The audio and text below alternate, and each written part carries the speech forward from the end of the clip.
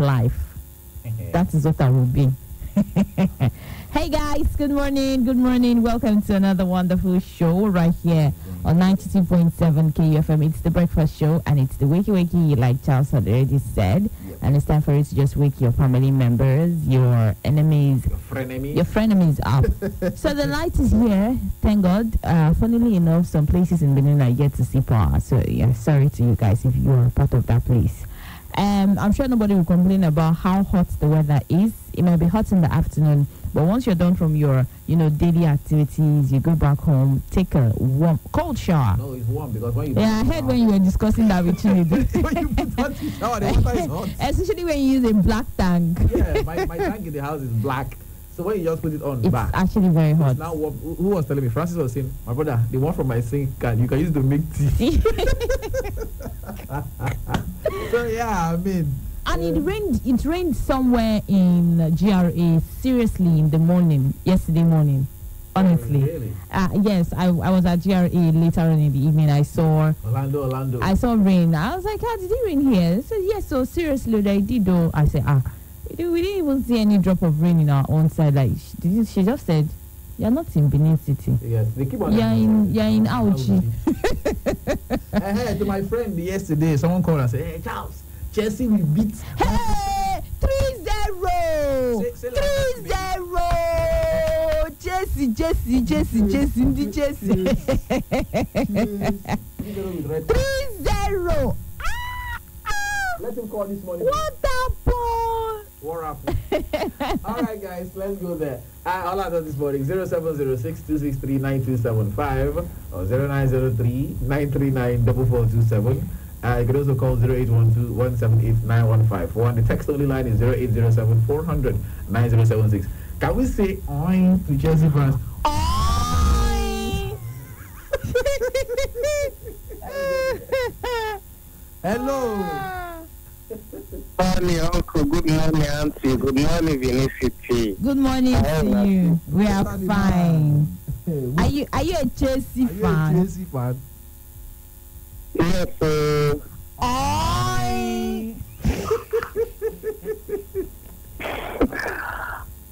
Oh yeah, wake your people. Wake the sleepy Chelsea. Okay. I want to wake up Daniel, Savita, Injoras, Ivini, Ogogo, DJ Smith, and Omoye, Sage, Suba, DJ Nomu. The other one, what's your color? DJ Vero, that's what you call her. DJ Vero, also wake up DJ Vero, everybody with Orlando. Tata. Come on, be going, please. The defeat is affecting you. Scream, let me hear you scream. Let me hear you scream. Let me hear you scream. No, let me hear you scream. Let me hear me scream. 92.7 it is, and you are welcome. This is the KU Breakfast starting up with Cha-Cha. We are going down and we are going hard. We are going forever on top the breakfast show, yeah. Okay, all right. Hi, good morning. Good morning, Charles. Good morning. Bye, Diowe. Good morning, Orlando. Good morning, Paidion. To let you. Okay, all right, talk. You are welcome. Thank you. So, Welcome. Are you not going for your leave? Epa Domo. did I? Hey, Charles, how about? I do. Papa, we have to let you go now. We have to let you go. Onyekwa, Chelsea fan. Are you a Chelsea fan? Yes.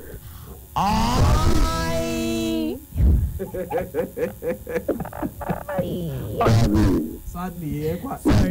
Tell us your name first. Tell us your name. Oh?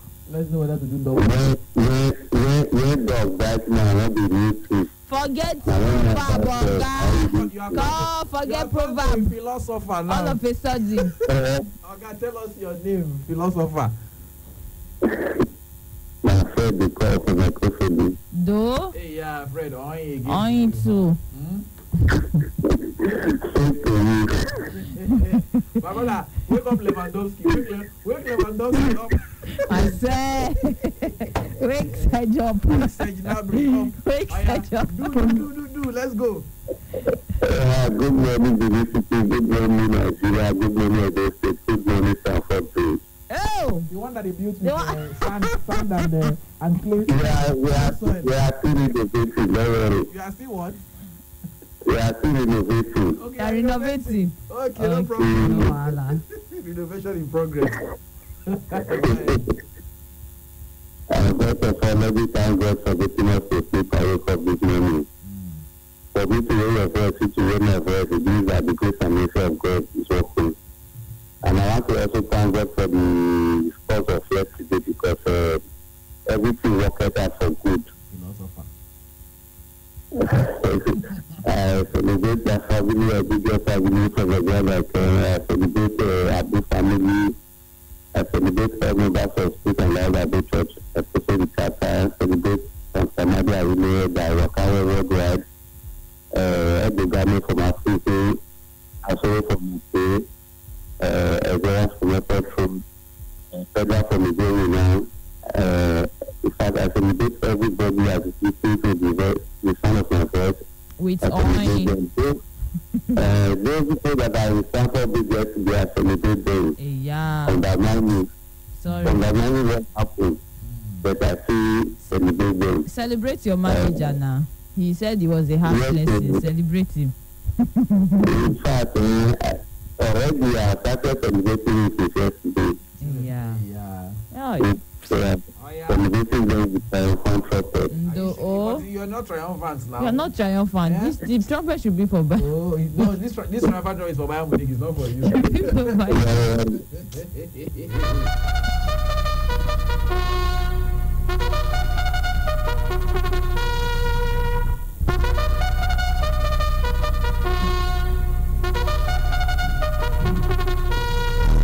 You know, the defeat was so much that, Frank Lampard had to say it was a harsh lesson.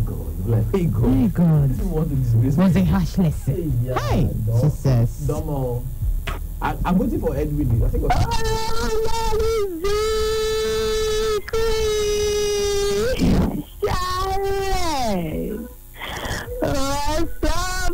No. Good morning,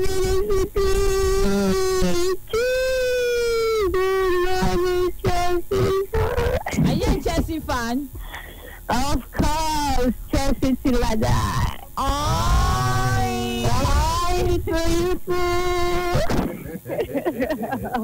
Hey, wait. Sorry, yo. What's happened? Can I sing a song for you? Oh, please go ahead, I beg. Stamford Bridge is Falling down, falling down. Stamford Bridge is falling down. Oh, dear Chelsea, Kate. Yeah, you know rhyme. Very well. Wake your Wake your after you don't sing, now I'm watching your back and count. Oh, God, madam, stop consoling yourself. Come and wake the people up. I want to come and do I'm not strong consoling myself. I want to do strong now so that this will not pay you. You don't pay me because I know say Chelsea will go feel Bayern Munich. Thank God you agreed. I said no before, so you don't pay me. Now when I get mad finish, then Chelsea call lose. Then I go say they pay me. But for now, I know they get mad for Chelsea. All I know, I'm a Chelsea fan. Oh, Auntie Chelsea. Auntie Chelsea. Welcome my family, welcome my Latifa, my Fluffy, my Sajede from my sister, Mr. Higbe, Nano Samson, Mr. Amadi Akime, Mr. Pusikri, Mr. Jinawishe, Mr. Pepe Worldwide, Mr. Soso, Mr. Big Jess, Mr. Mary from Wetubu, Solomon from Ekosodi, Matete, Emeka from Opa Sakumba, Ufe from Opa Sakumba, Ufe Ayan Samuel Koko, Isa, Mr. Kelly Lumese, Mr. Dilolo, Grandpa, Papa Ideaway from Owoge, Pastor P, DJ Smith, Kevin from Ikobahi, Ilona from Ikobahi, Sandra from Ikobahi, Israel from Wasota, Jeremy from Uweli, Miracle from Airport Road, Abeta Mure Small. Wake up, CJ from Ikobahi, wake up, Mary from Yota State, Julia from Palawani, Dami, Easy, to be special, Nice from Ogida, Nisa from Agboro, Damaka from Lucky Way, Sabo Sayeda from Ovia, Easy for Tag Junction, Tabita from Mekewa Road, Damoduka from Ewa Kivu from Upper Mission, Francis from Upper Mission, Fred from Ekoso, the Honorable Destiny, Bazbo from Upper, MS, Osa from Jodu, Mr. Maserebo, Mr. Fedra from Joina, Mr. Bob Williams, I can't worldwide, all shares is fans worldwide. Yes, all KFN fans club in Baz, all KFN staff, management, and everyone. We chase the answer. We chase the answer. Police siren. You want to play Chelsea anthem? Where is that siren? Let's use the mopu to come and catch If you play Chelsea anthem, then They forbid though. We don't play for losers. We play for winners. We are proudly winners. What are you talking about?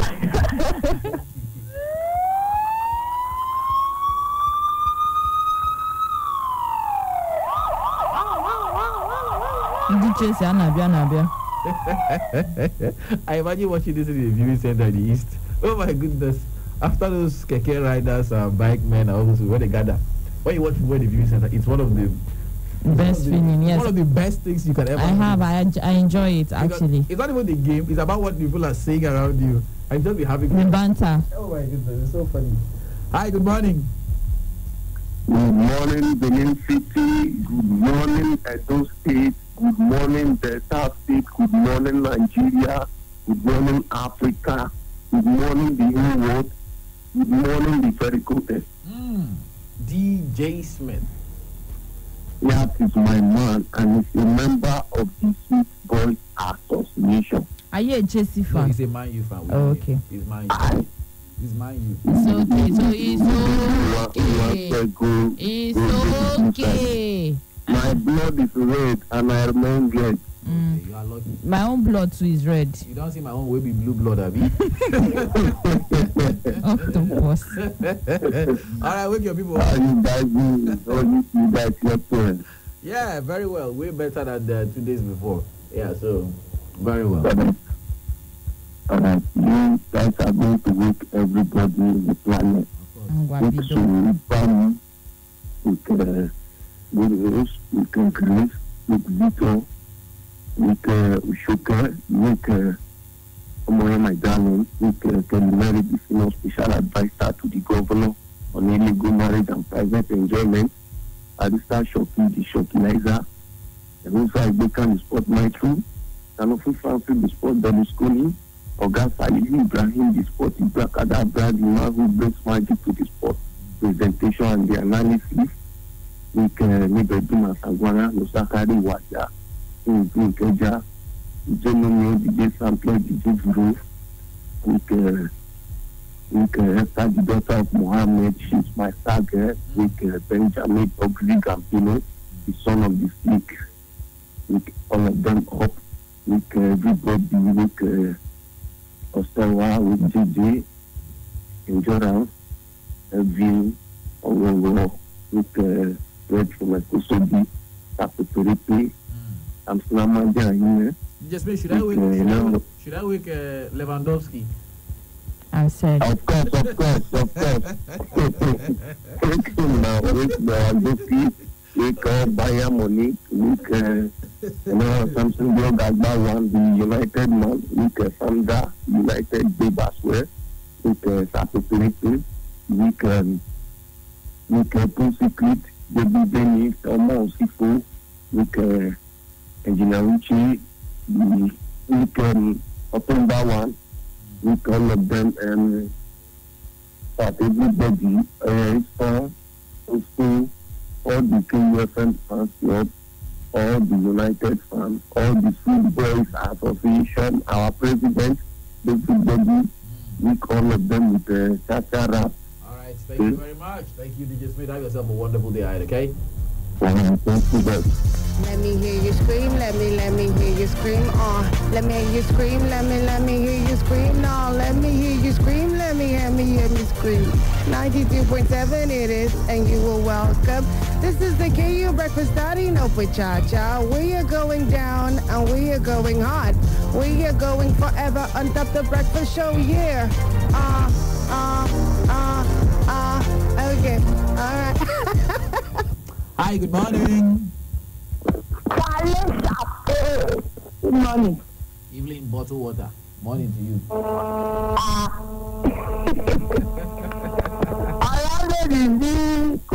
Evening, what's up now? You're not a bottle. How is it?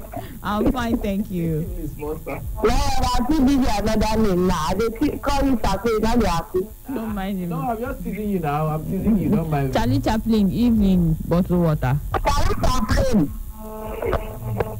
Hey, don't worry. Let me not see. Let me not see. Let me not see what I want to say. Evelyn, are you a JC fan? I'm not talking about you. Oh, only you na fans. Only you na fans. Okay. Wow. I'm not talking about you. Wow. Noted. The Man City fans. Man City, since when? Yes, Manchester United. My madam pick a struggle now. Manchester United, Man City. Which one? How now? How? All of them get together. Oh yeah, just wake your people up. Let's go, please. Go here. Wake your. Wake your people up. Are you follow come? Hey. No, I cannot come with you now. That's the thing. I normally come alone. I don't wake up everybody. I'm not getting much start today. It's a talk. I'm not so quarter. Your phone will say 1 minute remaining. Oh yeah, what am I waiting? Wake everybody. Wake up my family. I wake up at the clinic. Wake up all the staff from midday show to night life show. Wake everybody, all the fans worldwide. With Tachara. Thank you. Bye bye. Let me hear you scream, let me hear you scream, let me hear you scream, let me hear you scream, no, let me hear you scream, let me hear me scream. 92.7 it is, and you are welcome. This is the KU Breakfast starting up with Cha-Cha. We are going down and we are going hard. We are going forever on top the breakfast show, yeah. Okay, all right. Hi, good morning. Good morning, Charles. Good morning to you. Papa, Joey again. I cut me off just now. I think the network. It's the network, Epa, it's the network. Okay. I want to. Good morning, Charles. Good morning, Nigeria. Good morning, Edo State. Good morning, Benin City. All right, welcome. I want to wake up my family, Joey family from Zebu. All I right. wake up my brother, Mr. Joel Joey, and his family. I wake up my brother, Mr. Anthony Umaogi Ozugbo, and all the entire Umaogi Ozugbo family for Igbowa. I want to wake up Mr. Monday Adu, one of our family brother for Igbowa. I want to wake up Pedra from Idwina. I want to wake up Moheri from the Hatmer. I want to wake up Victor and his family, Victor Idini. Alasiteko and his family. I want to wake up Reverend Felix Abedegbe, 11 in charge of Assemblies of God, 113 Upper Forestry. I want to wake up the Osude family for Ijejuma. I want to wake up General Shadow, Rimawa from Ewotubu, from Ekosode, the action from Okokubo. Madam Musa from Owosheni, Awaka Worldwide, Sanado Farabu, from Black Federal Constituency, Amadi Arine. I want to wake up all the good people of Edo State. Wake up all of them up with Madam Ebo from NIFO, the action from Okokubo. I want to wake up all the good people of Edo State and all KUFM fans with the trumpet. Thank you. All right, thank you very much, sir. Here goes.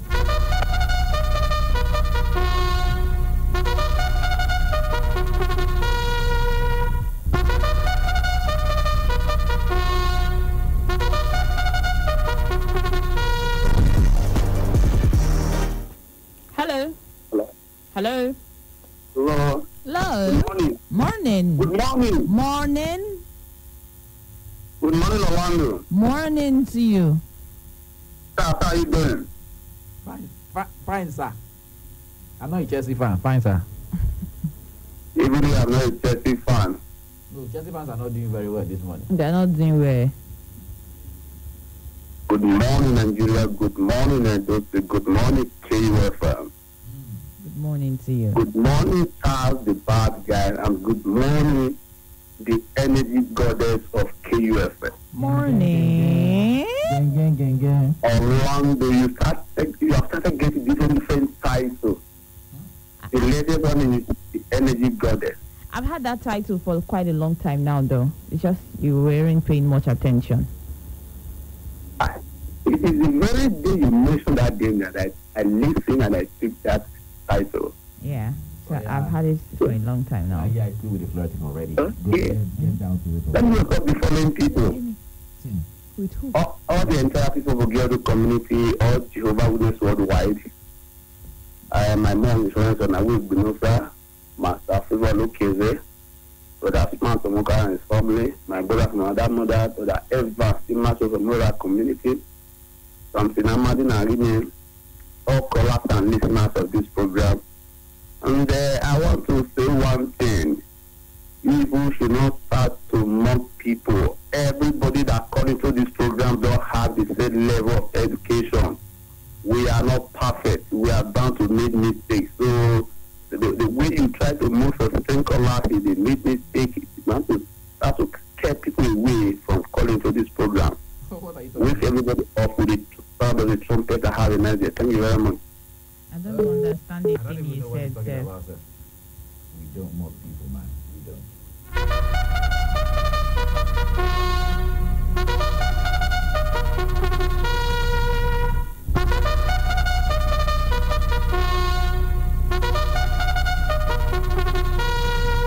All right, guys, let's check out the messages here. This one it says, greetings from So-So's. Wake up my family, friends, and KUFM fans. Okay, So-So's noted.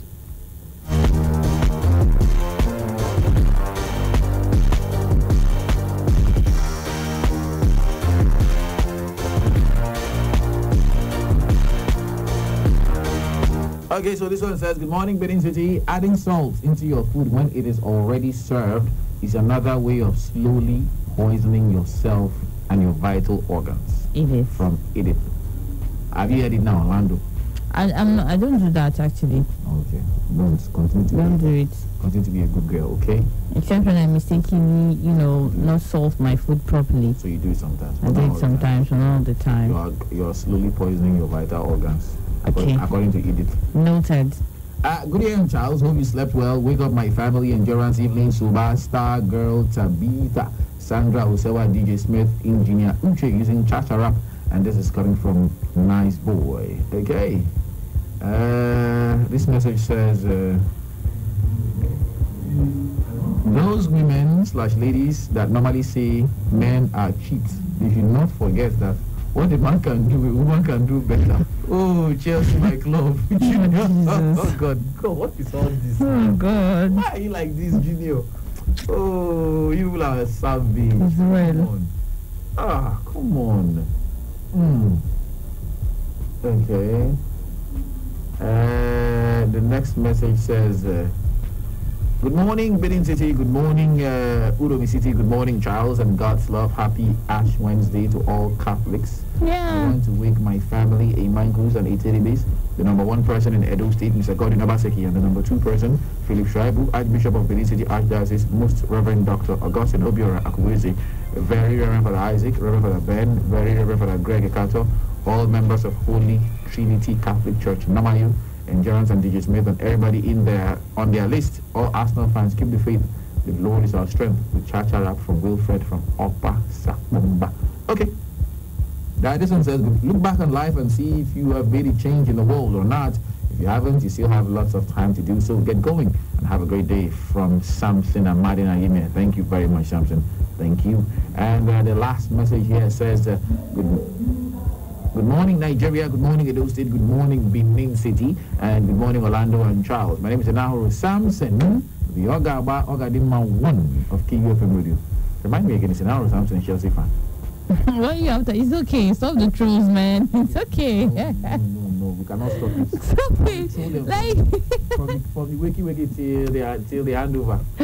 we don't know. Just send him a message. Reply his message and ask him if he's a Chelsea fan. Talk now or forever remain silent. I want to wake up the following wonderful people with Chacha Rap. They are my lovely mom, Mrs. Esther Inauru, my elder brother, Mr. Sunday Inauru, and other siblings, my lovely wife, Mrs. Selena Inauru, and my lovely children, Mrs. Jane Ukoin Inauru, Bishop Dr. Chris Otaigbe and family, Mr. Fred Newton, all KUFM fans and families, all staff and management of KUFM Radio, all Man Round Town crew, all Waka crew, Mr. Uwede Musa Ihama, Mrs. Blessing Emilio Follow, Pastor Solomon Osegali, Mr. Efosa Okwarubu Samson, Reverend Samuel Osaga, Reverend Austin Ikwegbe, Mr. Jerry Onokwa, Mr. Matthew Ayodele Ojo, Mr. Daniel Iseyi Ojo, Mr. Martins Ogiva, Mr. Charles Eche, Mr. Ode Eragbai, Mr. Chris Eragbe, and Mr. Ademola Alawiye. Finally, this one says, good AM, Orlando and Charles. I am thanking God for a brand new. Okay, while that message was, another message came in. Okay, 3 messages have come in already. Samson Nauro is a Man U fan. He is a Man U fan. Charles Samson Nauro is a Man U fan. Calm down. Hey. Okay. I'm thanking God for a brand new day, and I want to wake up my family and people of KUFM. Omoye Kelly married Barista Shoki, Oga Egusa, Star Girl, JJ Osewa, Amadina Gimia, Emanuela, Esau, Junior, Sapibripi, Onigbege 1, Engineer Uchi, So, DJ Smith, Emeka, Open Secret, Mr. Wonderful, Grandpa, Mr. Alfred, Pastor P, Uyano, Big Jeff, Austin, Tusa Gebo, Sister Mary, Endurance, the Big Head, Tabitha, Evelyn, Latifa, Ikiru, Amaka, Jennifer, Nice Boy, Johnny Drill, Mo Fame, DJ Viro, I think I know who this is, DJ Nomio, and Suba. Wake them up with Orlando Rap, and this is coming from Sandra, and she goes on to say, tomorrow is my birthday. Remember. Party after party. This one will be in the hospital. You? She's Sandra now. Isn't she in nurse? Oh, okay. Is that what you meant? Yeah, that's what I meant. All right. Okay. All right, guys, we gotta go right now. Good morning to everybody, but Chelsea fans. We should go and collect your good morning from Bayern Munich. Go to Allianz Arena and collect your own. So we're leaving right now. Okay. Song coming up is from One Direction. He calls it Up All Night. Remember? It's Wednesday, and it's Wheel Back Wednesday. Okay, so this is from 2011. 2011, where are you? Where was I? I don't know. I was trying to get my life together. Gang. Tell us about it later.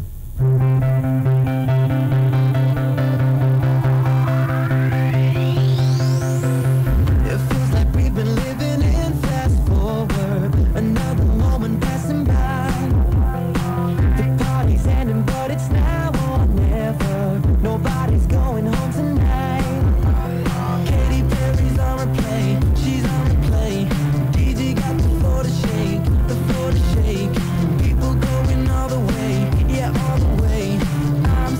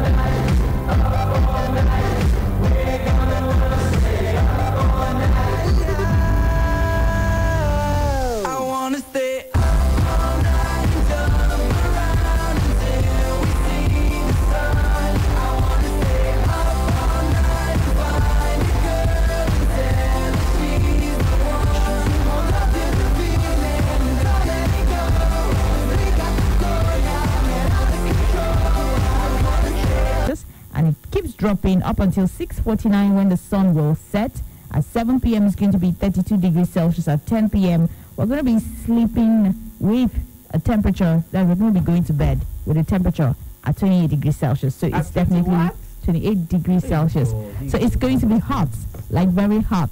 Like this is the moment, this is the period where as a lady, I can comfortably wear sleeveless, like wear shorts and walk around, and nobody's going to look at me like I'm breaking some damn rules because the weather demands that I dress like that because it's freaking hot. There's no beach here. Excuse you, at least the weather makes it. Acts of it, I should dress with something that, that would allow air, even if it's hot air at the end of the day. Please, air. Anyways, guys, that's the weather forecast for Benin City today. Okay, guys, we gotta go to Today in History. Stay with us.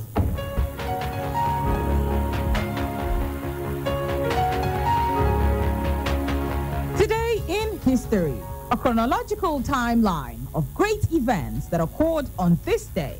Learn about what happened across the globe in politics, education, science, medicine, sports, arts, music, entertainment, and other spheres of human existence.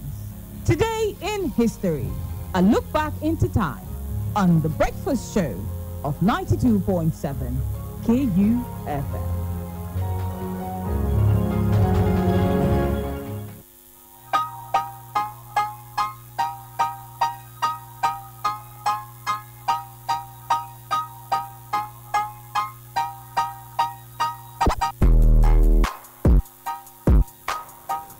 Okay, welcome back. It's still the KU Breakfast Show live on your award-winning station that rules the nation.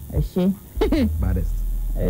Yeah, I mean, we're number one in the state, top 20 in Nigeria, and we're heading for the Grammy. Yeah, you know what I'm saying? Radio. I'm sounding like skills right now. Yeah, but of course, we gotta go to Today in History. Today is the 26th day of February. And we gotta go way back now. This morning, almost as if I knew, I was talking about heliocentrism and ethnocentrism, right? Mm-hmm. Now, heliocentrism is the belief that the sun is the center of our solar system. Remember, the solar system is made up of the sun, the 9 planets, and their moons individually.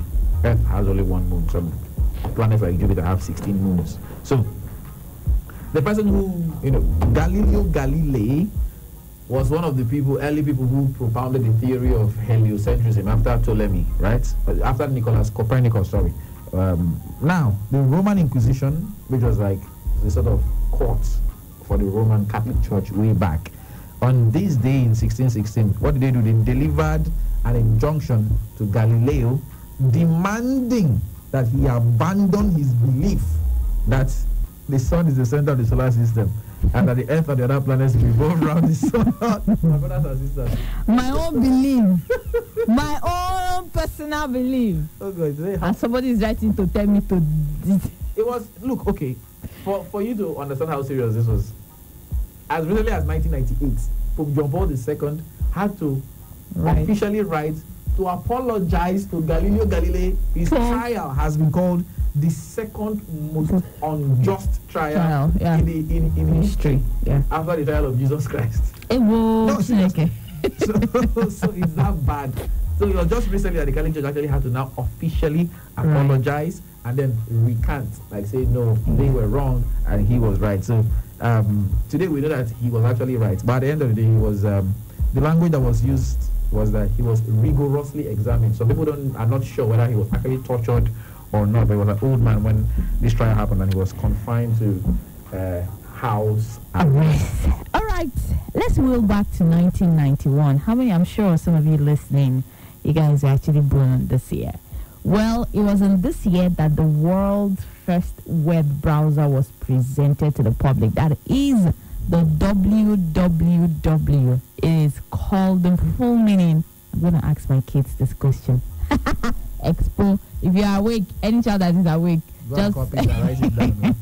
That the full meaning of www is World Wide Web. Okay, it was developed by Tim Berners-Lee. He's a British computer scientist. He is also known as the inventor of the internet. So it was on this day that, the World Wide Web was, developed and presented to the public. So to all of you doing the www. So I don't know. Funny enough, I started hearing something. I heard something on radio one time, and the person said, instead of saying www, the person said World Wide Web dot whatever That person was just trying to be address, and I'm like, oh really? That's cool. You're trying to confuse the dad people. And my uncle, I'm like, nah. Where is the WW that we are going to use to? And I'm just laughing. www. The older generation, That's some all. of them have not been able to. You have NSCDC people here. www. NSCDC. That's all. That's all. My God, confirm it. Hey, good. All right, so this is a 2005. Hosni Mubarak, president of Egypt, orders that the constitution be changed to allow multi-candidate presidential elections, and he asked the Egyptian parliament to amend Article 76. He died 2 days ago. 2 days ago, yeah. At the age of 91, by the Yeah. way. He ruled for 30 years. 30 years as a president. He started ruling before your mom married your dad, I think. Obviously. Okay. Okay, he stopped ruling. He started ruling in 19... He was deposed in a coup during the Arab Spring. Yeah. And finally, this year, when the year started, some people said, this year cashing out, Naira, pounds and euro. Naira, pounds and euro. Oh, she cash out last song. Let me just say that the first time the Bank of England issued the £1 note for the first time was on this day. It was also yesterday, Seth, you talked about for dollars. This one was for pounds. So those of you that want to cash out the Naira, pounds and euro. Naira, pounds and euro. Oh, my cash out last song also. I mean dollar, pounds and euro. That's your. Yala anybody. Guys, we gotta go right now. The news Oh, is coming up. The Lagos Simmons coming up. I beg. Relax. Batish. Yeah. Yalaya anybody. Your daddy. Your daddy. Your real dad. Another hit. This your guy, Sha. That's how I see him. Just like that. Yup. And you know ask. Nope. My sister. Gifts mean more when unexpected. That's why Airtel is giving you up to 100 million naira weekly in the Airtel Thanks Cash Token promo. To stand a chance to win, dial *479# now. Terms and conditions apply. Boyfriend, does your boyfriend not have friends like him? Airtel, the smartphone network. What do you want be when you grow up? Na teacher, na pilot, astronaut. Our pickings them get better dreams. But if better nutrients, where we they call iron no day for their food. If we make them brain no sharp well, one bowl of Cerelac Junior go summer their body with half of the iron where them need every day. Make them for they do well for school, plus do well for life. Na musician, na doctor, na painter. Cerelac Junior with Iron Plus. Na better bowl of assurance. Ladies and gentlemen, hi, this is Calvin Harris. Yeah, what's good? This your boy Flo Rida. Yeah, it's DJ Khaled. We doing it big right now. We are KU 927. It feels like a perfect night to dress up like hipsters and make fun of our exes. It feels like a perfect night for breakfast at midnight to fall in love with strangers. Yeah, we're happy, free, confused, and lonely at the same time. It's miserable and magical. Oh yeah, tonight's the night when we forget about the deadlines. It's time. Uh-oh, I don't know about you, but I'm feeling 22. Everything will be alright if you keep me next to you. You don't know about me, but I'll bet you want to. Everything will be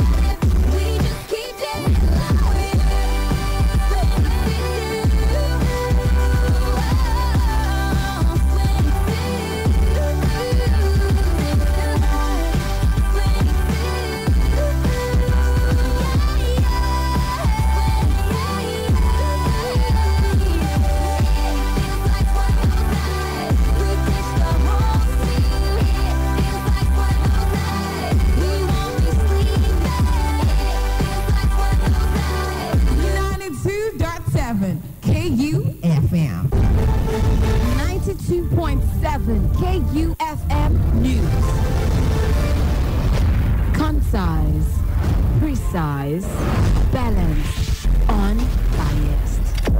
We are live from Benin City to the world. This is 92.7 KUFM News Talk. The time is 6:30 a.m. Good morning and welcome to News Dawn on 92.7 KUFM Benin City. First, the headlines.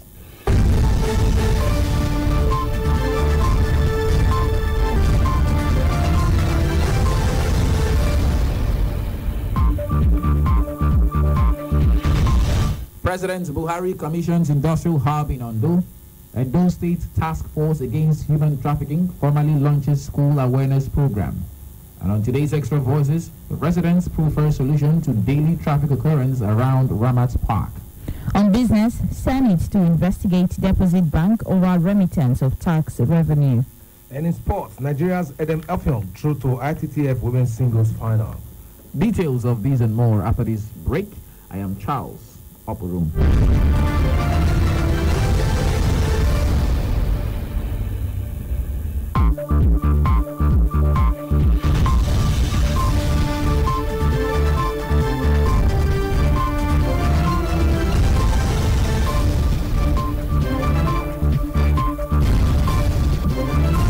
Now the news in detail. President Muhammadu Buhari on Tuesday commissioned an industrial park in Ore, Ondo State. The Ondo Linyi Industrial Hub, built by Governor Rotimi Akeredolu, has automobile assembly plant, paper mill factory, textile company, cassava to ethanol factory, as well as the country's first medium-density fiber board factory that produces high-density fiber and marine boards. The commissioning is part of 11-day activities to mark the third-year anniversary of the Governor Akeredolu administration. President Buhari, whose helicopter landed earlier at 12:20 p.m., was received by the host governor, Rotimi Akeredolu, his counterparts from Ogun, Edo, and Ekiti State, the Minister of Industry, Trade and Investment, Otunbani Adebayo, as well as traditional rulers. Governor Akeredolu had earlier approved a public holiday in honor of the president's visit. From Ondo, we come back to Edo State rather. The Edo State Task Force Against Human Trafficking, ETAT, has launched its school sensitization program in secondary schools across Edo State. The chairman of the task force and commissioner for justice, Professor Yinka Omorogbe, said the school sensitization against irregular migration is about catching the students young at the stage when they are vulnerable. The launch took place on Tuesday at Idia College, Benin City. Lebedum Asagoram was there and now reports. In her welcome address, Chairperson Edo State Task Force Against Human Trafficking, ETAT, Professor Yinka Omorogbe, says the students from over 30 secondary schools are precious in the eyes of government, and the state has a mechanism put in place to measure the impact of its sensitization programs. Every Edo girl and boy, man and woman, is too precious and too valuable to be trafficked. Every single student that was here today has got a copy of the simplified version of the anti-trafficking law of Edo State. So they can look through and they can see, they can know what their rights are. And then they've all got numbers of who to call if it's NAPTIP, who to call if it's Edo State Task. Benin Zonal Commander, National Agency for the Prohibition of Trafficking in Persons, NAPTIP, Ijoma Udwak, says the agency has the power to prosecute human traffickers. Has the mandate to arrest and prosecute human traffickers. They counsel and rehabilitate traffic victims. They also carry out public enlightenment on the ills of human trafficking. So that is why we are here today, to enlighten the students on the dangers of human trafficking and for them to say no to human traffickers so that they will not fall victims. A representative of the United Nations High Commissioner for Refugees, UNHCR, Associate Project Officer in Benin City, Uyeme Johnson, replayed testimonies from survivors packaged in documentaries and shown to the students. So they say, factory road now for road. About I say, road how? For express road or how? They say road, say now for road, say now. Actually, say now constitution they carry me home. It take me to work. Say my body work. Then they give her the money. Say that when we tell us on the ground and like, say that shower will not come do. A shower we not do for Nigeria before I come out. Now, I brought the one for go do. Say if you not go, me go die. Make sure me forget say me swear out. There should be a comment for why you are traveling. And those short videos are collected from asylum seekers. We are not sure yet, but I want to tell you categorically that this post asylum request has been granted.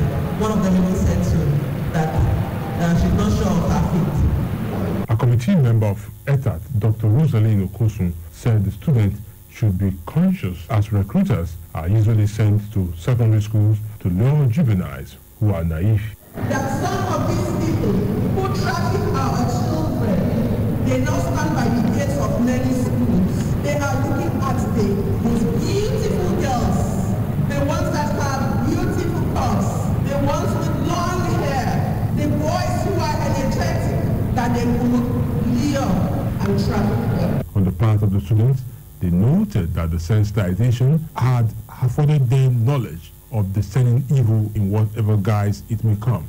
And today I've learned that human trafficking is not just from outside. Sometimes it's from our family members, people we know. And again, I've also learned that survival is not until I leave the country. I can survive here in my country and work as to gain something. And in addition, I would say to our government that they should help the students, the teenagers, the youth with a training so that everyone will have something doing. Because sometimes the reason of this trafficking is when people doesn't have options. Well, I've learned that I'm not for sale. It's not only strangers that can lure us into being trafficked. Like our parents and other close relations can also traffic us. And it's not only women. Even young children can be trafficked so that they can be sold to other people for exploitation. High point of the event was a dance presentation by students from Idogo Secondary School. Lebedon Asagwaram, KFM News. The management of BEDC Electricity PLC has expressed its commitment to revolutionize electricity distribution and provision of top services to customers by embarking on network realignment and provide new distribution transformers. The company also said it will provide dedicated express feeders to supply power regularly to identified customer groups. The chief state head of BEDC, Edo, Abel Inikaziam, explained the policies to customers across the franchise states of Edo, Delta, Ondo Ekiti during a public consultation forum organized ahead of the tariff review on Tuesday in Benin City. NHRCM said it would actualize its proposal for an embedded power of about 300 megawatts under the willing buyer willing seller arrangement with independent power generators outside the Transmission Company of Nigeria National Grid to boost power supply and meet the needs of customers. He assured customers that it would also improve supply to commercial entities across its coverage states due to the need to enable the companies to ensure job creation and balanced social lives by adding new injection substations and 500 number distribution substations to strengthen the existing network. The presentation, which held in Benin City, Edo State, Asaba, Delta State, and Akure in Ondo State, was anchored by the chief state heads, who explained that this upcoming number of transmission stations will help BEDC reduce overloading and mitigate load growth, stressing that aging equipment will be replaced in the next years to improve general public safety and ensure quality power to customers. In another related development, electricity distribution companies under the aegis of Association of National Electricity Distributors have denied receiving any subsidy from the federal government since the privatization of the power sector. The DISCO's claim was a response to Power Minister Saleh Maman, who recently said the federal government could not continue to subsidize electricity distribution. The association, in a statement on Tuesday, disagreed with the minister. The DISCO said members of the public deserve to be well informed about the challenges, facts, and constraints of the Nigerian electricity supply industry value chain. The Nigerian Electricity Regulatory Commission, NERC, has placed limits on estimated bills that can be issued by electricity distribution companies to unmetered customers. It said it has cancelled the estimated billing methodology regulation as a basis for computing the consumption of unmetered customers by the DISCOs. NERC disclosed this in its order on the capping of estimated bills in the Nigerian electricity supply industry, which took effect on February 20th, 2020. The Commission said all unmetered R2 and C1 customers should not be invoiced for the consumption of energy beyond the cap stipulated by it. R2 customers are residential customers who consume more than 50 kilowatts per hour in a month, like single phase and three phase, while C1 customers are small businesses like single and three phase. It said all other customers on higher tariff classes must be metered by DISCOs no later than April 30th, 2020, adding customers would not be liable to pay any estimated bill issued if the DISCO failed to supply meters. The regulator noted that the estimated billing methodology regulation was introduced as a means of ensuring that customers were not issued arbitrary bills that were unrelated to actual consumption or any other metric for estimating their energy consumption. A bill to alter the Constitution to extend constitutional immunity to presiding officers of the legislature narrowly scaled through second reading on the floor of the House of Representatives on Tuesday. But Speaker of the House of Representatives, Right Honorable Femi Gbajabiamila, dissociated himself from the contents of the bill, saying, when passed, it should take effect from 2023, when the tenure of the current presiding officers would have expired. Some members who spoke in favor of the bill, including House Leader Ado Dogowa, said the bill was not about individuals but about the institution of the Parliament. The bill seeks to amend Section 308 of the Constitution to grant immunity to presiding officers of the state and national assemblies. A federal high court in Abuja has sentenced a former National Publicity Secretary of the People's Democratic Party, PDP, Olisa Metu, to a 7-year imprisonment jail term upon convicting him on charges of money laundering and fraud. Justice Okunaban announced the sentencing after delivering judgment for over 6 hours in the trial of Metu and his firm, Dextra Investment. Justice Abang had convicted the 2 defendants on all the 7 counts, including the fraudulent receipt of 400 million naira from the office of the National Security Advisor in November 2014 and the use of the money for political activities of the PDP and for his personal purposes. The court also convicted Metu for transacting with a cash sum of $2 million without going through a financial institution. Justice Abang held that the prosecution successfully proved that the transaction violated the anti-money laundering law, which pegs the maximum cash transaction an individual undertakes outside a financial institution at 5 million naira. The judge proceeded to sentence Metu to 7-year imprisonment on counts 1, 2, 4, and 7, 5-year imprisonment on count 3, and 3 years in respect of counts 5 and 6. Justice Abang directed that the sentences shall run concurrently, meaning that he would only spend the highest number of years of jail term, which is 7, in prison. The judge ordered the winding up of Dextra Investment and ordered Metu to pay a fine of 375 million naira to the federal government. He equally ordered Dextra Investments to pay 25 million naira to the federal government. He said the accounts of Dextra in Diamond Bank and Asset Resource Management to be closed and their proceeds forfeited to the federal government. A member representing Ibesikwa Sultan State Constituency in Akwa Ibom State House of Assembly, Anikan Uko, is seeking the support and speedy passage of the Scrap Metal Dealers Bill into law. Uko, and lead sponsor of the bill, while leading the debate on the bill during Tuesday's plenary, argued that among other things, to check the activities of criminal elements who disguise themselves as scrap metal dealers in the state. He further argued that besides the fact that 60% of petty crimes and theft in the state were traceable to the activities of scrap metal dealers, that it would also check herdsmen encroachment, especially as the dealers are mostly non-indigents. And from Akwa Ibom, we cross over to Kaduna State, where the member representing Igabi constituency in the Kaduna State House of Assembly, Honorable Yusuf Zilani, has been elected as the new Speaker of the Assembly. His emergence follows the resignation of the former Speaker Aminu Shagali, representing Sabongeri constituency. The new Speaker, until his emergence, was the Deputy Speaker of the All Progressives Congress. In the All Progressives Congress dominated Assembly, Zilani was elected by his colleagues during plenary on Tuesday. The former Speaker did not give any reason for his resignation. Traffic congestion in Ramat Park in Benin City is increasingly becoming a daily unpleasant experience for not just motorists but other road users who have to connect the route to their destinations daily. About 3 years ago, traffic congestion was only experienced on Oregbeni market days, but now it's a daily occurrence, leaving commuters held up for an average of 10 to 30 minutes either on their way to work or home. Wondering what could be the way out, KUFM's Extra Voices went to Ramat Park to know the immediate and remote causes, as well as what the authorities and concerned citizens have been doing to remedy the situation. Lebanon Masagwaram has more. Ramat Park was named after a slain Nigerian head of state, Murtala Ramat Mohammed.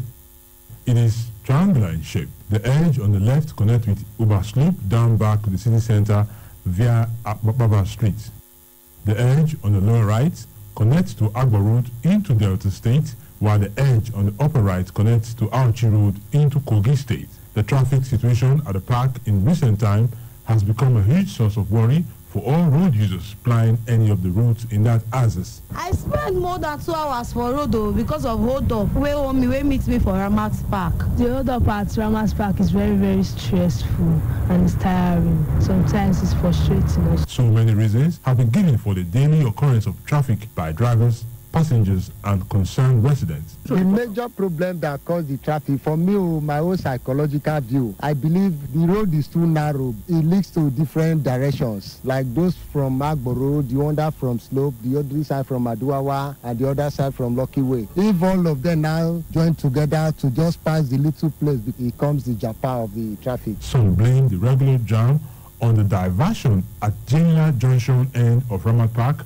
where motorists struggle for a right-of-way, especially at the early morning and close of work. That's what they do for Ramat Park, Eco Bank there. So all the motor from Aduawa to India, all they turn for Ramat Park. Some drivers don't get patient there. Any motor coming out from Gemina, instead when people will slow down a minute, let that motor come out, let the one want to enter Gemina enter. My people drivers, they will agree. From there, one way start. Rungweni Market, located at the flanks of Ramat Park, holds every 4 days. There is equally a strong link between activities of buyers and sellers in the market and the regular traffic congestion. Most of the problems which we have are people coming from the market to come and trade on the road. On market days in particular, because of the high volume of pedestrians crossing the roads, it tends to create a backlog. And then comes the belief that the impatience of drivers, particularly the taxi and tuk-tuk bus drivers, who always violate existing traffic rules in their struggle for passengers. Maybe they drive, they come now, another one, no one made this one pass, this one. Now hurry, what they do now, they cost her. That is impatient. When driver they do, you know. On the average, it takes a vehicle about 5 to 10 minutes to drive past the park in the morning on a market day and about 15 to 20 minutes on a drive back home in the evening time. There was a night I spent over 2 hours. It started from 7 in the evening to 12 in the midnight. I left where I was coming from at about 6 and I got home past 8.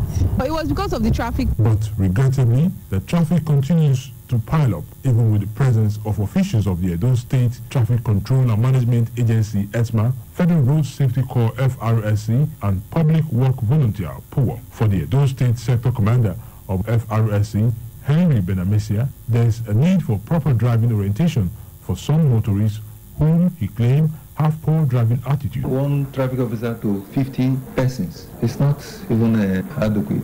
So we have to synergize with other relevant agencies. The Managing Director of the Edo State Traffic Control and Management Agency, Dennis Oloriegbe, says Ramat Park is in dire need of road infrastructure to meet the ever-increasing human and automobile population using the roads connecting to the park. The fact is that Ramat Park itself was actually constructed for a number of people. As of when it was constructed, Benin was not as big, as populated. We have a lot of people, a lot of development in Aduawa area and Agbo Road. So we're having floods of people now staying in that place. For some of the drivers and passengers who use this road on a daily basis, they also have some solutions which they think will stop the traffic around the Ramat Park. Let them reduce that roundabout because it is not serving any purpose. The same thing now I want to talk. The Ramat Park too big, the road there too small. They don't get anything what they do for them. Make government come help us. Make them shorten the place. Make them take and wide the road so that the place go dey open. This state is overdue for flyover. How can we be suffering like this in the midst of plenty? In the midst of the daily traffic around the Ramat Park, there is a regular face on the road who has consistently provided a selfless service in decongesting the triangular park whenever there is a gridlock. His name is Bonaventure Anyao. Extra Voices interacted with him and he told us he's not deterred by the enormous traffic control duty he faces daily, especially on Urubeni market days. If you know the way they put effort, this Ramat Park, nobody go feel pass.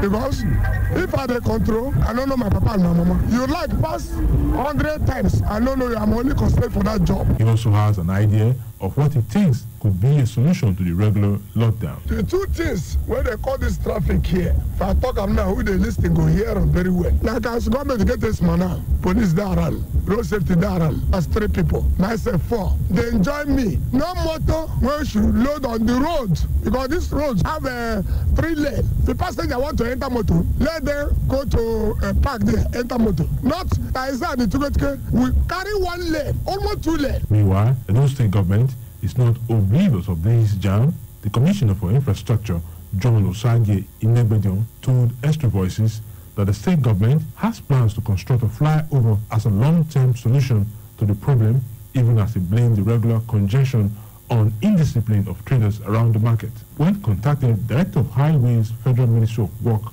Edo State, Engineer Onwe, was not available for comment. Effort to reach the Director of Power, Osage Mutari, wasn't successful as he was away for a training program.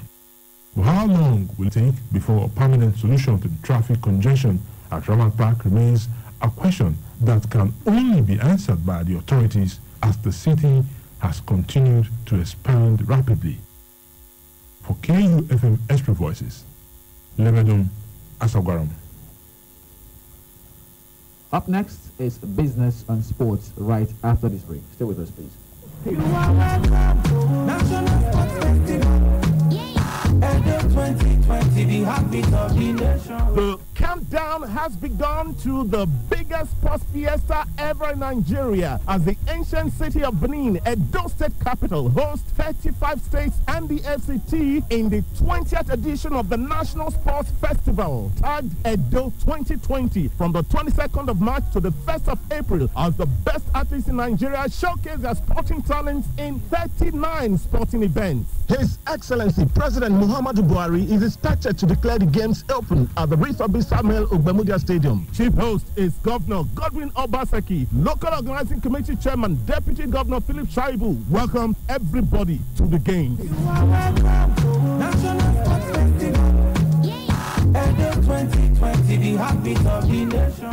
Edo is ready. It's game time.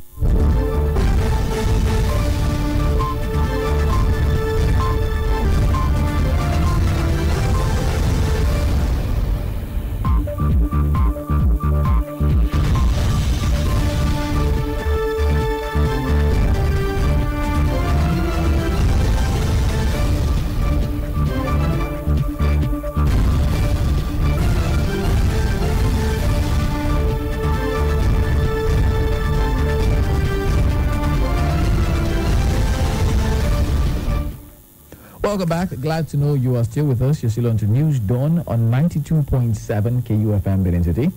And over to our business desk where Orlando awaits with some stories. Good morning, Orlando. Good morning, Charles. The Senate has mandated its Committee on Banking, Insurance and Financial Institutions to investigate withholding tax revenues on both bank deposits and dividends. It also urged banks and Central Security and Clearing System to work with various government agencies and stockholders to ensure that collection and remittance of withholding tax to the federal government are done using modern automated tax solutions and information technology solutions. According to a statement signed by the Special Assistant to President of the Senate, Ezra Tabiwo, these were some of the resolutions reached on Tuesday by the upper chamber during plenary and after consideration of a motion sponsored by Uche Ekunife, PDP, Anambra Central. Ekunife in her presentation disclosed that Central Security and Clearing System and banks in Nigeria do not remit withholding on deposits and dividends to state governments as and when due. The lawmaker said most state governments are unable to pay salaries and meet their financial obligations as a result of poor and dwindling revenue. The lawmaker further expressed concern that one of the major sources of revenue for state governments is the withholding tax on bank deposits and dividends, which has been difficult for states to track. And finally, on business, the Tax Appeal Tribunal has ruled as lawful an assessment in additional tax liability of 1.738 billion naira issued to Prime Plastichem Nigeria Limited by the Federal Inland Revenue Service, FIRS. This is the first major ruling on transfer pricing in Nigeria since the introduction of TP rules in 2012. The assessment was considered the correct income tax which the company should pay on its profit for doing business in Nigeria under the provisions of Transfer Pricing Regulation Number 1, 2012. The tribunal handed down this verdict in appeal on Tuesday, which disputed the FRSC's additional tax assessment liability. The tax suit arose following disagreement between PPNL, a firm that engages in the business of trading in imported plastics and petrochemicals, and the FIRS on the transfer pricing documentation filed by the PPNL for 2013 and 2014 concerning the PPNL's transaction with related company Vinma Overseas Limited. And that's it on business. And now over to sports, where Egosa is standing by. Good morning, Egosa. Good morning, Orlando. We begin with table tennis. Nigerian female table tennis star Edem Offiong has qualified for the women's singles final at this year's ITTF Africa Top 16 Cup in Tunisia. Offiong defeated Eni Yusra of Egypt 4-2 in Tuesday's semi-final. She rallied from 2 sets down 11-6 points and 16-14 points to win the next 4 sets, 11-8 points, 11-7 points, 11-7 points, and 11-6 points. Offiong will now face another Egyptian, Dina Mesrev, in the final. And now to football, where Chelsea faced an upbeat ask to qualify for the quarterfinal of the UEFA Champions League after they were beaten 3-0 by Bayern Munich in the last 16th first leg at Stamford Bridge on Tuesday night. Serge Gnabry scored a brace in the 51st and 54th minutes to give the visitors the lead after a goalless first half before Robert Lewandowski completed the rout in the 76th minute. Chelsea's misery was compounded by defender Marcos Alonso being sent off late on after a clash with Lewandowski after the experienced Jorginho had been ruled out for the second leg when he received a silly yellow card for dissent. Elsewhere at the São Paulo Stadium, Napoli were held to a 1-0 draw by 2015 champions Barcelona. Dries Mertens' goal in the 30th minute gave the host a first-half lead before Antoine Griezmann equalized 12 minutes after the break. However, Arturo Vidal was sent off in the 89th minute after receiving 2 yellow cards for fouling and pushing Fabian Ruiz. And finally to boxing, where WBC heavyweight champion Tyson Fury's promoter, Frank Warren, says he would be disappointed if Deontay Wilder exercised his option for a rematch. The bronze bomber was topped by the Briton on Saturday in Las Vegas, but the clause in the contract for that fight allows him another bout. The American has indicated he would take the fight, but Warren wants Fury's next opponent to be Anthony Joshua. The promoter said the latest fight between Fury and Wilder was itself a rematch, with the two having been declared to have drawn in December 2018. A fight between Fury and fellow Briton Joshua could unify the heavyweight division, with Joshua holding the IBF, WBA, and WBO versions of the world title. However, before fighting Fury, Joshua would have to fight mandatory challengers for those belts or negotiate deals for them to step aside. Warren is hopeful the bout can take place in 2020. And that's sports news on KUFM's News Dawn. My name is Egosa Aigbeka. Back to you, Charles. Thank you very much, Egosa, for those sports stories. And with those stories, we come to the end of our package this morning. But before we leave, here's a quick recap of the headlines.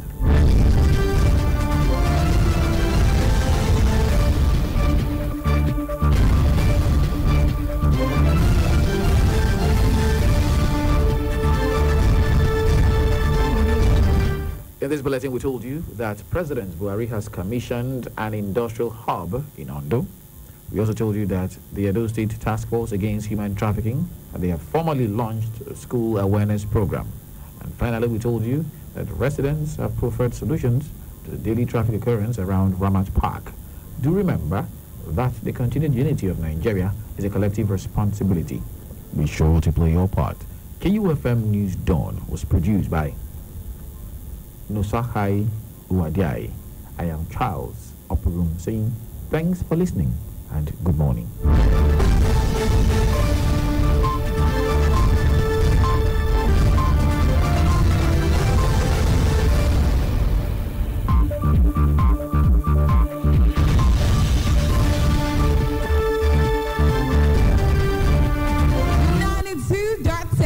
Of discussion without unnecessary diversions. Be constructive rather than destructive. All good opinion counts. Make your comments brief and straight to the point. We will not tolerate insults or personal attacks on others. This is in order for us to serve you better. Thank you as you obey these rules. Remember, every caller is a presenter talking to an audience. Don't just be a caller, become a good one. Hello? Hello, good morning. Good morning to you. Yeah, my name is Konvidabi. I'm calling from Muleo. All right, welcome. Go ahead. The issue of the Remo stars that was killed by the trigger policeman is just unfortunate such is still happening in Nigeria. So they have to investigate it and like they should book them to book. It's just unfortunate. Thank you very much. Thank you. It's not the first time. Hello, good morning. Good morning, sir. Good morning to you. Good morning, Mr. You're welcome. Go ahead quickly. Yes. I want to thank the rest to tell Mr. President that Nigeria have no confidence in the police and the army and security forces. That the Buhari should do the needful. And again, the killer of that footballer, that footballer, they should just get a book. And they should not have it under the carpet. How can somebody police, the way the police have reacted to this country is bad. That's just my contribution. Thank you, Jenny Dennis. Hello, good morning. Good morning, Patrice on the line. Chris, you're welcome. Go ahead. Yes, what I want to say that is this review about the say that PDP or APC review of the judgment after the Supreme Court. It is this APC and the federal government, they are making mockery about democracy, making mockery about judiciary. They are can Supreme Court with judgment, then headed by Chief Justice of the Federation, what to review that. They are making mockery of the judiciary because they are not straightforward. That is why we are giving judgment. Every judge should look at the judgment in the final, and judgment should be thorough. Before you give judgment, you wait there, you give your judgment into the final. You people are called laws. This now, our laws in Nigeria, they are corrupt. It is very, very unfortunate. We are heading for a deal. Thank you. Hello, good morning. Hello, good morning. Morning to you. My name is Adelomo. I'm calling for the name. You're welcome, Adelomo. Okay. Concerning Supreme Court to review the Imo State and Bayelsa State, it's a record development. Do you know why? They say patient of indefatigable. It's a PDP patient, they can indefatigable. They are the one that protest, say to review. Now that they want to review Bayelsa and Imo State and the other one. So it's not a crime. I love it the way they want to review it. Because say Buhari did not sign it for them to review. They say Buhari is a taboo. They say Supreme Court is a taboo. Now that they want to review it, so it's good that there's a record development. They should review all of them. Right. You know what? Since then, APC, the appeal court, and anyone that judge, APC will all have mercy. APC will say, okay, let's take it like that. PDP did not take it like that. Now the IDP have already come back now. It's good, it's nothing. Right. Because when Kuta panel saw his protest concerning Mote, he said, Father told you that Supreme Court You've exhausted your 30 seconds. Thank you so much for calling Adelomo. We have to take all the calls. Hello, good morning. Hello. Good morning to you. Please turn down the volume on your radio set. Okay, my name is John, speaking from Benin. All right, John, welcome. Go ahead. All I want to say is that Nigeria will have a peaceful nation without police force. Police is the problem we have in Nigeria. Abolishing police force will give Nigeria a peaceful nation. That is what I want to say. Okay, so but no. Now I was taking you guys back, John. In the city of now, this is a fact. You can just go back and do your own research. In the city of Recife in Brazil, the police went on strike for 3 days, and you can do your research and confirm what I'm saying. Just 3 days. Do you know what happened? The crime rate in the city increased by 1,000%. Okay, yes, we understand that people are not. This is not the first time a footballer has. I think last year, in the case of Izu Joseph, one guy was a footballer, I think Shooting Stars, was still killed by whether it's army or security personnel. You know, it made the rounds. Now this one has happened. You know, but it's not the reason to say scrap the Nigerian police completely. No. That would now lead us to what is called anarchy, and that is not what we want in the country. All right, one last call before we leave. Hello, good morning. Hello. Hello, good morning. Good morning to you. What's your name? Where are you calling from? Yeah, this is who? This is Samota for Wire. All right, Samota, go ahead. You have 30 seconds. I want to talk about the tune of Bayelsa, Igbo, and stuff. The way people are contributing, they concluded that the Supreme Court will revise the judgment. It's not like that. there are some prayers they are asking for that the Supreme Court will look at. Supreme Court will definitely look at because of CNCM. Supreme Court will stand on their decision. I know, because we have doctors who know what they are doing. You can have an appeal, but that does not mean your appeal must be true. That is just my Thank you very much. You cannot preempt what the court is doing. You will do this, you're preempting. That's not allowed. Okay, guys, we gotta go right now. Coming up next is Sports Fiesta. My name is Charles Opurumi. And my name is Gottlieb Orlando. Good morning. Hello there. This is App 3-Star knocking on your door. School owners, lecture houses, come and learn how to make use of school management system on App 3-Star to manage your education outfit with ease. It's for all levels of education. Now, business owners and everyone, bank on this era of technology to create wealth for yourself. Learn how to use App 3-Star. Learn how to use your phone as POS machine. Become a partner and earn tons of income. All these and many more you will learn when you attend our one-day seminar. Guess what? The seminar is free. Date, Friday 28 February 2020. Monday session, 10 a.m. to 12 noon. Evening session, 4 p.m. to 6 p.m. Venue, St. Joseph Catholic Church Hall, First East Secular Road, Benin City. Interested persons should send yes as text message to 0816-239-5564 to book a seat. Every day, I need energy to fuel my greatness. Cause my mind's always moving fast. Even when traffic's moving slow, I get my greatness hot in sizzling flashes of inspiration. Oh my goodness! And I get my greatness cold in chilled bottles of great tasting Malta Guinness. Malta Guinness is packed with energy-rich B vitamins to fuel your greatness. Now also available in a new Sip and Go bottle. Malta Guinness. Let's go. 92.7 KUFM.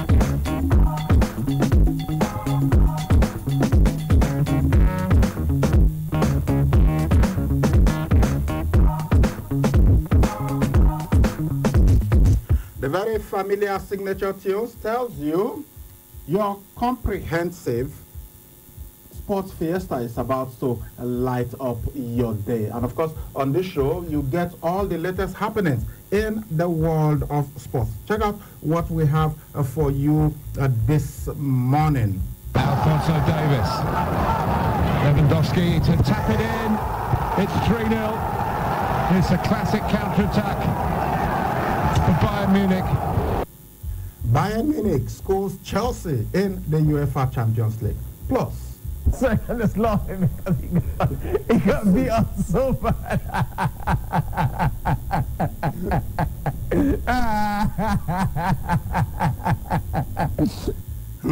Who is laughing. Why is he laughing? Who is he laughing at, or what is he laughing at?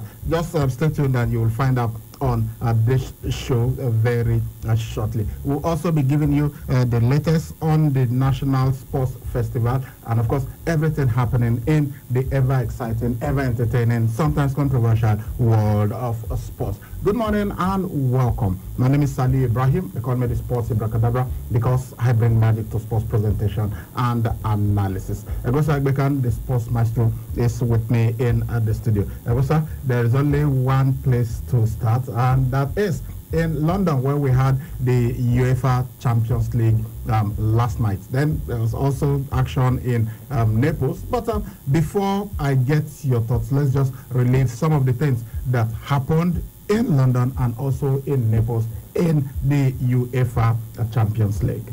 The slip by Espinacueta, and here's Lewandowski, who puts it absolutely on a plate for Thomas Muller. Gnabry came in as well, and Gnabry may be the one who put it into the net, but Muller's taking a lot of the credit. It's 1-0 to Bayern, and they're in again here. Gnabry's in again, and he's placed it to perfection. They are tearing Chelsea apart early in the second half, and Serge Gnabry is at the heart of it. Alphonso Davies. Lewandowski to tap it in. It's 3-0. It's a classic counter-attack for Bayern Munich. Cut back, there could be something for Napoli here. They have the lead as well, and in spectacular fashion, Dries Mertens wins a picture book finish. Napoli's tactics pay, and how? Busquets, that's a good-looking ball. Semedo's in here, and Griezmann has equalised. Brilliantly done. They waited and waited and waited. The chance came, and Griezmann wasn't going to miss it, and that changes everything. Brilliant, patient play from Barcelona.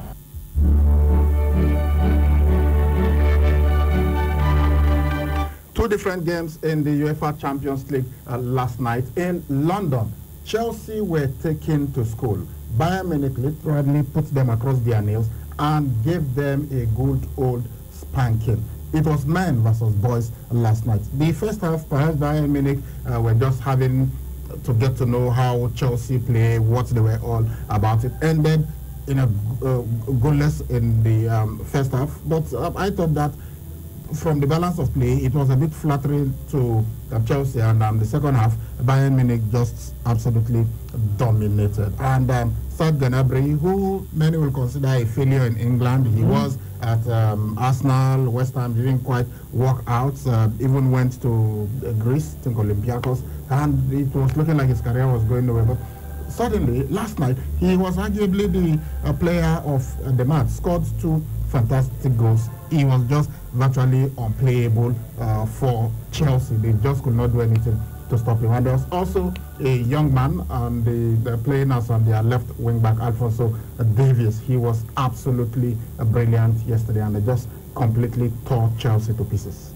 Well, I never saw that coming. Even if Bayern Munich were the better team going to that game yesterday, I never saw it coming that they will win that game 3-0. But then I think this is the lesson for Frank Lampard, that UEFA Champions League is made for men and not for boys. So I think the result leg is an uphill task for him, though it's not over yet. But with what I saw yesterday, this one is over. Yeah, this one is over. It's not like Liverpool, Barcelona, where Liverpool went away first and came home and got a 4-0 victory. But then it's going to be difficult for Chelsea, because if they had got something from that game yesterday, okay, would have been okay. Let's see if we can give them a shot at the Allianz Arena. But then I think it's going to be difficult. It's going to be one-way traffic in Germany, except something else happens, and I don't know how Frank Lampard is going to do that. But yesterday, after that goalless first half, they dominated, and even the red card to Marcos Alonso just wasn't the whole situation yesterday for Frank Lampard's boys. But then I think it was Bayern Munich who came to the party yesterday. So and each time they remembered what happened to them in the 2012-2013 Champions League, where Chelsea made champions right there. You know, I think it wasn't a really That was the 2011, 2012 Champions League final. So Chelsea won that. That's still, playing at the back of their mind. So this time they want to beat Chelsea home and away to go to the quarterfinals. But it's not over yet. Honestly, that's my belief in football. Anything can happen. Chelsea could go to Germany and get 3 goals without Bayern scoring. So it all depends on how Lampard is going to set up his team in the return leg. But not the Chelsea team that I saw yesterday. Look, we've always said something about playing in a particular league that's different when you contest with others outside. Even Liverpool, as good as they have been in the English Premier League, I've constantly said that it's not, they do not appear that good when they play on the continent. Yes, they are the European champions from last season, but this season we have seen Liverpool and they haven't been that dominant in the UEFA Champions League. They've got a deficit from the first leg, but we know they can turn things around. However, the way they have played in the English Premier League, it's not the same way we've seen them in the UEFA Champions League. The same thing with Chelsea. In England, yes, they have struggled in some games, but even in the matches that they lost, I think their biggest loss this season would be 4-0 away to Manchester United, their first match of the season. But even that match, I said that Manchester United, yes, they won 4-0, but they weren't better than Chelsea. They were not that spectacular. Yes, they got the goals, but Chelsea hit the post a couple of times in that encounter. Any other day, it could have been 4-4 or maybe 4-3. So I thought the result was a bit flattering to Manchester United. But from what I saw yesterday, Chelsea and Bayern Munich are in 2 completely different leagues. Completely different. We've seen a team play badly and lose, but you feel, there's something in there they can actually step up. But except a miracle happens, Chelsea, the second leg will even be worse than what we saw last night. Yeah, because Bayern Munich had chances. It could have been 6 or 7-0 from the balance of play from what we saw. The chances that Chelsea created were not, there wasn't really any time that you would say Bayern Munich were in trouble. Maybe when they were 2-0 up and they kind of relaxed a bit. But exactly what they told us, and we saw that Deontay Wilder could not do, fighting when he's been pressed, when he's on the back foot. That was exactly what Bayern Munich did to Chelsea. They were defending, Chelsea were attacking, but they got a break, and while Chelsea were attacking, Chelsea went 3 goals down due to the blistering pace of Alphonso Davies from the left flank. But really, yesterday, we can see the difference in class between the two teams. Yeah, it really stood up yesterday, and that tells you how good Bayern Munich, how good they are. And right now they are also, trying to defend the German Bundesliga they won last season. So fighting, on 2 fronts is really going well for them. But for Chelsea, I would say they are trying to make the top 4 at the end of the season, and it's not even sure right now they can be able to make that. Even when they played against Lille, before this round of 16, I think they had some issues. They've not been fantastic in Europe, talking about Chelsea. And against the Ajax also, they played at a 4 draw. So we saw what Ziyech did to them. So I haven't looked at all this. I think Bayern will say, let's capitalize on their weaknesses and see if we can press them, or better they allow them to press, while we soak the pressure, then go on a counter. That was how they got their goals yesterday. And when you look at one of their strikers yesterday, Robert Lewandowski, who's completed the route yesterday, he's a fantastic striker. Positive results yesterday from Barcelona, playing away from home against the Italian side. So I think the return leg at Camp Nou, all they need to do is to win that game, or better still play out a goalless draw so that they can get to go through. So yeah, I think Barcelona, they stand a chance of progressing, except Napoli gets to score away goals. Then that is when you will look for a winner from that game. So it's going to be a little bit difficult for Napoli to see if they can take something from that game, the return leg. But for Chelsea, I think the ball is all over. We talked about that. I think it's all over. But for Barca, they stand a chance. The 2 matches had sending off. For Chelsea,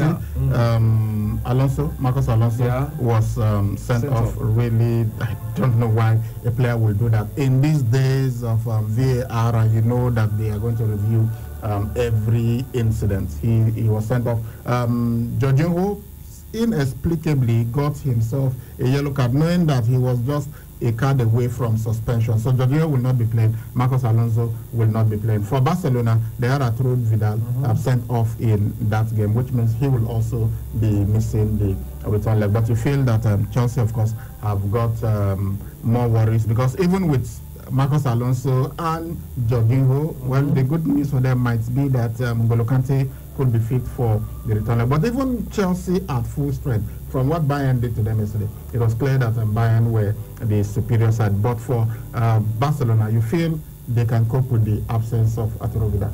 Yeah, they can cope. Somebody else will have to come in, and all they need is a goalless draw. So when you look at it, all they need to do is just to set up their team in a way that they cannot concede from the Italians. So for me, if they do that, it's going to be difficult for the Italians to score at Camp Nou. Even if the Italians, even if they do score, I think Barcelona, they have players who can turn things around. Messi, in front of his fans, could just, look at what he did over the weekend, scoring 4 goals in that 5-0. So the return leg, that is where you see Messi sometimes in big games. That is where you see him, giving at his best to help his team to the next round. So it's going to be a big loss on the side of Arturo Vidal, but somebody will have to step in for the holding midfielder to see how far they can go. So I say Busquets is also there. He could play in that position, and other players could also step in to play in that position. But all they want to do right now is to make sure they qualify for the quarterfinals. Has it been particularly good for the English sides in the Champions League this season? Although they all made it to the round of 16. However, it has not been good at all. Tottenham Hotspur lost their first leg at home. Chelsea lost at home. Liverpool lost away from home. Manchester City will be in action against Real Madrid later today. And in the other game, Lyon will be hosting Juventus. Yeah, the match we are going to be looking at is Real Madrid, Manchester City. Remember, since they got their 2-year ban, though they still have a chance to appeal that ban, but I think this is something that could just prepare them to win this year's FIFA Champions League, honestly, because it's not going to be easy. The pressure is on Pep Guardiola and his boys as we speak right now. So playing against Real Madrid, the kings of Europe, is not going to be easy, because the last time they've met on 4 occasions, Real Madrid have won 2, then drawn 2. So City, they have never beaten Real Madrid. So playing against them at home today, I think it's going to be a difficult one for City. But the one good news coming out from City right now is that Raheem Sterling is fit to play that game. Yeah. He even spoke about his love for Real Madrid. So I was like, are you trying to say if City is banned from Europe, that will give you the chance to, don the colors of the Los Blancos? I said, well, let's see how things will pan out. But tonight, they just have to go out there and do their best, try and do their best, give their best, and beat Real Madrid and qualify for the knockout round. If they can beat Real Madrid, who have won the Champions League, the most, I think that would be very, very good for them. That will give them the chance of qualifying for the quarterfinals. Then look forward to winning the other matches to become champions, of which that is something that Pep Guardiola has not been able to win for the Etihad landlord. So for me, it's not going to be easy. All they need to do is just to go all out, because now that the bell is hanging over their head, talking about the European ban, except they are able to appeal it. Okay. Well, if they don't, I think that would be bad for them. So this is the chance for them. I think this will just motivate them to go ahead and win. Let's see how the players will come. All right.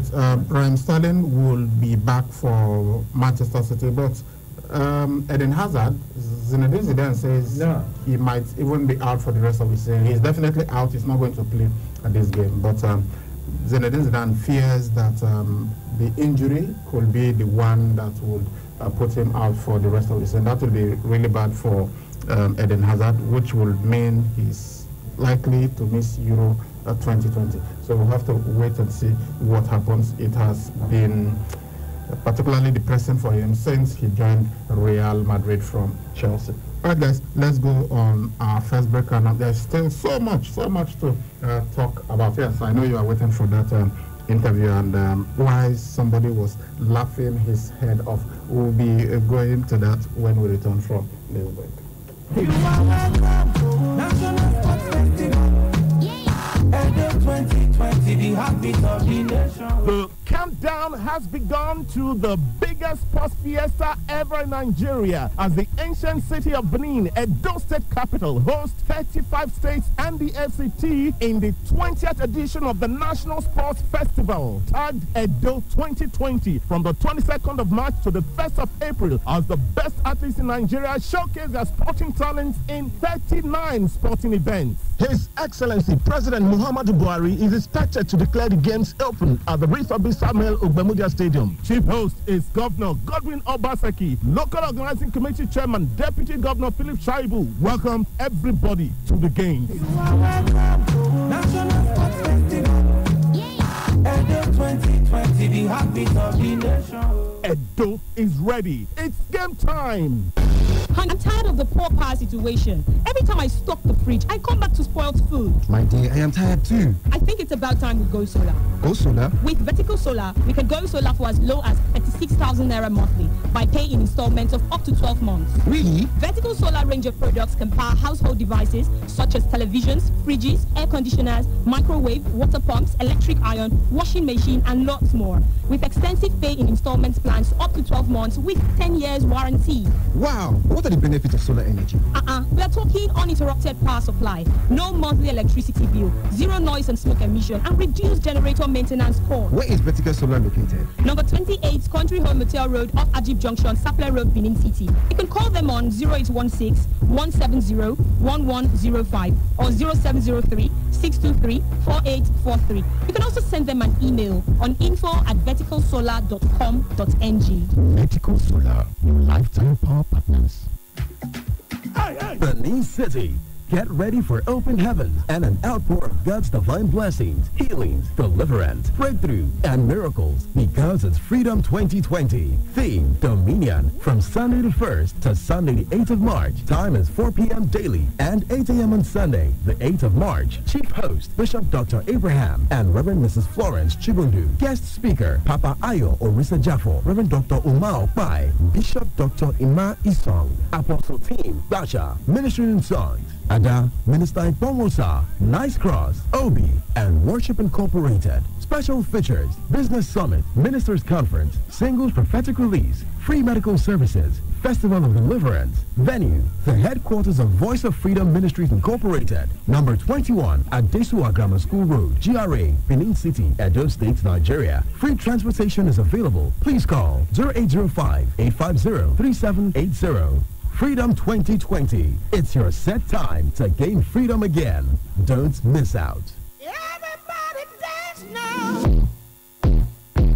Every day, I need energy to fuel my greatness. Because my mind's always moving fast. Even when traffic's moving slow, I get my greatness hot in sizzling flashes of inspiration. Oh my goodness! And I get my greatness cold in chilled bottles of great tasting Malta Guinness. Malta Guinness is packed with energy-rich B vitamins to fuel your greatness. Now also available in a new sip and go bottle. Malta Guinness. Let's go. Wetin you wan be when you grow up? Na teacher, na pilot, astronaut.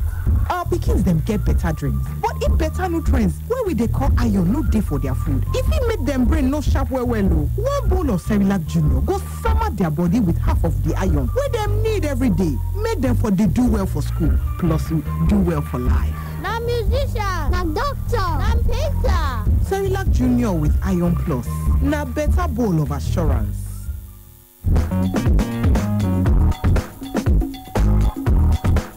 All right, welcome back to Sports Fiesta live on 92.7 KFM Benin City with me, Sally Ibrahim, the Sports Broker, and Everside Becker, the Sports Maestro. Okay, we're talking about the UEFA Champions League before we went on this break. And quickly, this additional information for Barcelona, it becomes a bit more difficult because Sergio Busquets also picked a yellow card in that game, so he will also be missing the return leg. So no Sergio Busquets, no Arturo Vidal.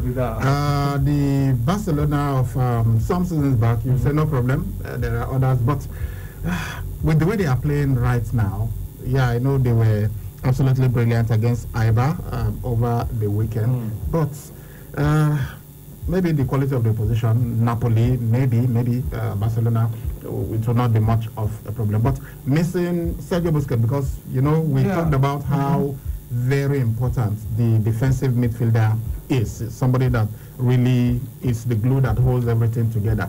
If you do not have somebody like that that wins balls in the midfield, your creative players might not really have the opportunity to display their talent. So without Busquets, without Arturo Vidal, Barcelona, maybe the task becomes more difficult. But you feel at the Camp Nou, they would definitely be going through. Well, I think it will be difficult for them because Napoli will want to get a goal to ensure that they stand a chance of progressing, and by so doing, they want to pour out to see if they can break the defense line of Barcelona. You know, Barcelona as a club, they do concede goals. Even Real Madrid also concede goals. So for me, I think if you have Busquets, it's going to be better. But for him not to be there and Arturo Vidal to be missing as well, it's going to be difficult. Then they have to bring somebody to play in that position, even if he's a player playing in a familiar position. All they need to do is to ensure that there's somebody there who will stop the balls coming to the four defenders at the back. So it's not going to be easy, but if Napoli should capitalize on that and they can, really run at their defenses, I think that will be very good for them. Someone like Samuel Ntiti, for instance, is a centre back, and they also have other centre backs who maybe they can just push one up front to play. While Yaya Toure was playing for them way back, he used to come in and play as a defensive midfielder, talking about Yaya Toure. But now somebody else will have to play that position, or they could also set up in a way that we have more midfielders up front that will assist the defense line. If not, it's going to be difficult for them because the work of a defensive midfielder is to break up play, then start building attack from the back. So it's not going to be easy for the likes of Messi, except they have to track back and assist the defense line to get balls from the midfield. They run at their opposition defenses. Without doing that, waiting for someone to break our play and also try to link them up is going to be difficult because these two guys are out. But having said that, I think Barcelona, they are a team. They know how to go about it if they are to progress. They just know what to do. Because what happened last season is still playing in their mind. All right, we'll come back to football, but let's talk about the National Sports Festival. We officially started the countdown, 30-day countdown, and I'm sure you heard the jingles that has been running on this and other stations. 30-day countdown to the National Sports Festival. The Deputy Governor of Edo State, who's also the chairman local organizing committee of Edo 2020 National Sports Festival, Right Honorable Comrade Philip Shaibu, has said that Edo will surprise the world when the National Sports Festival kicks off on the 22nd of March. He has even said that that date is sacrosanct, that the facilities are ready. Samuel Ogorondia Stadium is 95% ready, and before the 22nd of March, it will definitely be 100% ready. Citizens are also upbeat about the prospects of the state to stage a befitting festival. And there are some things you need to know concerning the National Sports Festival, especially when it comes to following online. You can actually go and follow the National Sports Festival Edo 2020 on Instagram, on Twitter, on Facebook, and across different platforms. If you just type in Edo 2020, you will get all of this across the different platforms. But on Twitter in particular, it is at NSF_Edo. Okay, NSF, that's National Sports Festival _Edo. But as I said, it's just type in Edo 2020. You will definitely get this. On Instagram too, if you go to instagram.com/NSF_Edo, you are going to get it. On Facebook, it is at www.facebook.com/NSF_Edo2020. Okay, so these are some of the things you would need if you want to follow across the different platforms. So it's about 26 days to go to the biggest sports festival in Nigeria. It's called the Nigerian Olympics, and 39 sports will be competed for. And we're hoping, they've told us that Team Edo is ready, and they are going to do all they can legally, cleanly. The deputy governor stresses that they want to win clean. This means no mago, no wuru, no manipulation of the medals table, and every athlete will be dope-free. Every athlete will be clean. It's not that after you win a medal, then your results come out, your blood and urine samples, and they discover that you took performance-enhancing drugs. So they want to ensure that the athletes from Edo State are clean, and of course, every athlete that comes to the National Sports Festival is clean, and they will do all they can to stop that unwholesome practice of some states poaching athletes from other states, because they said particularly Edo State suffered at the last National Sports Festival in Abuja. Many athletes who were winning medals for other states were actually from Edo State. Yeah, I think that will pay Edo State very well if all the athletes from Edo State have decided to represent Edo State, and I know that will give them something good in return. But a situation whereby you are from a state, maybe like what we heard from the deputy governor, he has promised the athletes, that they will be, fully rewarded when the tournament is over, and if they do well. But for other states who don't have the same plans, I think that is where they are going to be having issues. So their athletes might just move over to states where they will get handsomely rewarded or handsomely paid, as the case may be, to represent them. But for me, I think stressing it all the time that we have to win and win clean. I think that should be playing the minds of those state athletes, because a situation whereby we start having issues with medals won already, I think that we put a kind of a dent on the National Sports Festival. But we know that since they went into campaign, there has been a follow-up, and all the athletes have been taken care of to ensure that yes, they do well. Even the last Sports Festival, we saw what happened where the local government, athletes from the different local governments did wonderfully well to get picked for the Team Edo. So for me, if we are to win, we just have to better what happened last time. The Edo State Sports Festival had to do something better to ensure that yes, we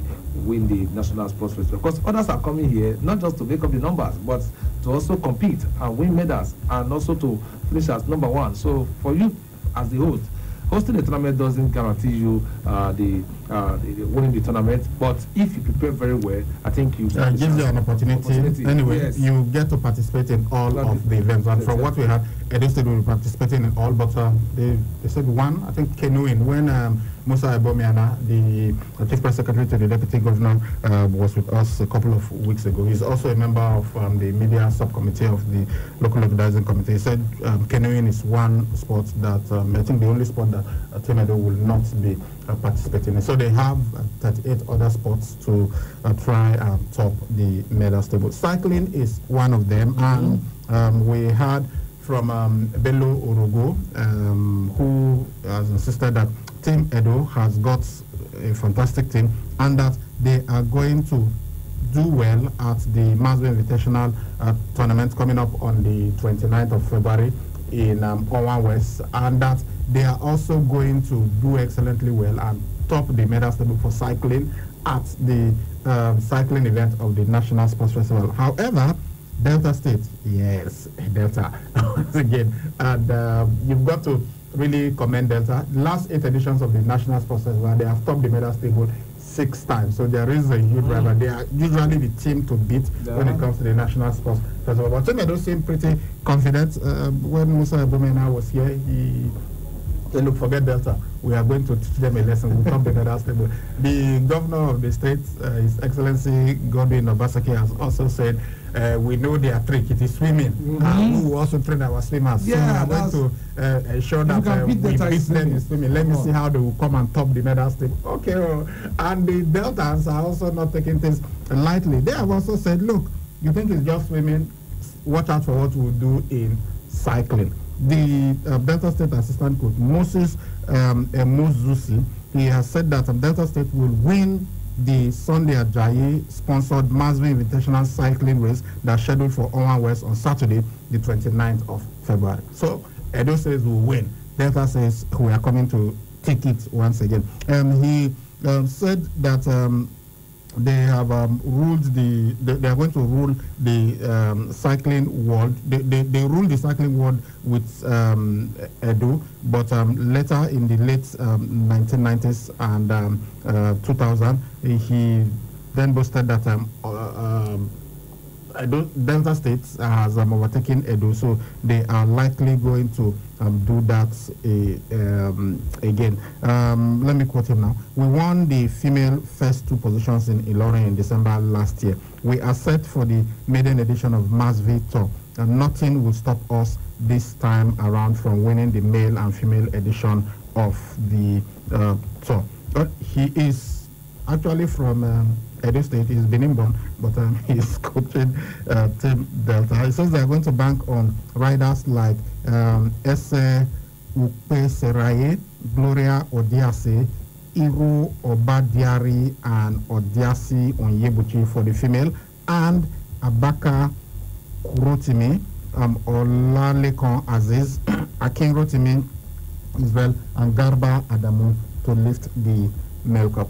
Well, all the names don't sound Delta, no, but that's what I'm talking about. Any state that can take care of athletes, well, athletes will prove there and they will do their best for the state. He, however, said the race will not be an easy one, as he knows that Edo, Oyo, Lagos, and Osun will give his cyclists a good run. It's going to be a tough one, but he believes that they will win. Meanwhile, the chairman of the technical committee of the Cycling Federation of Nigeria, Dr. Emmanuel Igbinosa, says the race is coming at a very good time because it will help prepare Team Edo for the National Sports Festival holding in Benin next month. He showered encomiums on the chairman of Owa West Local Government Area, Honorable Frank Ilaboya, for his partnership with the Cycling Federation. And we have told you that over 70 male and female cyclists drawn from Lagos, Oyo, Ogun, Edo, Delta, Rivers, and Cross River states are expected to take part in the race. The male riders, the male cyclists, they are going to ride for 100 kilometers, while the female will ride for 80 kilometers. And the race will be flagged off by the Deputy Governor of Edo State and also the Chairman Local Organizing Committee, Edo 2020, Comrade Philip Shaibu at 8 a.m. and the Owan West Local Government Secretariat in Sabon Gida Ora. Okay, that's what's happening with cycling. Let's come back to football now. This one is sad.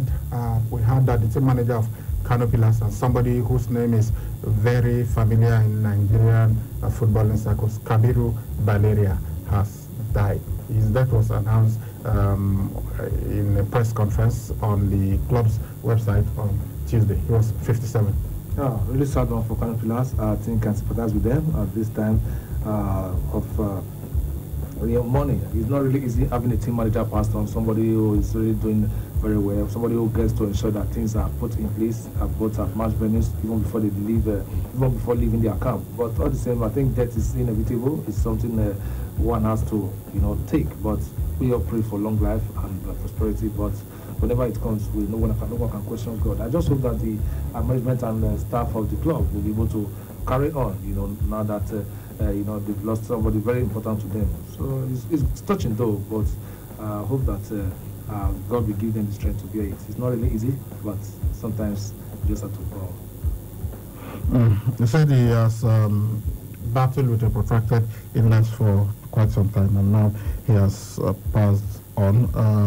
We pray that the Almighty God will give the family the fortitude to bear the lessons. Former coach of Kano Pillars, and also, as I said, his name rings a very loud bell when you talk Nigerian football. So we wish that God will grant him eternal rest and also give his family the fortitude to bear this loss. Okay, let's go on to other issues now, and this time we'll be talking boxing. Well, the promoter of Tyson Fury, he says he will be disappointed by the prospect of a Deontay Wilder rematch. Frank Warren says he prefers instead to go after Anthony Joshua because he wants a unification bout. Tyson Fury holds the WBA holds the WBC belt. Anthony Joshua has got the WBA, WBO, and IBF titles. So what they want, what Frank Warren wants, what Eddie Hearn wants, it's a unification fight between these two belts so that we'll have one champion. Deontay Wilder has always said one face, one name, one champion. That's what he wants. And maybe after beating, if he had won against Tyson Fury, he would have gone after Anthony Joshua. But then he had also said that he's not going to fight Anthony Joshua, that Anthony Joshua ran away from him in the past and all sort of talk. But the promoter now is saying, look, I'll be disappointed if Deontay Wilder exercises his rematch. He has indicated that he would, but he has not done so just he has been given 30 yet. days to do that. Yeah, he's got 30 days from the day of the fight, but we do not know whether he will actually take it. But he said he wants another shot at Tyson Fury. He even claimed that Tyson Fury did not hurt him. I don't know. If blood coming out of your ears and mouth is not being hot, then I wonder what it means to be hot. And then he said that the costume that he wore 10 pounds was too heavy, about 40 pounds. That was what made him to that his legs were weakened before the fight, and that's why he eventually lost that fight. We'll go on a break now. When we return, you will understand why somebody was laughing. I'll tell you who was laughing and why. Hence, it has to do with Deontay Wilder. Neighbor, just go for a steed jolly for your kitchen, ko? No way! I have finished them with sniper crawling insect killer. Okay, you the mosquito way they disturb you for your house, uncle. For where? I don't finish them with sniper flagging insect killer. How about mosquito and cockroach don't turn my house to conference room or like? Nah, that one double wahala. You be my friend now, so you go try the new odorless sniper multipurpose insect killer. You go give testimony. You this in Yanguri boy, you. Introducing the new odorless sniper multipurpose insect killer, the effective solution for all your insect control needs. Sniper multipurpose insecticide spray. Finish them all.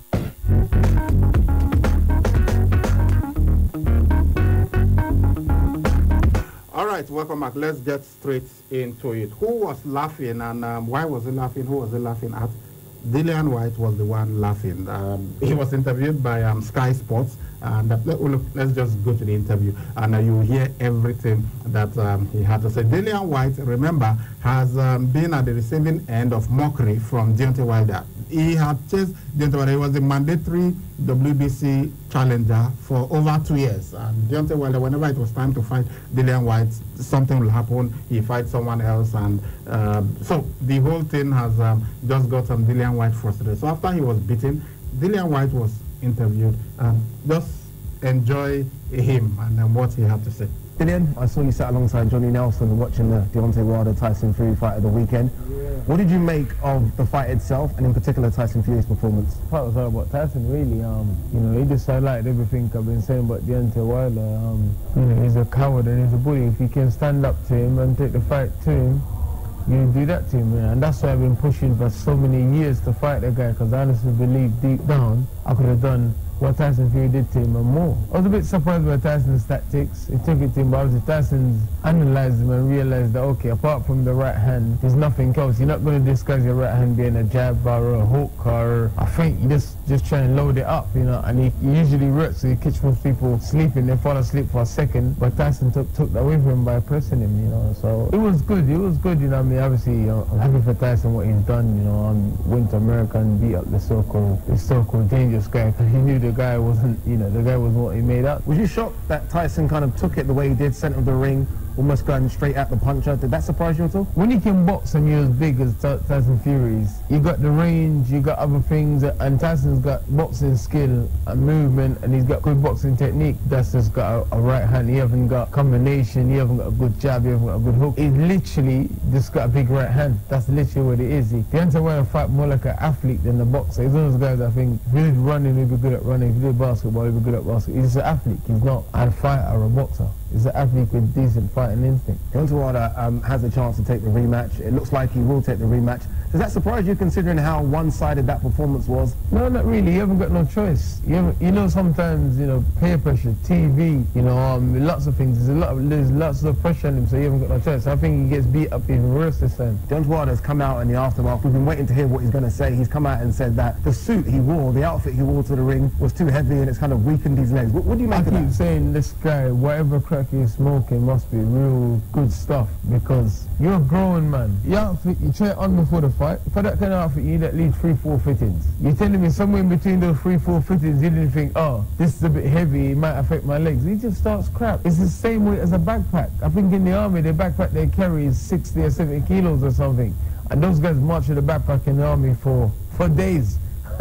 And they're half the size of him. You know what I mean? They're half the size of him. It just shows you how much rubbish the guy talks, how deluded he is. You're not buying that excuse. It's okay in an outfit, wear your legs down. That's crazy. You should do a Tyson Fury and make someone take him to the ring then. So I'm just laughing because he got beat up so bad.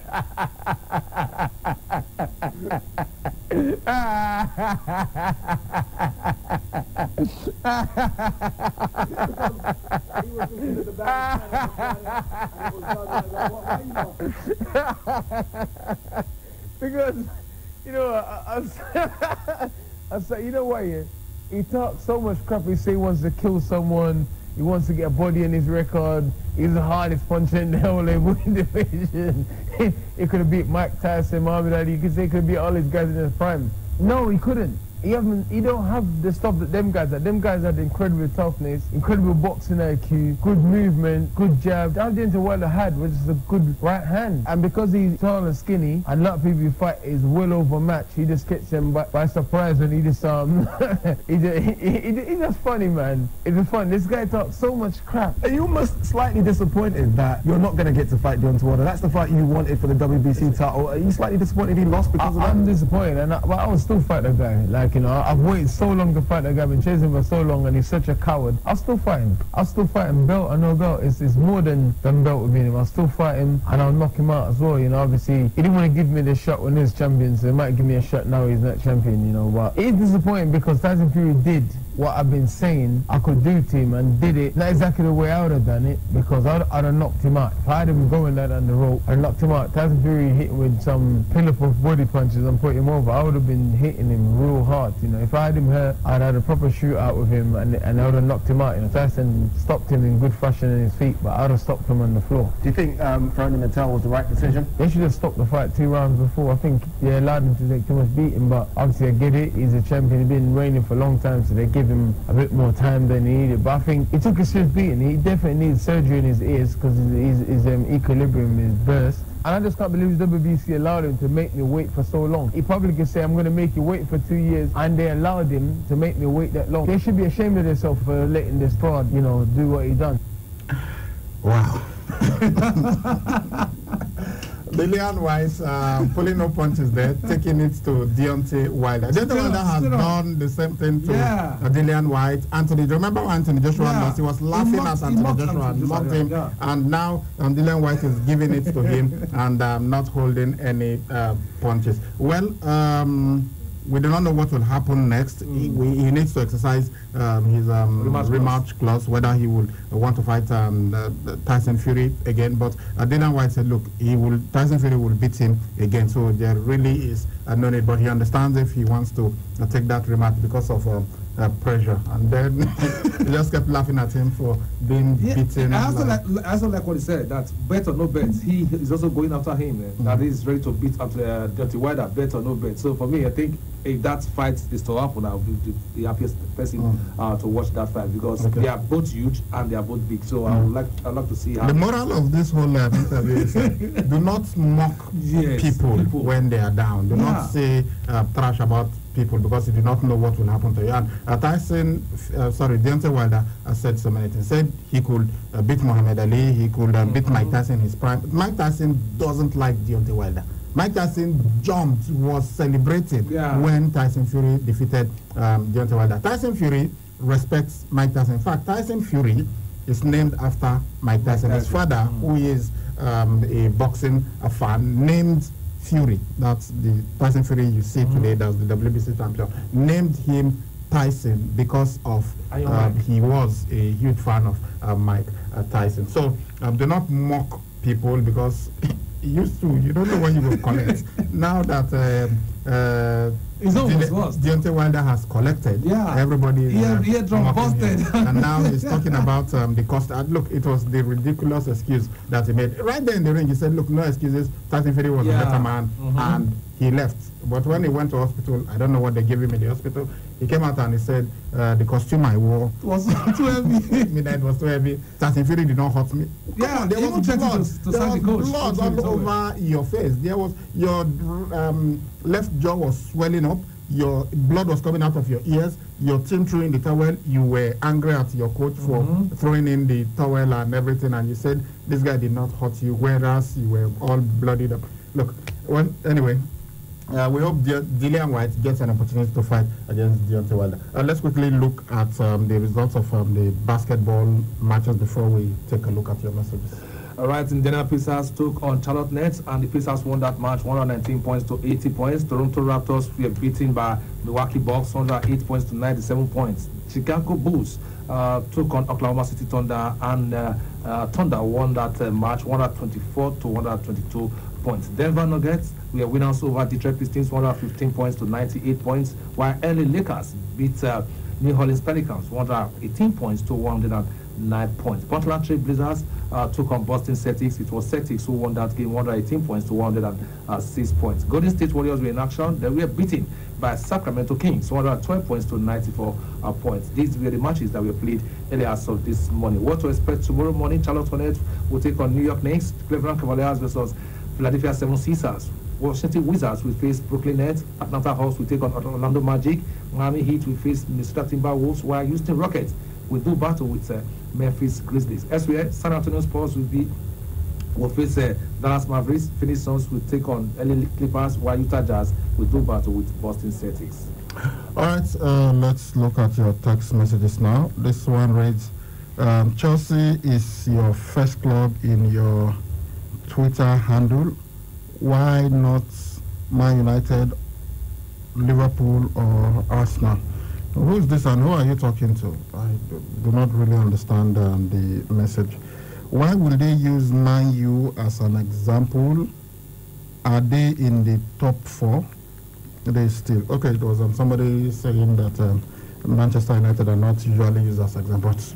I really do not understand. We use Manchester United as examples. Hazard has put his career in soap water because, like I said weeks ago, Madrid was not really better than Chelsea. Forget trophies. Now the Hala Madrid song make him go the club. Okay. For now, Oga Ibrahim, who is leading in your FIFA and Ballon d'Or Awards 2020. You really want me to do this? Okay. Erling Haaland of Borussia Dortmund.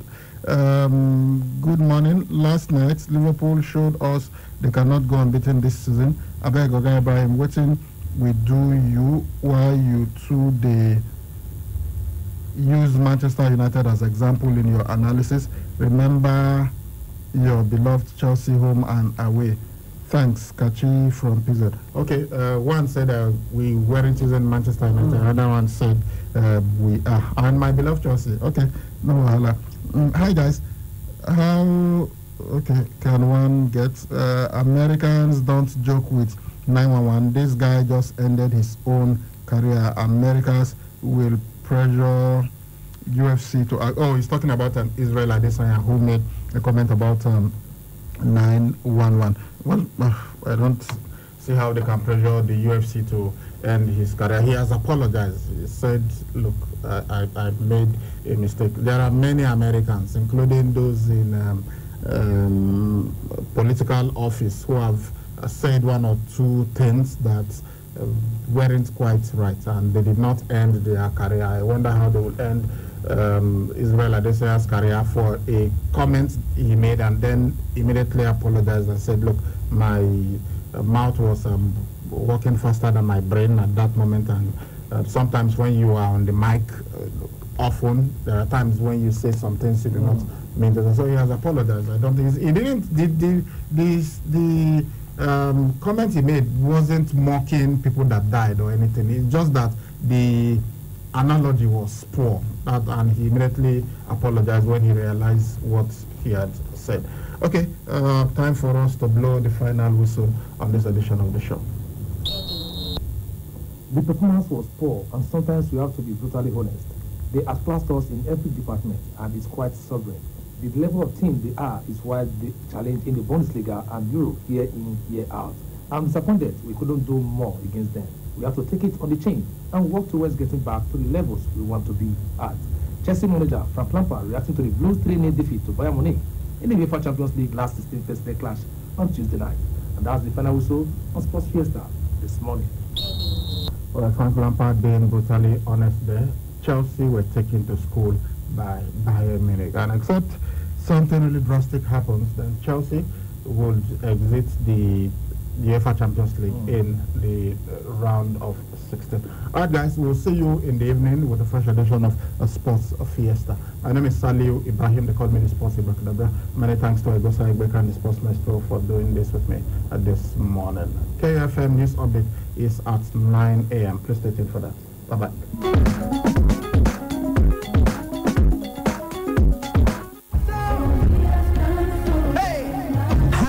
Congratulations presents Possibilities 2020 Joyous Celebration featuring Minister Marvelous Osunde, Minister Olushi Jude Saz, Minister Chisonia Ige, Deaconess Pama Omori, and other ministers of God. There shall be free medical treatment.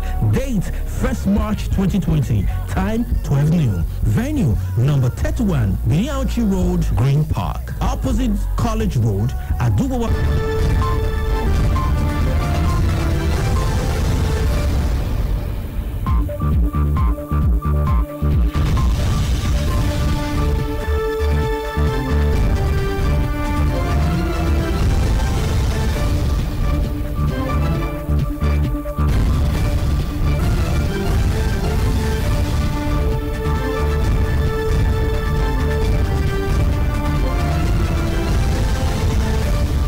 Edo State Task Force Against Human Trafficking has formally launched its school sensitization program in secondary schools across Edo State.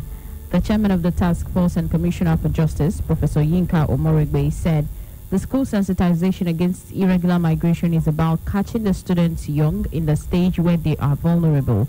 The launch took place on Tuesday at Idia College, Benin City.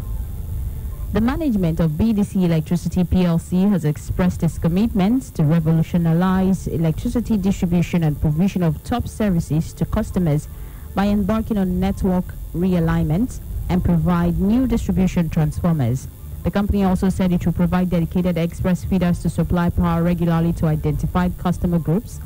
The chief state head of BDC, Edo Abel Enecheziam, explained the policies to customers across the franchise state of Edo, Delta, Ondo, and Ekiti during a public consultation forum organized ahead of the tariff review on Tuesday in Benin City. The Inspector General of Police, IGP Mohamed Adamu, has disbanded the 12th Zonal Intervention Squad, ZIS, following the killing of Remo Stars Football Club player Kazim Tiamiyu. The young man was killed on Saturday after being allegedly pushed out of a moving police vehicle by the operatives who had arrested him and were taking him to Abeokuta, the state capital. The ZIS operative, a special unit under the Assistant Inspector General of Police ARG Zone 2, have been operating around border communities of Lagos and Ogun State. And finally, in Kaduna State, the member representing Igabi constituency in Kaduna State House of Assembly, Honorable Yusuf Zilani, has been elected as the new Speaker of the Assembly. His emergence follows the resignation of the former Speaker Aminu Shagali, representing Sabongari constituency. The new Speaker until his emergence was the Deputy Speaker in the All Progressives Congress APC-dominated Assembly. Zilani was elected by his colleagues during plenary on Tuesday. The former Speaker did not give any reason for his resignation. And that's KUFM's news update at 9. Please stay with us for more interesting programs and news updates on every hour. Do not forget, you can listen to us anywhere in the world, either by visiting our website at www.kufm.net, or you can download our KU mobile app on the Google Play Store. Remember, we're also live on YouTube at KUFM Nigeria. I am God's Love, Orlando, saying thanks for listening and good morning. Hey, my people, away migrants and migrants as messenger. Don't bring on a this season of Waka Well. Radio drama where they highlight the dangers of irregular migration. Make una listen every week for KUFM every Wednesday from 9:15 to 9:30 a.m. Make you no forget to tell your family and friends. May they tune in, may they follow you, enjoy ya. What's up? Back to the beats. Back to the beats. Turn on excitement.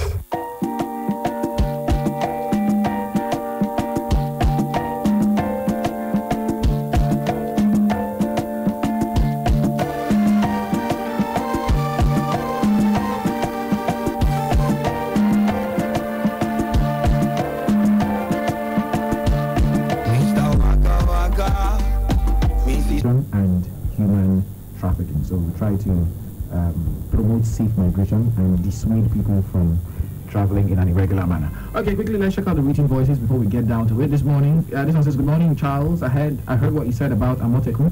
It's from Southwest, but Edo has no option than to follow the Southwest.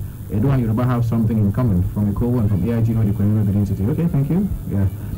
Good morning, Charles, and God's love. It's a pity.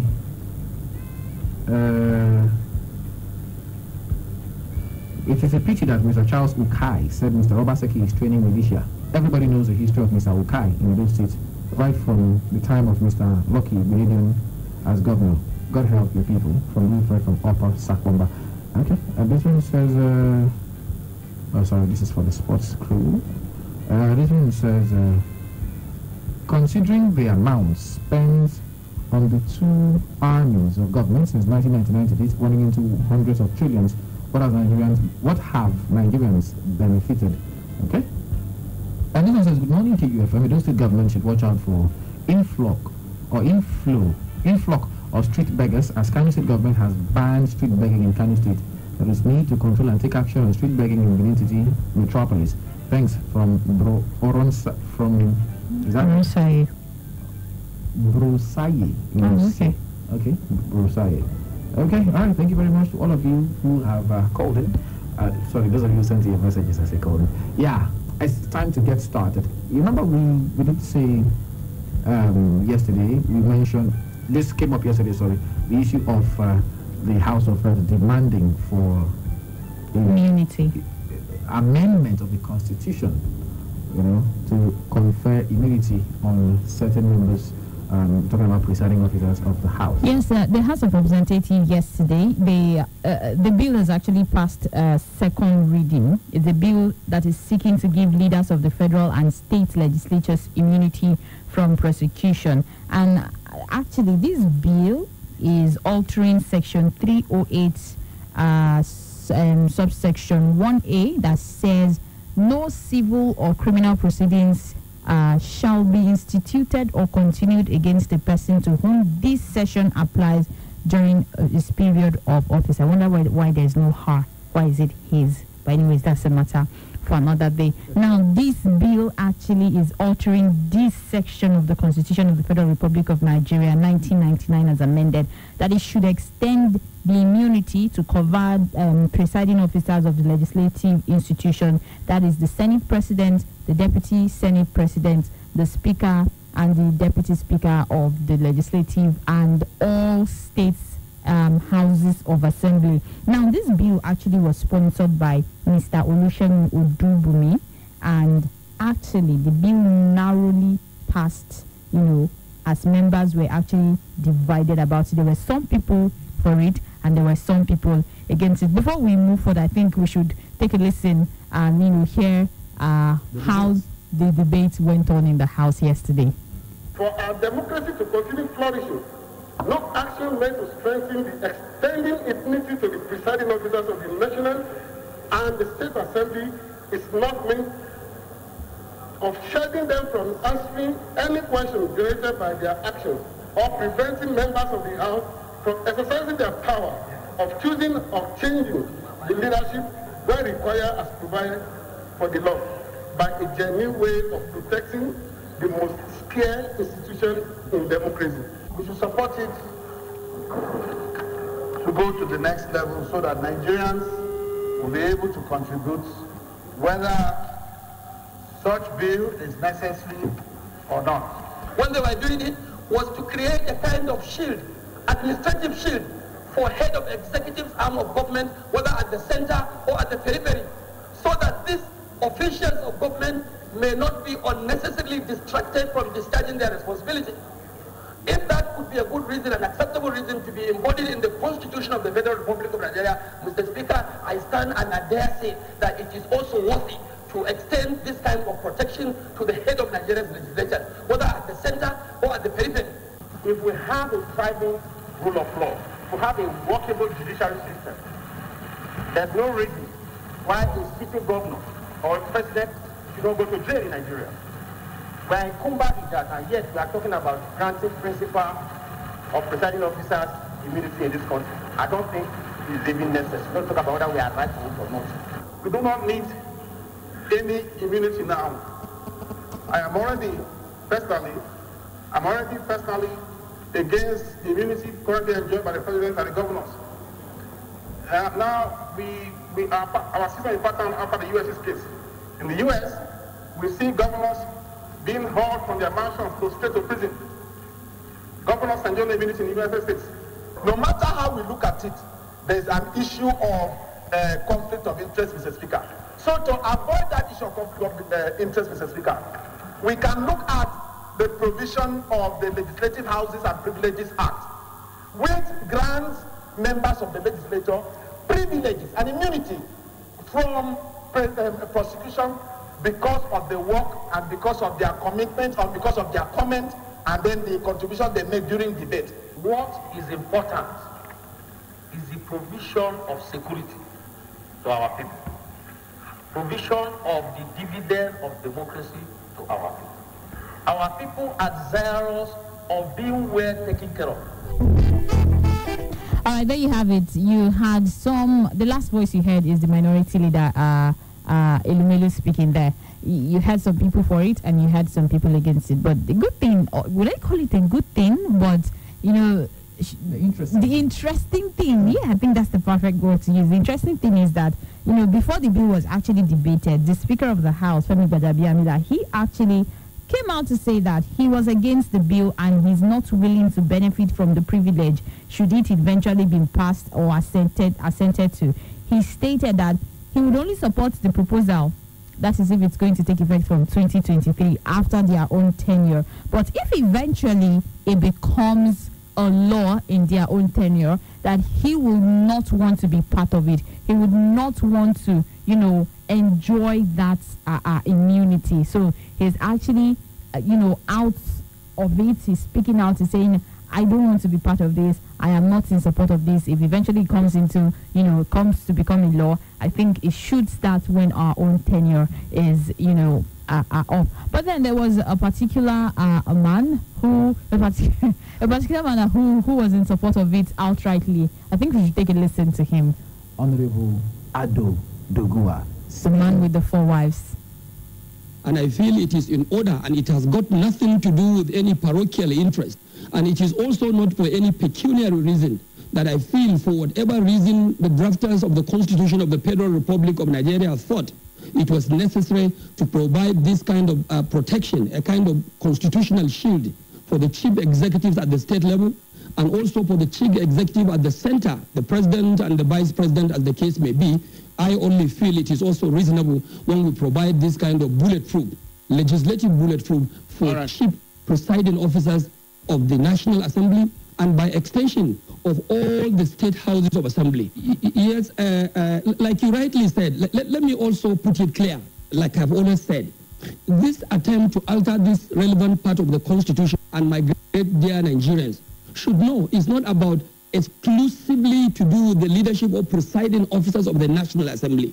The law seeks to alter the Constitution in that respect, which is section 308, to cut across in presiding officers at the state houses of assembly. It's not about the National Assembly alone. Speakers at various state house assembly should enjoy this immunity.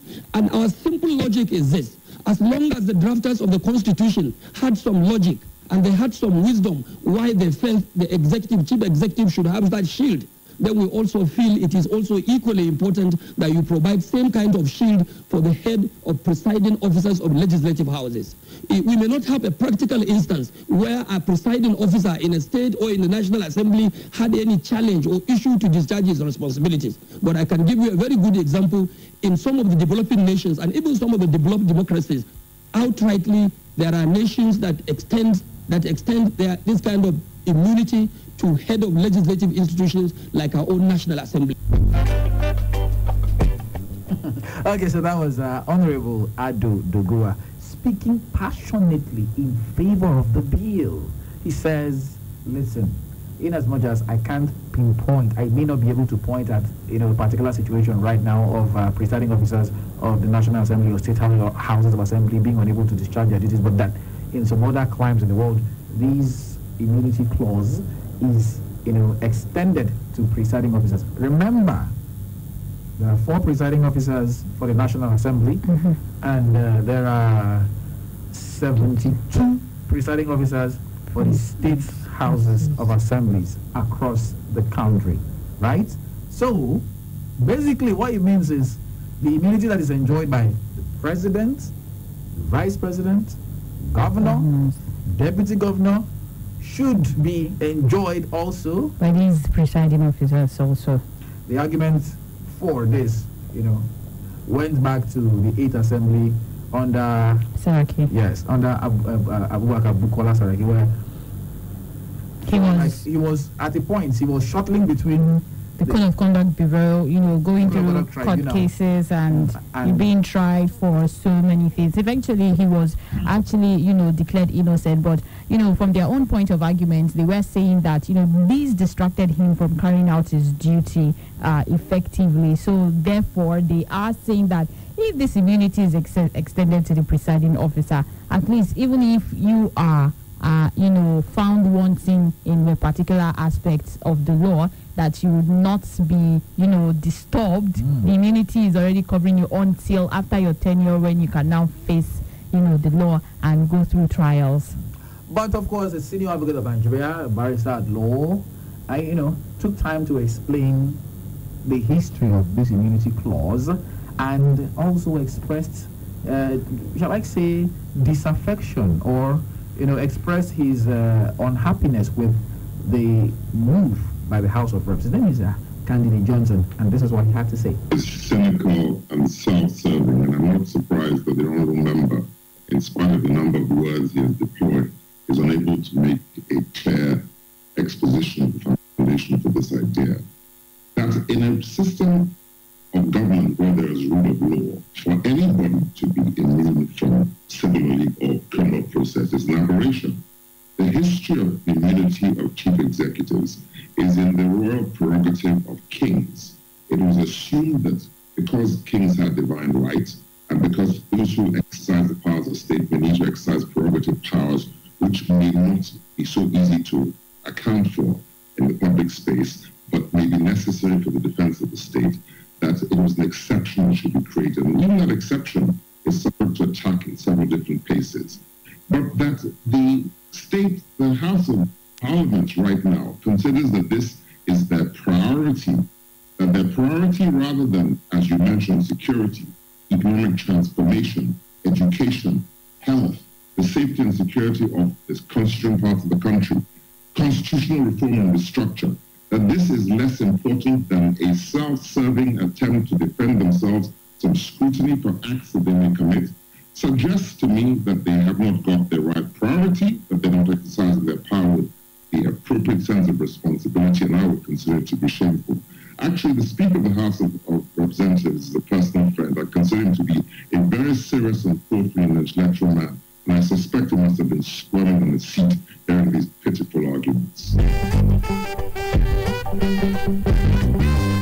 Strong words there from candidate Johnson. Says the arguments are pitiful for those of them who actually want immunity for the presiding officers of the National Assembly, or the legislative houses. When I say National Assembly, both national and state. The state houses of assembly. But of course, the executives enjoy this. So if you're looking at it from the legislative point of view, it will only make sense that if there are three arms of government and only one arm of government enjoys this, why shouldn't we also enjoy what they enjoy? I would say, I would, okay, well, yes, good point from there, but, this bill actually is not coming at the right time. It's definitely not coming at the right time. Some lawmakers argued this. Yeah, Elumelu in his words said, Nigerians, I'm going to quote him if I'm going to get it verbatim. He said, outside this place, Nigerians are being butchered. They are being killed. Nigeria wants security. So this is if they are going to look at this bill, it's actually coming at the wrong time. This is when we're having issues with people clamoring, asking the president to sack the service chief. The president just finished having a meeting with the service chiefs, and he came out in his words that he is going to show Boko Haram hell. People are waiting to see the outcome of that meeting. People are waiting to see what the meeting was all about, and they want to see actions of that meeting. And then the next day we are seeing our legislative arm of government debating about what will be of personal interest to them and not national interest. We're talking about security. Security is, to some extent, not even to some extent, a lot of people have called out that there should be a state of emergency in the security in the country. Things need to be done right. Lives every day on a newspaper review, we get to read out headlines of how people lose their lives, how this happens. So your argument basically is it is not coming at the right time. Yes, it is definitely not coming at the right time. They should actually, shelf it up and tackle a pressing need, which is security, at this point in time first. Then when you're getting it right, at least get the security aspect of the country at least 70% right, then you can now bring it out of the shelf, the immunity. Right now, like I said, it's past second reading. Right now, what they are saying is they are going to put it out for public hearing, which after that we can now know if it's going to become a law or not. After the public hearing, let us know how how Nigerians, how the public is going to, if they are going to with open hands, accept this bill or just, but basically we know what it is.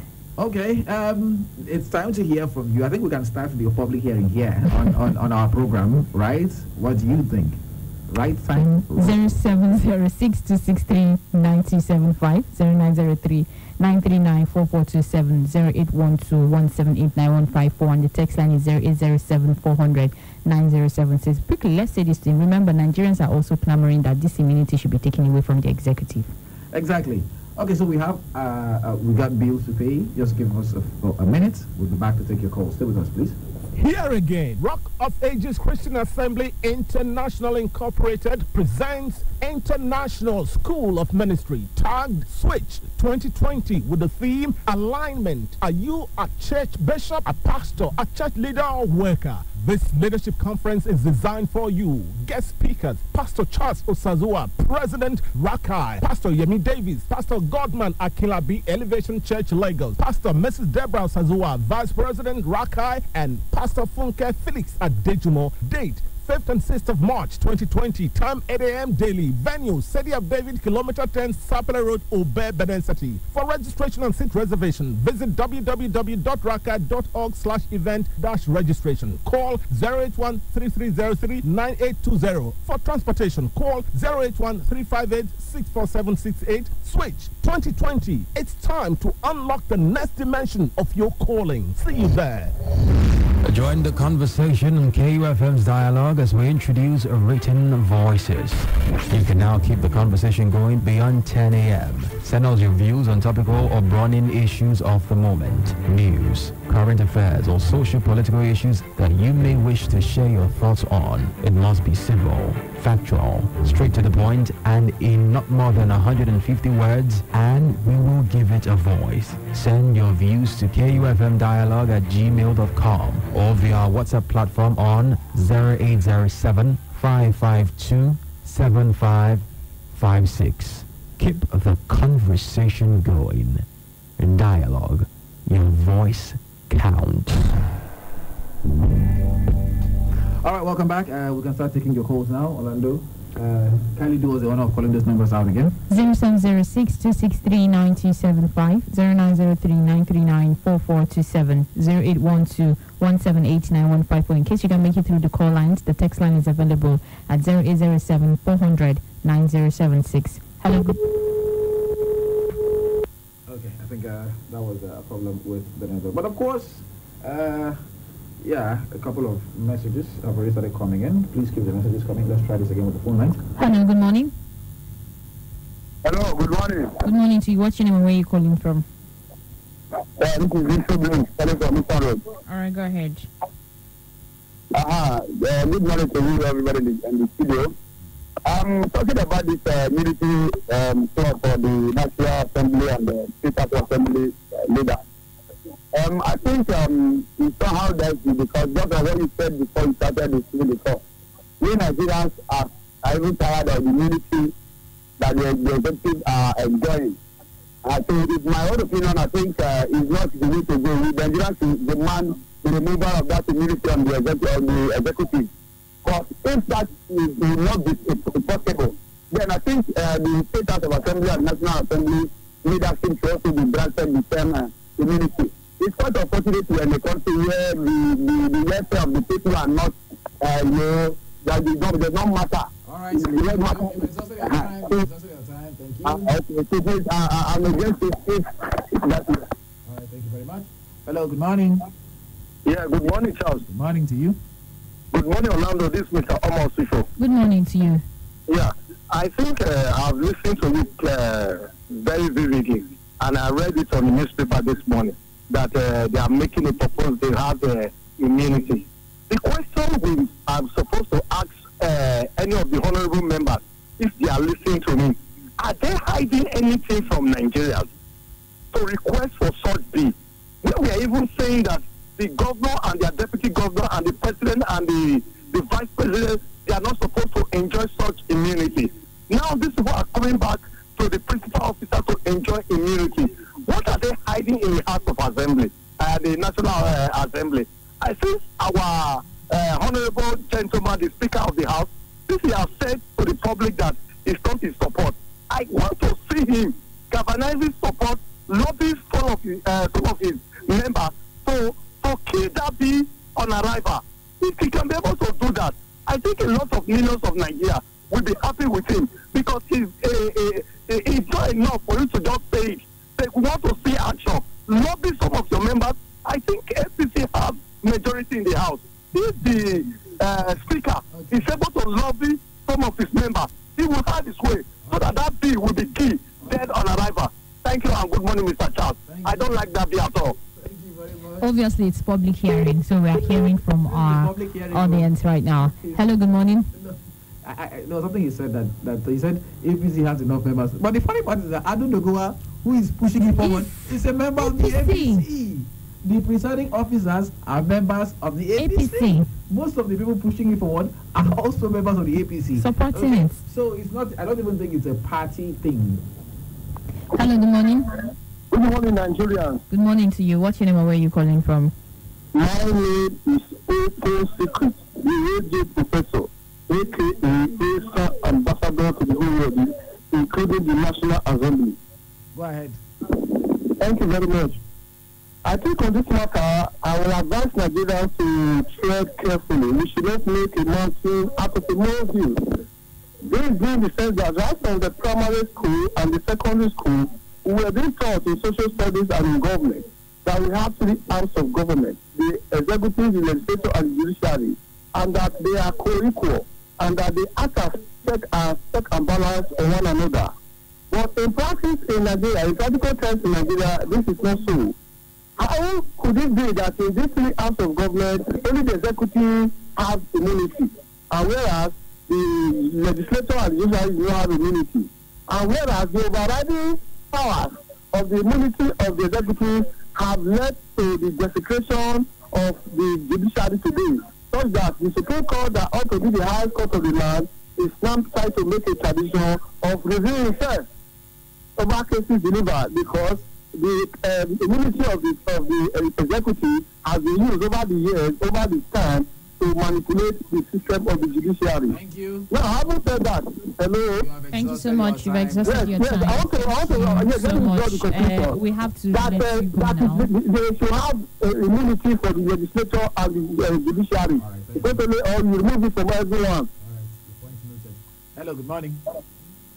Hello, good morning. Morning to you. My name is Daniel. I'm calling from South Level. You're welcome, Dan. My take on this is that these people are clowns. They are making effort to distract Nigerians from what is happening in the country. Daniel, language, please. You have to retract that kind of statement, even if you think. I've not said anything that is offensive. I've not used offensive language. What I'm saying is that they are making so much effort to distract Nigerians from what is happening in the country. Hello? Yes, I'm here. Yeah, that's what they are doing. Because at this time when the country is faced with so many killings, deaths, every part of the country, what should be paramount in the minds of these people should be, how do we get out of this situation? How do we help Nigerians? How do we stop the killing? Rather than sitting down to deliberate on how to improve our security situation, our economic situation, the road infrastructure. We are there talking about how to protect themselves from persecution and, what have you. So that is what I can get from the whole thing. This shenanigans is just to distract Nigerians, to give us something to talk about, why they have their way. All right, thank you for your contribution. Okay, so we have to be careful about the kind of language we use. I'll take a message before we leave. All manner of elected office holders in Nigeria are asking for immunity so that they can continue to perpetrate crime and fraud while in office. And this is from Michael from GRA. Okay? I think that's where we'll stop. We have a few minutes, but we're out of time already. Thank you very much to everybody who called in. Yeah, the public hearing is hereby over for today. We'll continue on another day. All right? My name is Charles Opero. My name is Godson Orlando. Good morning. Join the conversation on KUFM's dialogue as we introduce written voices. You can now keep the conversation going beyond 10 a.m. Send us your views on topical or burning issues of the moment, news, current affairs, or social-political issues that you may wish to share your thoughts on. It must be civil, factual, straight to the point, and in not more than 150 words, and we will give it a voice. Send your views to kufmdialogue@gmail.com or via our WhatsApp platform on 0807-552-7556. Keep the conversation going. In dialogue, your voice counts.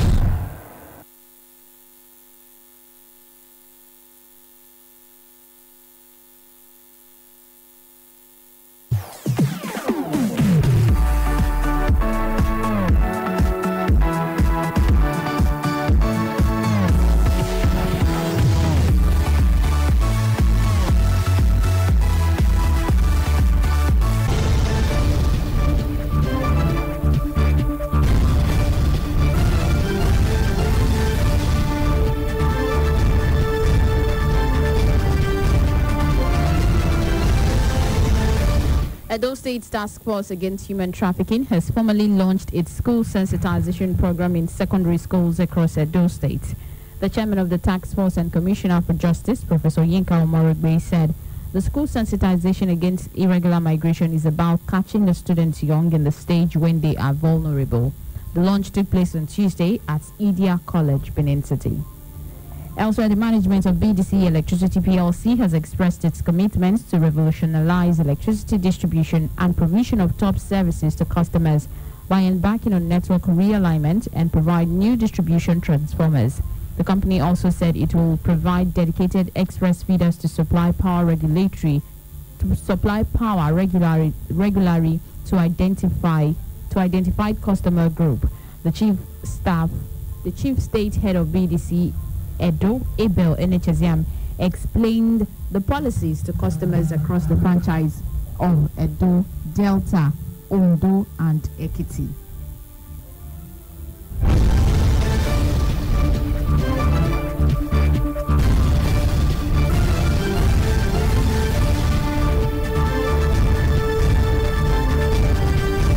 The chief head of Edo of BDC, Edo, Abel NHSM, explained the policies to customers across the franchise states of Edo, Delta, Ondo, and Ekiti during a public consultation forum organized ahead of the tariff review on Tuesday in Benin City.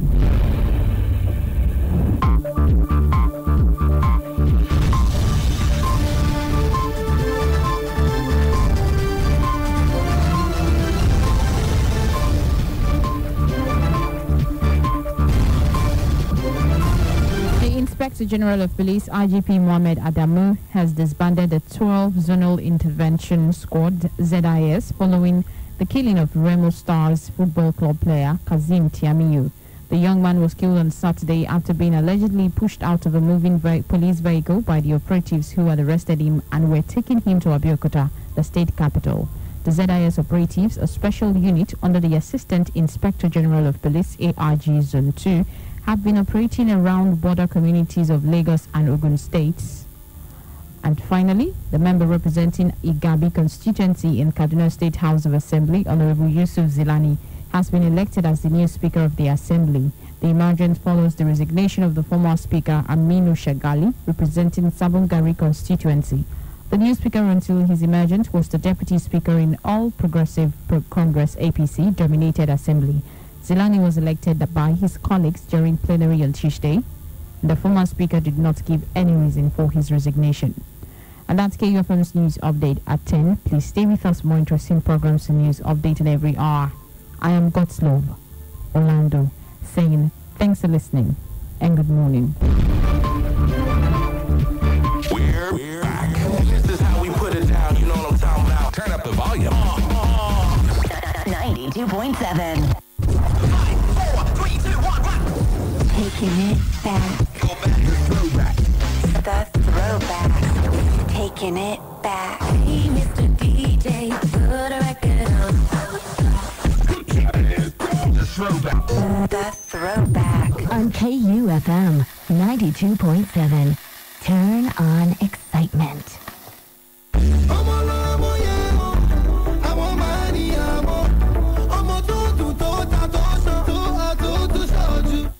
Hi there. Welcome to the Year of the Financial Economy. This is the Entrepreneur Mentorship Platform in conjunction with Century 21 Freedom Group International brings you this program for interested businessmen and women with a passion either to start up or grow an existing business. We seek to help raise vibrant entrepreneurs who will be positioned and mentored. At C21FG, we are only interested in training and mentoring business-minded individuals who have goals of owning a business and going through our 12-month training and leadership class with experts on business expansion for free. Yes, you heard right, for free. We are ready to help you make informed choices and improve your life. Are you a graduate seeking business ideas and investments? A trader or an artisan? A civil servant or in the private sector? In helping us promote our brand, which is this app 3-star, and are also ready to earn up to 150,000 to 200,000 naira per month, because this application is already out there in Benin City. Almost everybody is aware of it, so it's just for people to just buy in. They should come, we'll teach them how to make use of their mobile phone, which is their Android phone, with the POS app. So the POS is not a device, it's through your mobile phone. You can use your mobile phone as your POS app. You can be in the comfort of your home, you can leave your business, you can leave your school, and still be getting detailed information of what is going on there in your business. So with the alert and everything, you'll be getting detailed information about everything. And this seminar, it's going to help even for our school proprietors, our school proprietresses, the lecture house owners and tutorial centers, anybody that will come. We have a free website for any of those school proprietors that will be available with the school representative. Free website? Yes, for them on that day for the seminar. That seminar is on Friday, 28th of February 2020. Like I said, we have two sessions, the morning and evening session, 10 a.m. for the 10 a.m. to 12 noon for the morning sections, and evening session is for 4 p.m. to 6 p.m. in the evening. Then, if you know you're interested for you to book a seat, you text yes to 081 6239 5564. So you send yes to 08162395564 to book a seat for the seminar. So somebody who wants to attend this seminar, is there like a restriction, like from this age to this age? Is there a requirement? I have to pay so and so amount to attend? It's free. The seminar is totally free. Okay. You just come with your mobile phone. Just get ready for the seminar and the training and everything, and you are good to go.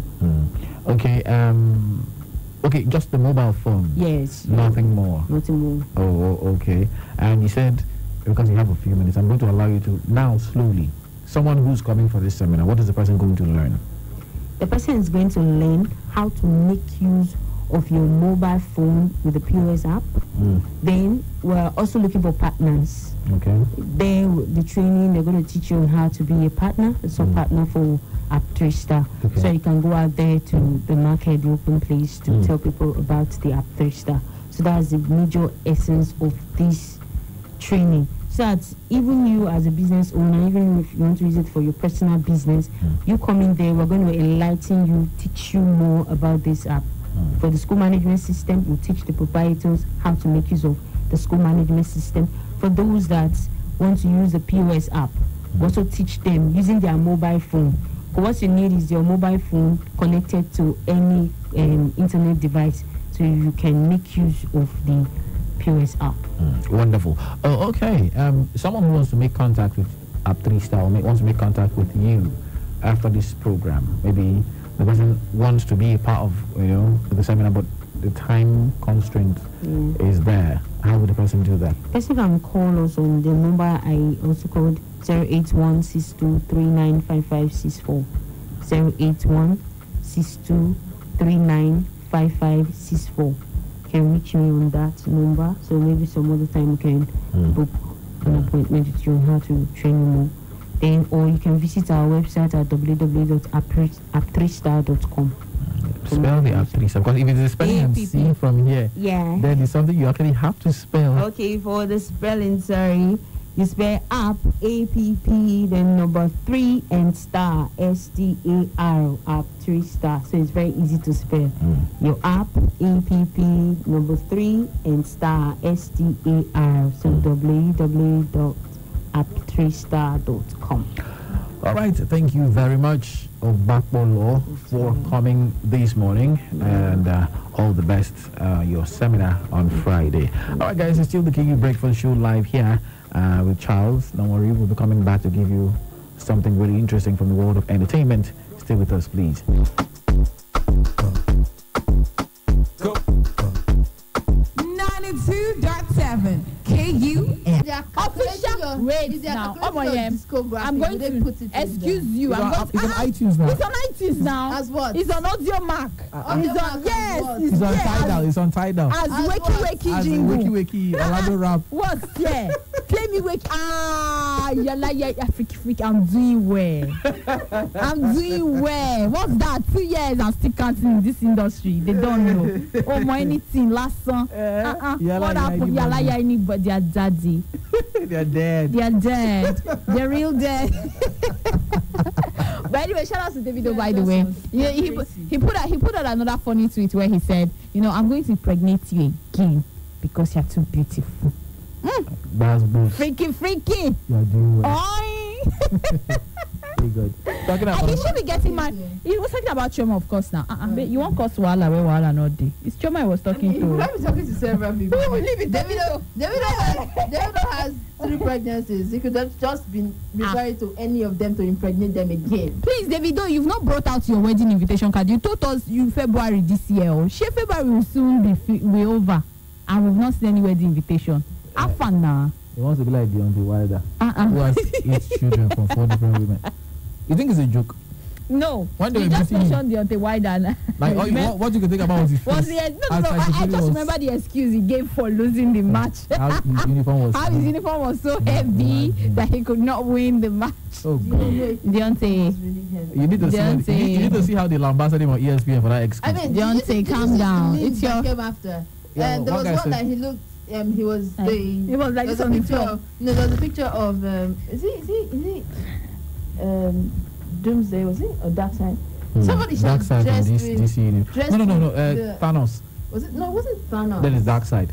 I think it was Dark Side with the helmet and everything, and it's like, okay, yeah, so this is how heavy you were. After they punched, Guys, take a chill pill. People should leave the they thing alone, I punched your beg. ear into oblivion. It's his first loss, right? Yeah. This is first loss. First professional loss. No, now you guys take a chill pill. What is Punch it? your ear No, into now. He oblivion. was knocking people out left, right, and center. They knocked him out. Now people should chill. It's the first one. It's the first match he's losing professionally. What is it? So he lost it to Fury. But he lost So it it in a made- bad way. As in the memes are the mouth. There's one. It made it amazing. Somebody said motivational speakers will be like punch your opportunity like this. No. The funniest I saw was the one that trying to open his iPhone to worry about it. And the phone that looks at him with facial recognition. Face not recognized. Not recognized. I'm dead.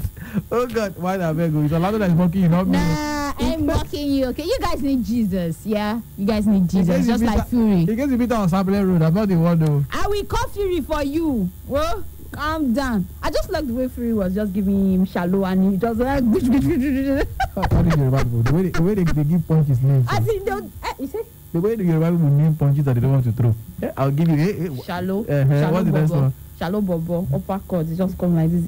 I beg. Meanwhile, this funny story has been making the rounds. A woman was arrested by I beg you. I by beg his bar for doing polyandry. That's marrying two husbands. Me, I'm not asking. Who paid whose bride price? Shebi, is it not? Will you read the whole story? Can I tell you what happened? Yeah, tell me what happened. Just listen. I'm listening. So, the first husband, Bello Ibrahim, 45 years old, was critically ill. But wait, you are missing one part. I want to understand the part. Is it the part who married who first? First husband who married? Is it the man that got married to the woman? Yes. The first husband got married to the woman. Yes. Or you continue the story. So, you can hear it now. Her first husband, Bello Ibrahim, was ill and was taken to the village for treatment. All right. After waiting for some time, she thought he was dead. That's what she said. How is she? She thought she was. I don't know how this thing happens. Are you not supposed to be beside your husband's bedside No, when he's you're dying? not supposed to be beside your husband's bedside when he's dying. That's not even the point. The point is you could actually have found out. You're in 2020. In fact, wait. Let me not go into that. Let's keep that. Let's keep that one Let's aside keep that. first. So she thought he was dead after taking a long period, and she proceeded to marry the second husband, Who married who? The second one. Bala Abdul Salam. He paid the bride Wait, price. the second husband claimed to have paid a dowry of 20,000 naira That's what I want to hear. to her. Not even to her people. Oh, to her. Wow. Wow. To her. She was the one who collected her bride price by herself. Is it not her own bride price? Okay now. So he said Ibrahim, after recovering, it's not Sali Ibrahim, no, it's Bala Bello Ibrahim actually.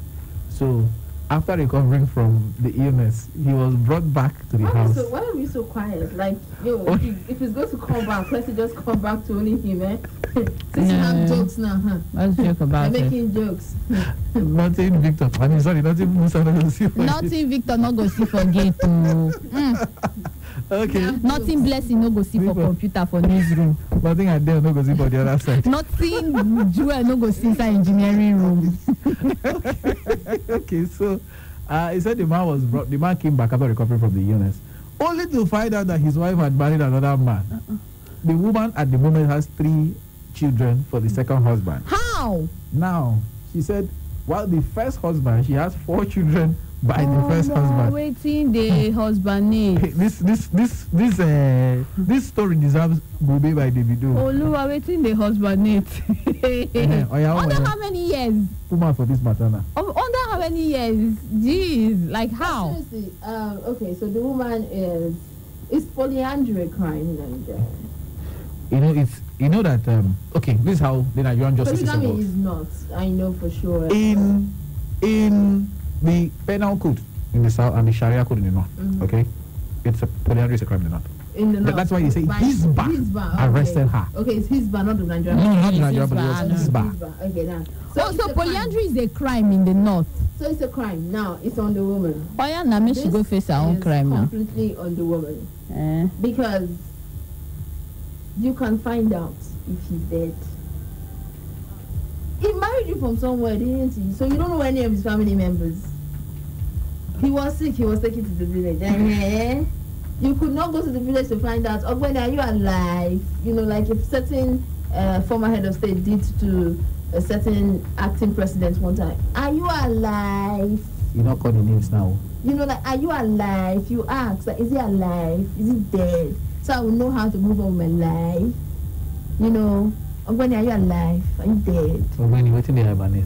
You know, are you hibernating? Let's know. What are you doing? Are you sleeping? You know, and then you went to go and marry another man and have 3 children. Now that one is fully recovered, and you think you should not arrest. If you arrest you, but wait, let me ask the right question. Let me ask this question. Okay, 3 children. Did she give birth to that children before the marriage? When, you know the way how many years? You know the way some people can have kids 1, 2, 3 in 3 years. Exactly. No, okay, let's assume in 3 years. So your husband, your first husband, was sick for 3 years, and now the husband family did not decide to reach out to you and find out what's happening to you, why you're not coming to check up on your husband and all of those things. That is my question. And then you appeared from nowhere, wish, like actor that just showing one kind of final fight. Yeah, there's definitely more. Final fight in one moment. Now I don't situation. understand. It's not just as simple as. This is just the surface of the story they told us. It's a shallow thing. I don't think it's just as simple as he was sick and taken to the village. I There's don't more. think that's Because it. I think there's more. The reason I'm convinced that no, the fact anybody who has common sense knows there's more to this story. You get now. But the question I'm going to ask is, I have a wife. Now this is me, and she's sick. But that's the wife. Hypothetically speaking, and she's sick, and she's taken to her village. I don't even know who's even going to do the taking, because as far as I'm concerned, the law empowers. Our laws on marriage here mean that whatever you can do for yourself, you must also be able to do for your spouse, right? Which means the same level of force you can exert to protect yourself, you can exert it to protect your spouse, male or female. And she's very sick. And I say, I thought she was dead. What does that even mean? I am supposed to be there with her. If it's in the hospital, I'm supposed to be there. If she's in the house, I'm supposed to be there. You're supposed to be there as far. The husband of the woman that is sick. And that is jobless. Oh yeah, I think you should not bring in that angle, honestly. It's not called for. Honestly, you don't have to bring in that angle. Whatever sickness that is, wait, hold on. Whatever sickness that would warrant your wife to be taken away from you to somewhere away from you, it demands your presence. I don't understand. No matter what. You can't tell me. No.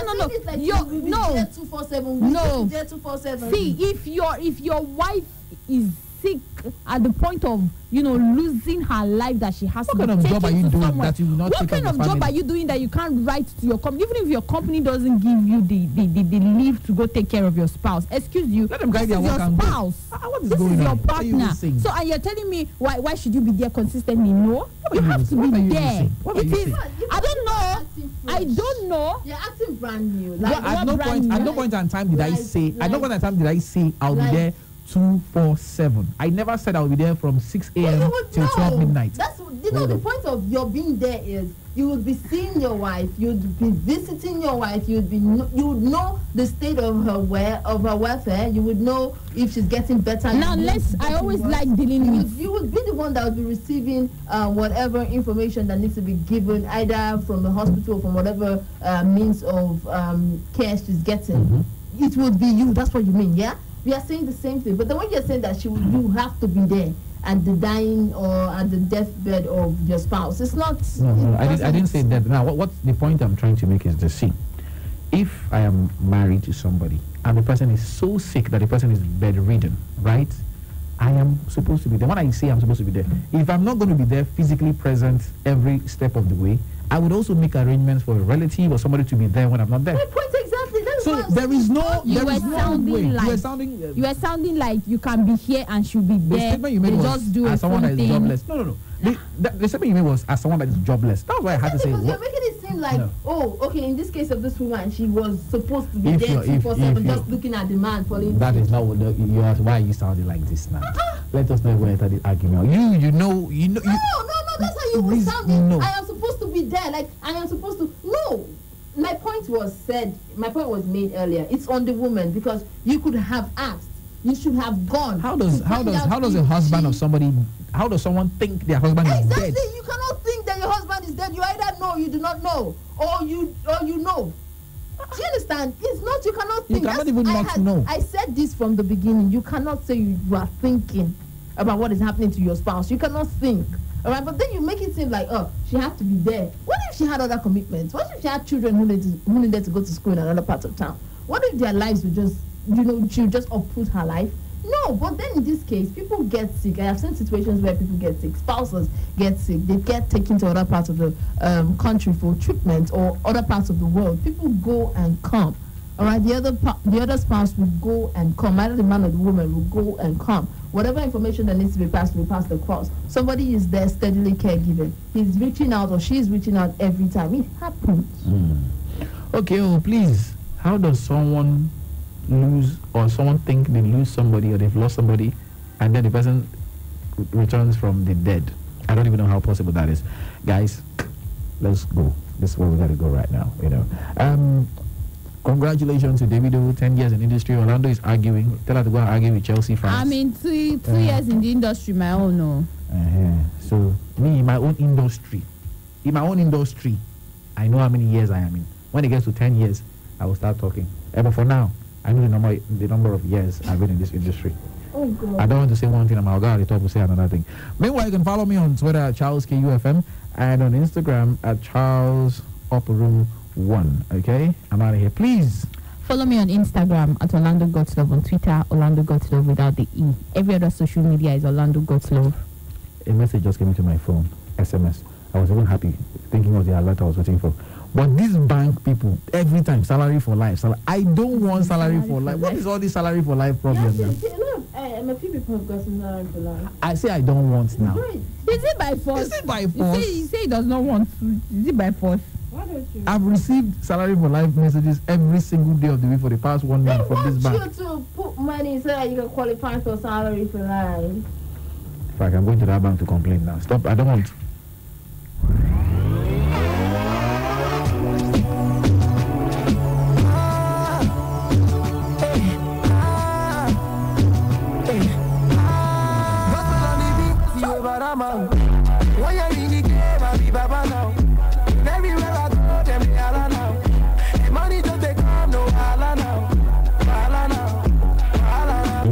They noted that the sensitization had afforded them knowledge of discerning evil in whatever guise it may come. And today I've learned that human trafficking is not just from outside. Sometimes it's from our family members, people we know. And again, I've also learned that survival is not until I leave the country. I can survive here in my country and work as to gain something.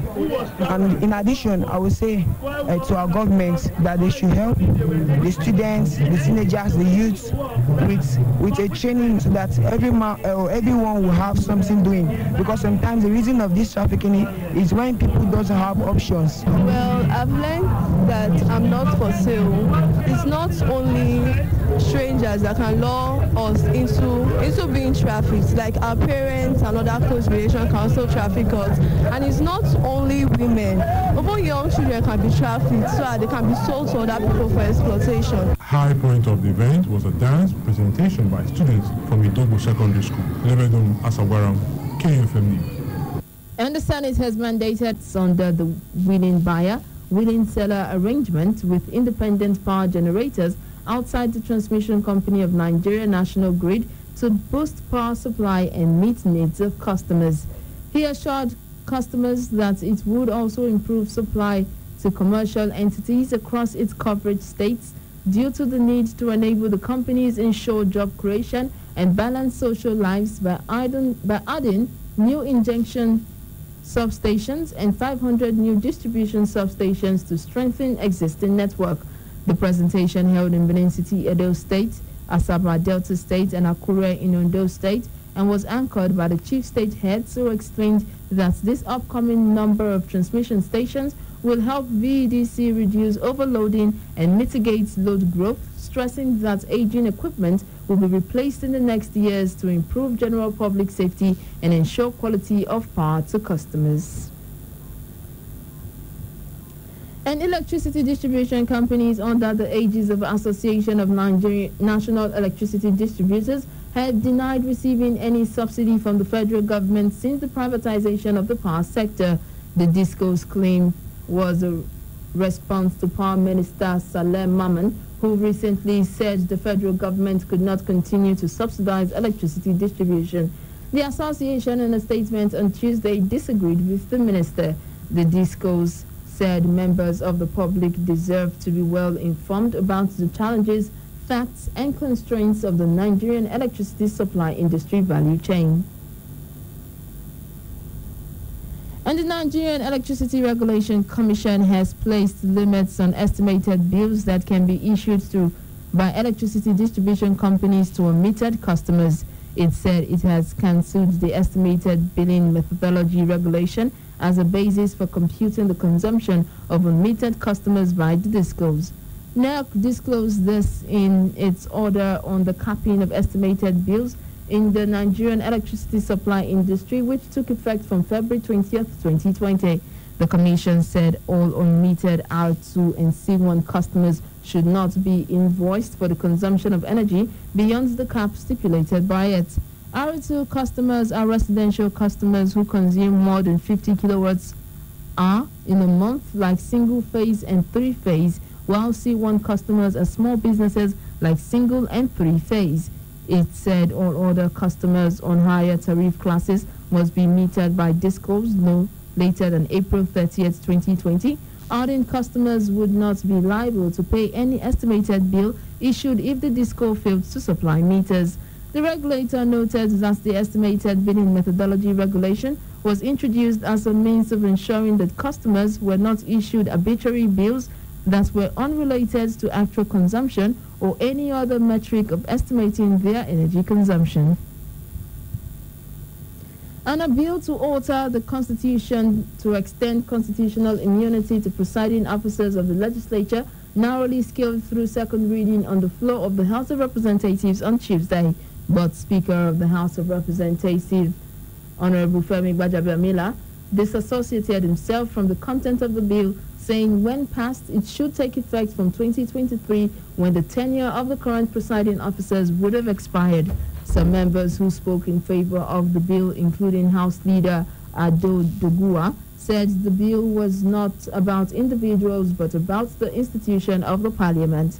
The bill seeks to amend Section 308 of the Constitution to grant immunity to presiding officers of the State and National Assembly. And a federal high court in Abuja has sentenced the former National Publicity Secretary of the People's Democratic Party, Elisa Metu, to a 7-year imprisonment term upon convicting him on charges of money laundering and fraud. Justice Okon Abang announced the sentencing after delivering judgment for over 6 hours in the trial of Metu and his firm Dextra Investments. Justice Abang had convicted the 2 defendants on all 7 counts, including the fraudulent receipt of 400 million naira from the Office of the National Security Advisor in November 2014 and use of the money for political activities of the PDP and for his personal purposes. The court also convicted Metu for transacting with a cash sum of $2 million without going through a financial institution. Justice Abang held that the prosecution successfully proved that the transaction violated the anti-money laundering law, which pegs the maximum cash transfer an individual undertake outside a financial institution at 5 million naira. The judge proceeded to sentence Metu to 7-year imprisonment on counts 1, 2, 4, and 7, 5 years imprisonment on counts 3, and 3 years imprisonment in respect of counts 5 and 6. Justice Abang directed that the sentences shall run concurrently, meaning that he would only spend the highest number of years in jail, which is 7 in prison. The judge ordered the winding up of Dextra Investment and ordered Metu to pay a fine of 375 million naira to the federal government. He equally ordered Dextra Investments to pay 25 million naira to the federal government. He said the accounts of Dextra in Diamond Bank and Asset Resource Management to be closed and their proceeds forfeited to the federal government. A member representing Ibisiko Asunta State Constituency in Akwa Ibom State House of Assembly, Anyekan Ukios, seeking the support and speedy passage of the Scrap Metal Dealers Bill into law. Uko, and lead sponsor of the bill while leading debate on the bill during Tuesday's plenary, argued that, among other things, check the activities of criminal elements who disguise themselves as scrap metal dealers in the state. He further argued that besides the fact that 60% of petty crimes and thefts in the state are traceable to the activities of scrap metal dealers, that it would also check herdsmen encroachment, especially as the dealers are mostly non-indigens. And the member representing Igabi constituency in Kaduna State House of Assembly, Honorable Yusuf Zilani, has been elected as the new Speaker of the Assembly. His emergence follows the resignation of former Speaker Aminu Shagali, representing Sabungari constituency. The new Speaker until his emergence was the Deputy Speaker in the All Progressives Congress dominated Assembly. Zilani was elected by his colleagues during plenary on Tuesday. The former Speaker did not give any reason for his resignation. And traffic congestion in Ramat Park in Benin City is increasingly becoming a daily unpleasant experience for not just motorists but other road users who have to connect their route to their destinations daily.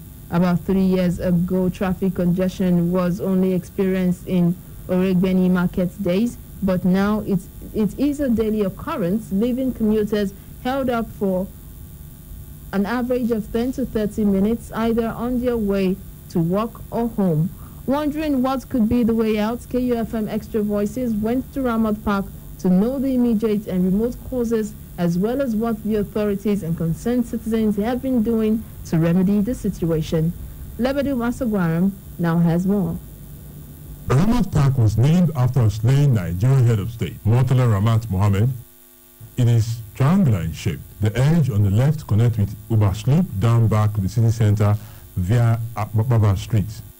The edge on the lower right connects to Agba Road into Delta State, while the edge on the upper right connects to Auchi Road into Kogi State. The traffic situation at the park in recent time has become a huge source of worry for all road users plying any of the routes in that axis. I spent more than 2 hours for road though because of hold up where meet me for Ramat Park. The hold up at Ramat Park is very, very stressful and it's tiring. Sometimes it's frustrating. So many reasons have been given for the daily occurrence of traffic by drivers, passengers and concerned residents. The major problem that caused the traffic, for me, my own psychological view, I believe the road is too narrow. It leads to different directions, like those from Agbo Road, the other from Slope, the other side from Aduawa, and the other side from Lucky Way. If all of them now join together to just pass the little place, it becomes the Japa of the traffic. Some blame the regular jam on the diversion at Jenila Junction end of Ramat Park,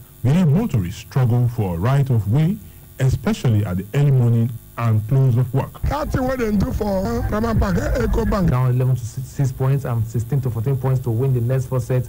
11 to 8 points, 11 to 7 points rather, 11 to 7 points and 11 to 6 points. She will now face another Egyptian, Dina Mestre, in the final. And finally now to basketball, where 3-time NBA champion LeBron James scored a season-high 40 points as the Los Angeles Lakers beat the New Orleans Pelicans 118 to 109 points in the NBA on Tuesday night.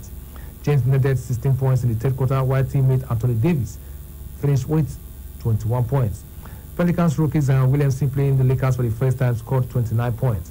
The Lakers have now won 6 games in a row and lead the Western Conference with 44 wins and 12 losses, while the Pelicans are 10th and 3 wins away from the last playoff spot.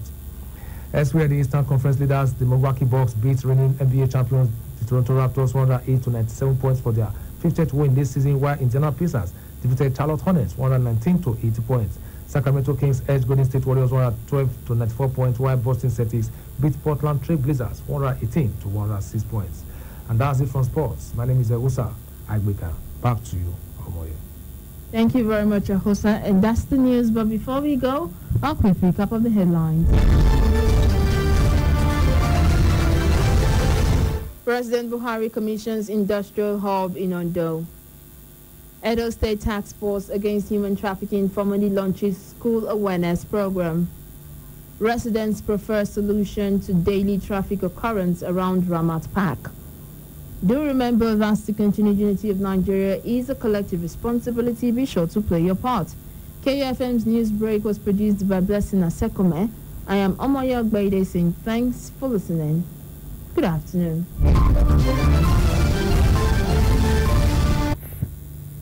But you've been sleeping, like you've been lying down for a while.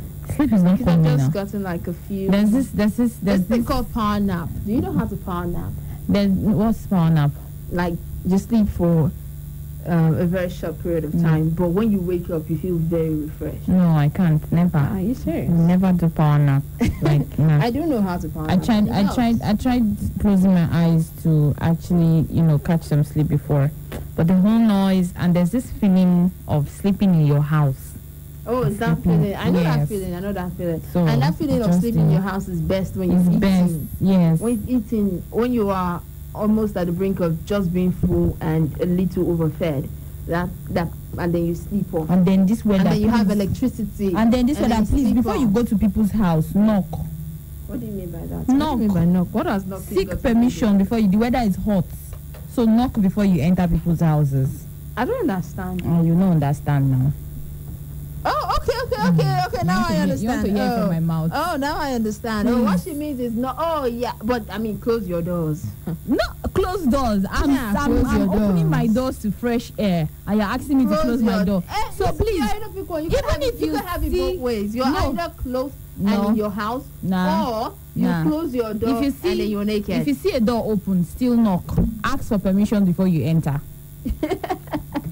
All right, guys, it's She Tribe today. I'm not going to be doing a lot of talking. I'm going to let the person who said this do the talking for himself. All right. I pulled up something that has shook the internet for the last couple of days. A lot of people have been talking about it. Some people have comments about it. I did not have comments about it. Honestly, guys, I listened to this and I just lost my mind. Like I was laughing. You know when you say I died?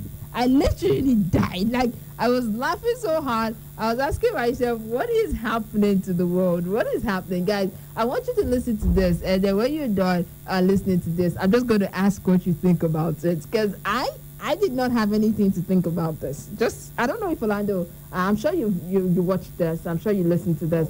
Let me just play it, and then you tell me what you think about it. Okay? Let me emphasize it. For any young man who gets down on his knee to propose to a girl, he's not just an idiot. The bloody fool, the compound buffoon. I believe what I'm saying is simple. Why are you saying it? We try to copy white people, right? I believe in the sacrosanctity of our culture, the essence, the core of our culture. The white man kneels down to propose to a girl. You know what it means? The girl takes over the family.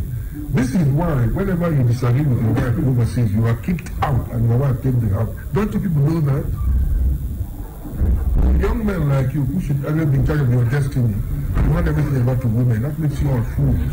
So it's totally wrong for a man to, but it's love. I have lived with my wife for 51 years. Nobody has come to say, please stop beating this woman. Is it hatred that united us? You're an idiot. I believe many that in civilization, so just to show. It's all right. Kneel down before your wife. I will sympathize with you when she takes over the home.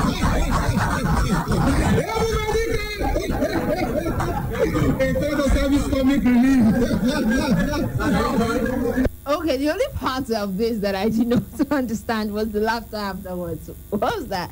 Already, Orlando, what do you think about this? I said I did not think anything of it. Like I did not want Honestly, to think I did not think anything about it or think anything of it when I saw the videos and comments. You know, I'm this kind of person when I see such things on social media, I just overlook it. See, the truth of the matter is that you see this love thing, I see a lot of people. I'm not discouraging anybody from reading books, so read books, but you see this love thing, it works for you the way you want it to work for you.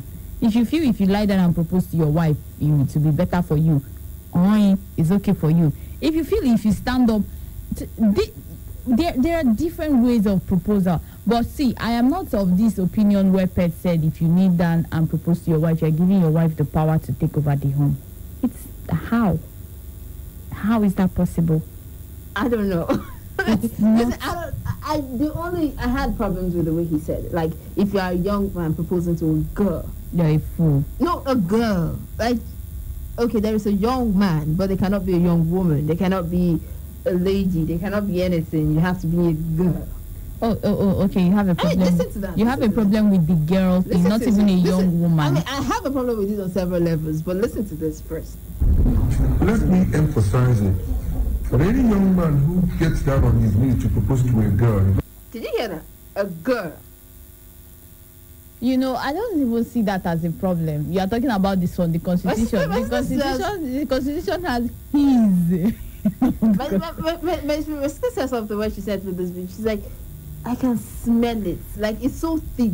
The patriarchy is, you can slice through it with a hot knife.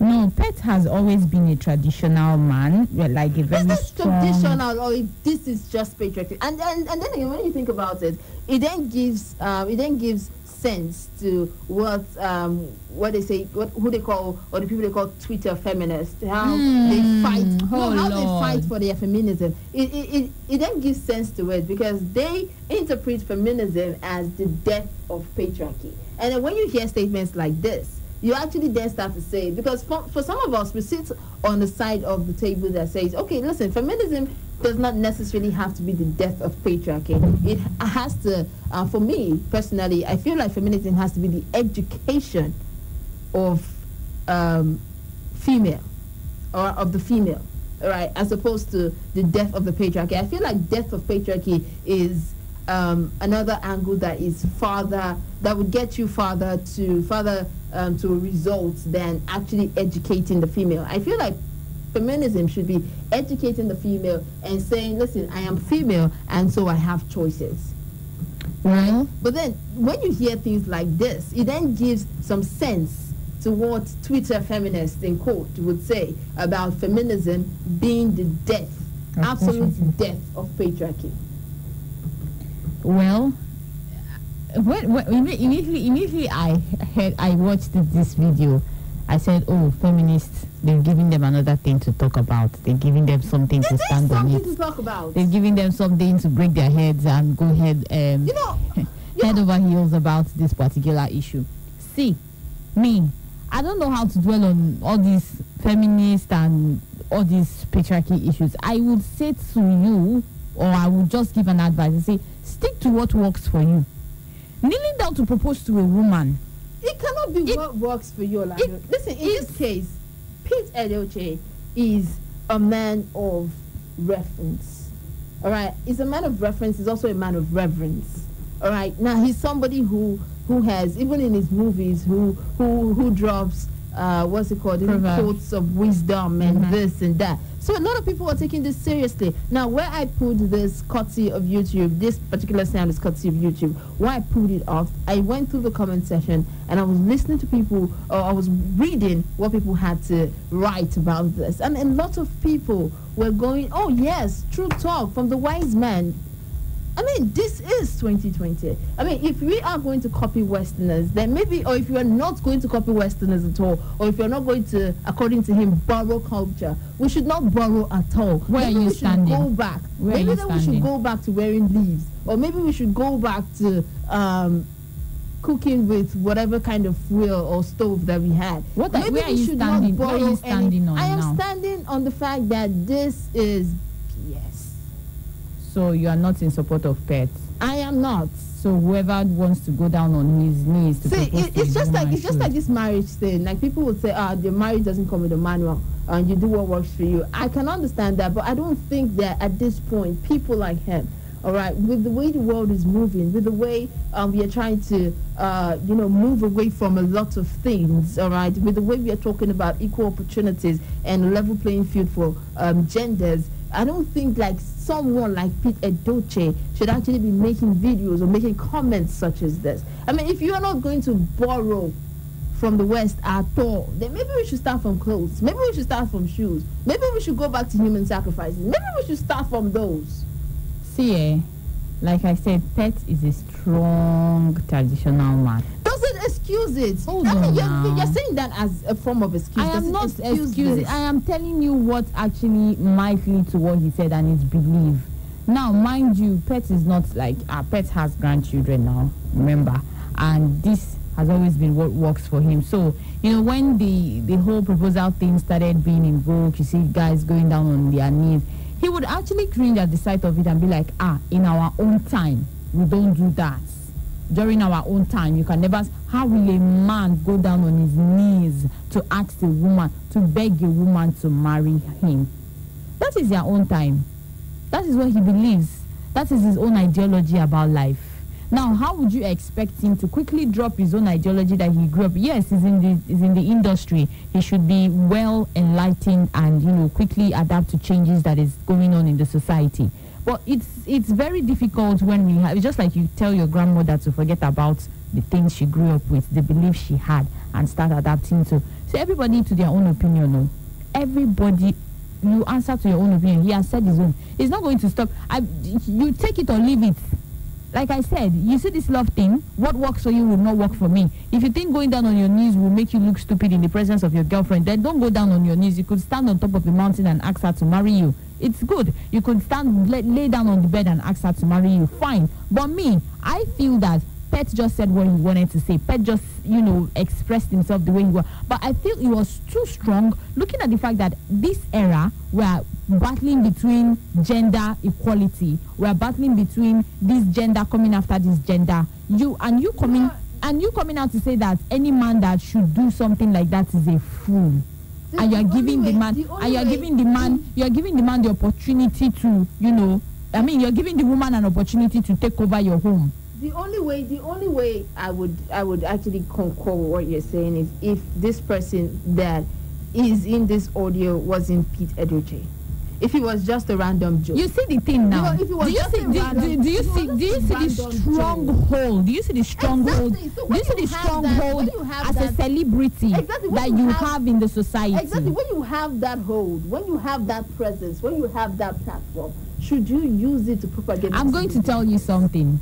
There are people that are not celebrity that are smarter, more intelligent, wiser than celebrities.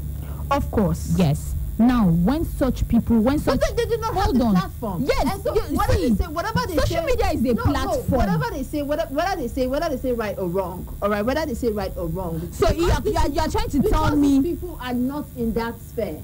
He would not reach as many people as he should. Yes. Number one. Yes. So you have a platform. You are this person. So did you remember when we talked about Pastor Adeboye's tweets?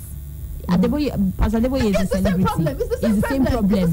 Many people agreed. Many people do not agree. But from where you are coming right now, you are saying that he has said it and it's looking like a lot of people will accept it because of the platform he I has. am saying that the influence that he has should not be used to propagate messages like this. See what I am saying. Let me say something. See, I know a lot of people look up to celebrities. I know a lot of people, especially OAPs, a lot of people look up to OAPs and feeling like, okay, you know the best, you know everything, especially actors and actresses. No, there's nothing like an actress from my school of, learning. Actors, most especially. Now, you're saying that Pet said this thing, therefore it has a very huge influence on people because he's a very respected celebrity.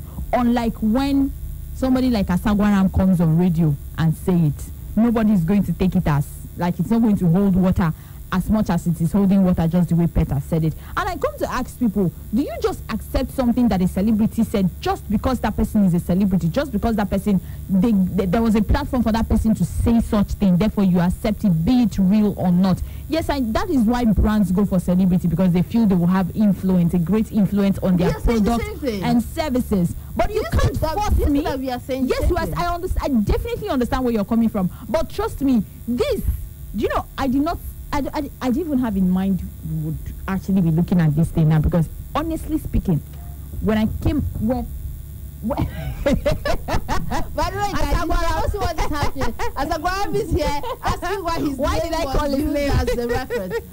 You are not even happy that we are trying to help you. You are not happy. You are not happy. Anyways, guys, listen to this. When we do come back after the news around the world, I will then throw open the phone lines and we will find out what you think about what Peter Edochie had to say. All I say is that there's nothing. See, Peter said his own, he has said his own. Let everybody go, check yourself, know what works for you. If you think lying down to propose to your girlfriend will work for you, do it. The fundamental question here is, do you think that kneeling down to propose to your girlfriend automatically hands her over the home? Now, oh my God, that's what he's saying. Oh my God, Listen again. Come on. Let me emphasize it. For any young man who gets down on his knees to propose to a girl is not just an idiot. The bloody fool, the compound buffoon. I believe what I'm saying is simple. Why are you saying it? We try to copy white people, right? I believe in the sacrosanctity of our culture, the essence, the core of our culture. The white man kneels down to propose to a girl. You know what it means? The girl takes over the family. This is why whenever you disagree with your wife overseas, you are kicked out and your wife takes the house. Don't you people know that? Young men like you who should ever be in charge of your destiny, you want everything about the women. That makes you all fools. So it's totally wrong for a man to, but it's love. I have lived with my wife for 51 years. Nobody has come to say, please stop beating this woman. Is it hatred that united us? It's an idiot. I believe kneeling down is civilization, so just to show. It's all right. Kneel down before your wife. I will sympathize with you when she takes over the home.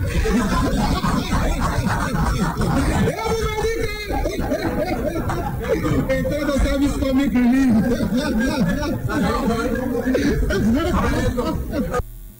92.7 KUFM. Don't you touch that dial. Sugar, don't touch that dial. KUFM 92.7. Soltech Solar dealers all the solar standing fan, solar ceiling fan, solar wall fan, solar orbit fan, solar panels, solar AGM batteries, solar inverters, solar TV, solar street lights, a solar head keeper, a solar fridge and freezer, a solar borehole pumps. It is 1 p.m. Good afternoon and welcome to KUFM News Around the World. First, the headlines.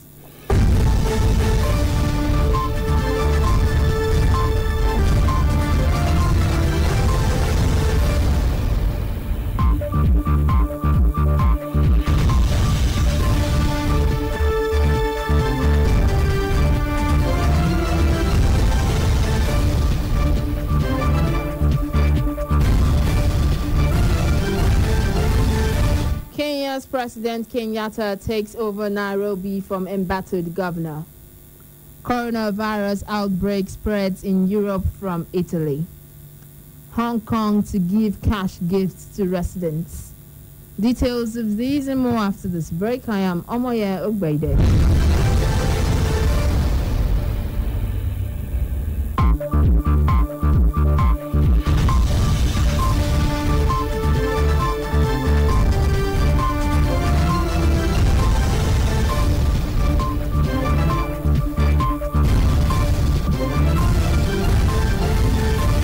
And the wife of South Sudan's newly sworn-in first Vice President Riek Machar says he feels like a prisoner.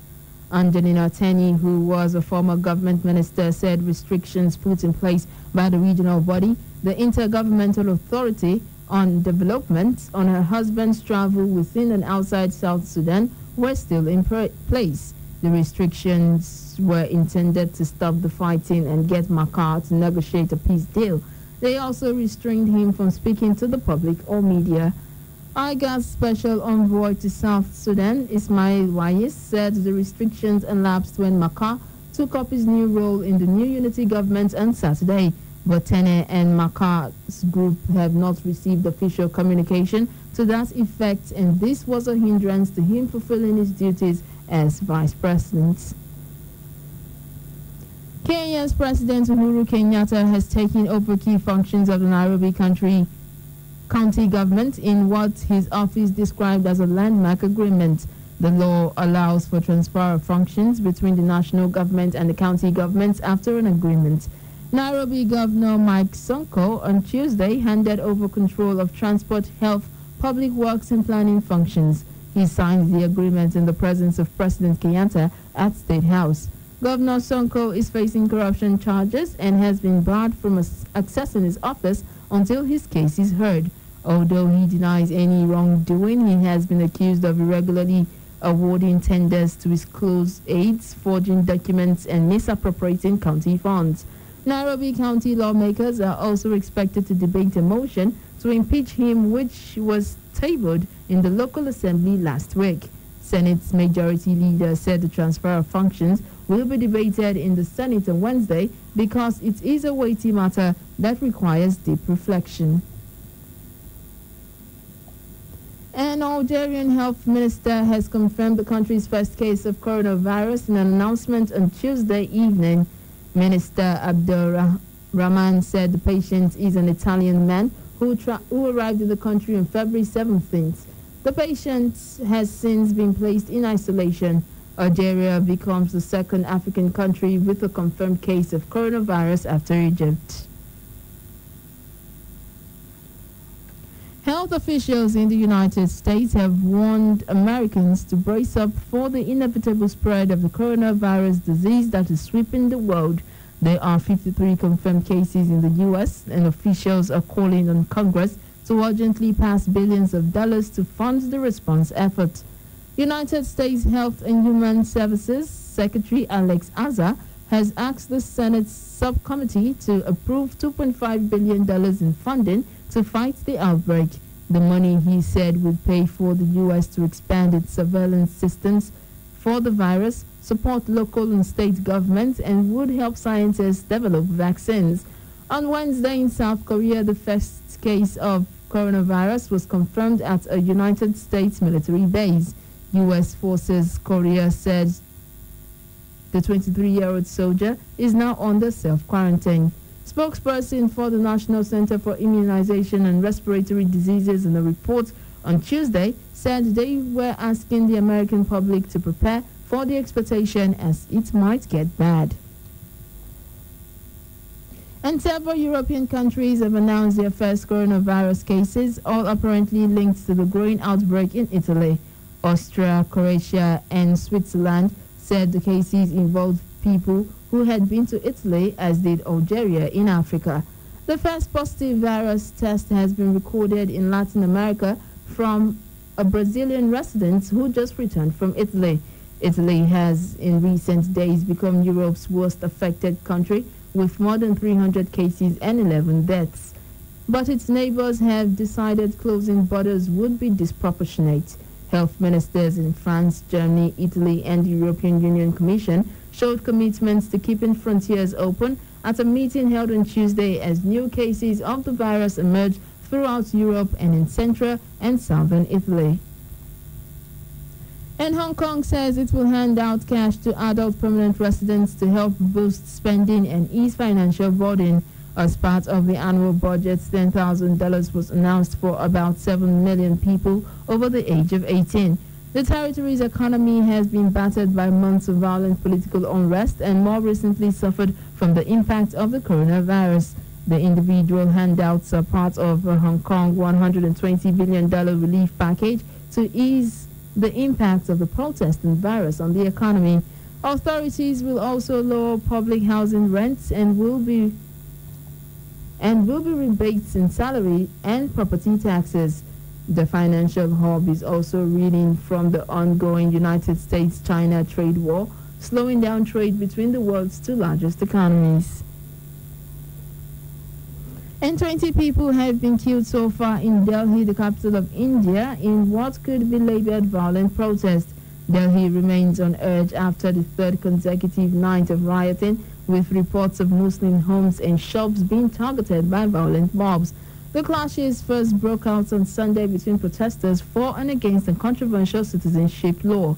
They have since taken on communal overtones, with reports of people being attacked based on their religion. Delhi Chief Minister has described the situation as alarming and demanded that the army should be called in. And that's KFM's news around the world. But before we go, a quick recap of the headlines.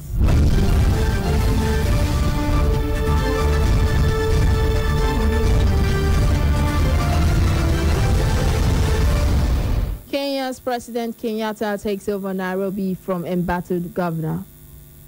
Coronavirus outbreak spreads in Europe from Italy. Hong Kong to give cash gifts to residents. Do remember that the continued unity of Nigeria is a collective responsibility. Be sure to play your part. KFM's News Around the World was produced by we reserve one phone line for ladies and ladies only, 07062 639275, 09039394427 for everybody else, and 081217899154, which doubles our WhatsApp number, or you can send a text message to 0807 4009076. That is 0807 4009076. Okay, we're talking about what Pete Edochie said about men kneeling down to propose to their women. All right, he went on to call people names and say that it is what's it called? It is a full of it is handing over your home to a woman. All right, for the last time. Okay, let's just give it a listen. Let me emphasize it. For any young man who gets down on his knees to propose to a girl, he's not just an idiot. The bloody fool, the compound buffoon. I believe what I'm saying is simple. Why are you saying it? We try to copy white people, right? I believe in the sacrosanctity of our culture, the essence, the core of our culture. The white man kneels down to propose to a girl. You know what it means? The girl takes over the family. This is why whenever you disagree with your wife overseas, you are kicked out and your wife takes the house. Don't you people know that? Young men like you who should always be in charge of your destiny, you want everything about the women. That makes you all fools. So it's totally wrong for a man to, but it's not. I have lived with my wife for 51 years. Nobody has come to say, please stop beating this woman. Is it hatred that united us? You're an idiot. I believe many that is civilization, so just to show. It's all right. Kneel down before your wife. I will sympathize with you when she takes over the home. Okay, 07062639275 for ladies only. There is 09039394427 and 081217899154, which doubles our WhatsApp number. Or if you prefer to text, you can send a text to 0807 4009076. Okay. Hello. Hello. Hi. Good afternoon. What's your name and where are you calling from? Okay. What do you think of what Peter Doche said? I think he somehow is right. Somehow is not right. Okay. How is it right and how is it?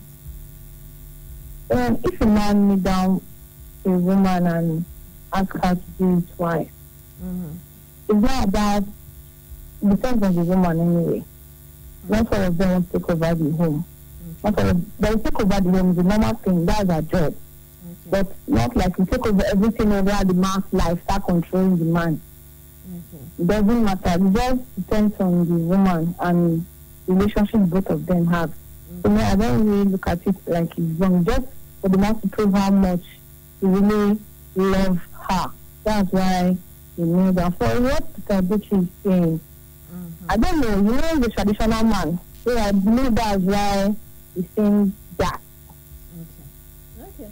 Yeah. All right then. All right. 07062639275 for the ladies only. 09039394427 and 081217899154, which doubles is our WhatsApp number. Also, you can send a text. I'll be reading that much later in the show. 0807 400 9076. Okay. But then again, he mentioned something about how abroad, because a man kneels down to propose to his wife, is why when there is a disagreement or there's a separation, he gets kicked out. I think that is erroneous, because he gets kicked out of the house for several reasons. If there was a prenuptial agreement before that, And if there was anything that says we are splitting it down the middle, even the house will be split down the middle. There's always an agreement before anything like that happens. Okay, exactly. You don't just have you don't choosing to leave his house. That is his choice. All right. It's not really that he's being sent out. That particular line was misinformation. That's what we're going to call it. Very erroneous. I think that's very erroneous because if there is a standing agreement that you do not get anything if this marriage dissolves within a certain period of time, the woman will not get anything at all, not even alimony. All right, if that agreement stands. But if it is not, if there is not an agreement to the fact, there is a law that says that everything will be split down the middle, or the woman will get a certain percentage of whatever it is that the man has, or whatever it is that was made in the course of their marriage. There are different agreements. There are some agreements that would state that whatever we got together as man and wife will be split down the middle. Both parties take 50-50. There's another agreement that says you will pay me. There's another agreement that says I will take 50% of what you have regardless of what I have.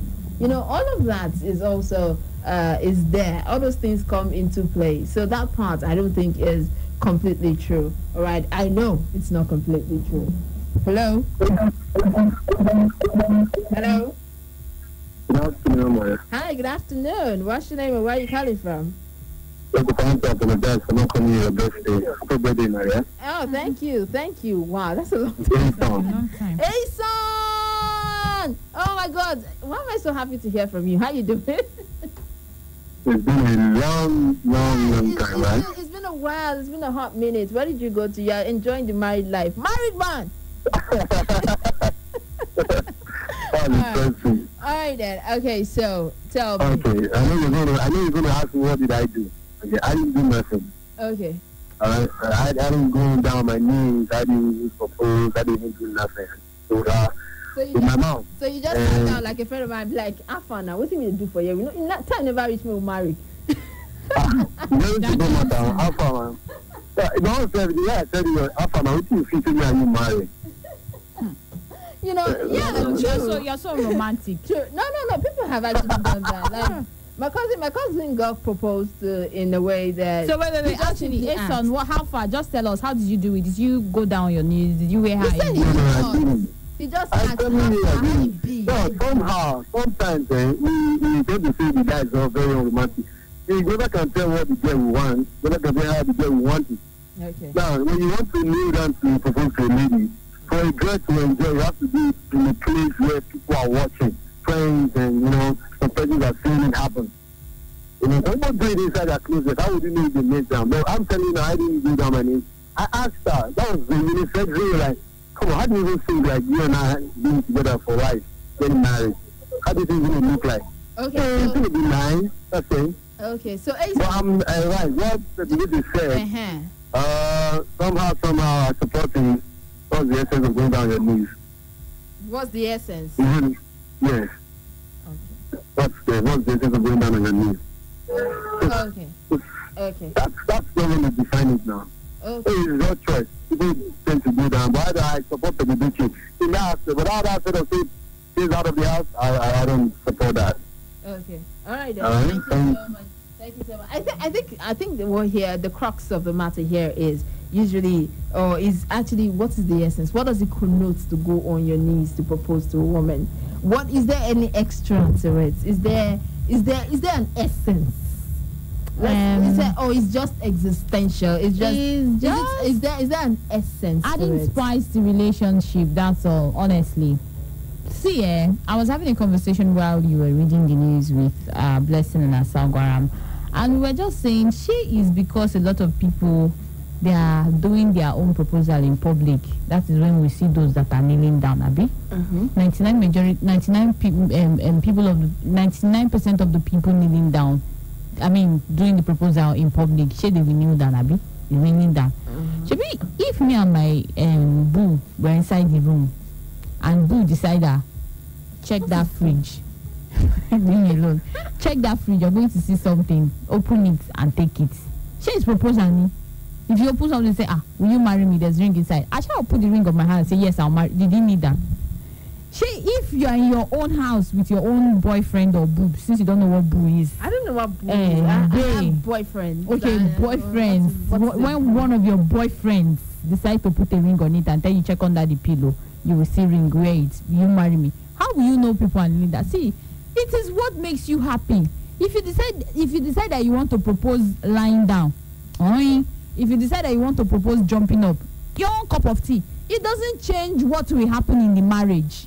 It doesn't change whether you're handing over your property to your wife or not. It does not change a thing. No, but in this case, what he's saying is that is what it means. It is not what it means. You and I know. Yes, you and I know that it's not. Because I don't know where on this conversation you actually see. So let me ask you, do you agree or disagree? No, I don't agree. A particular tweet surfaced earlier last week, I think so, where someone tweeted, I think it was a lawyer that tweeted and said there are 4,000 divorce cases and the year is not even up to like 1 quarter, and we're having 4,000 divorce cases. Now, out of those 4,000 people, 3,998, that's too much.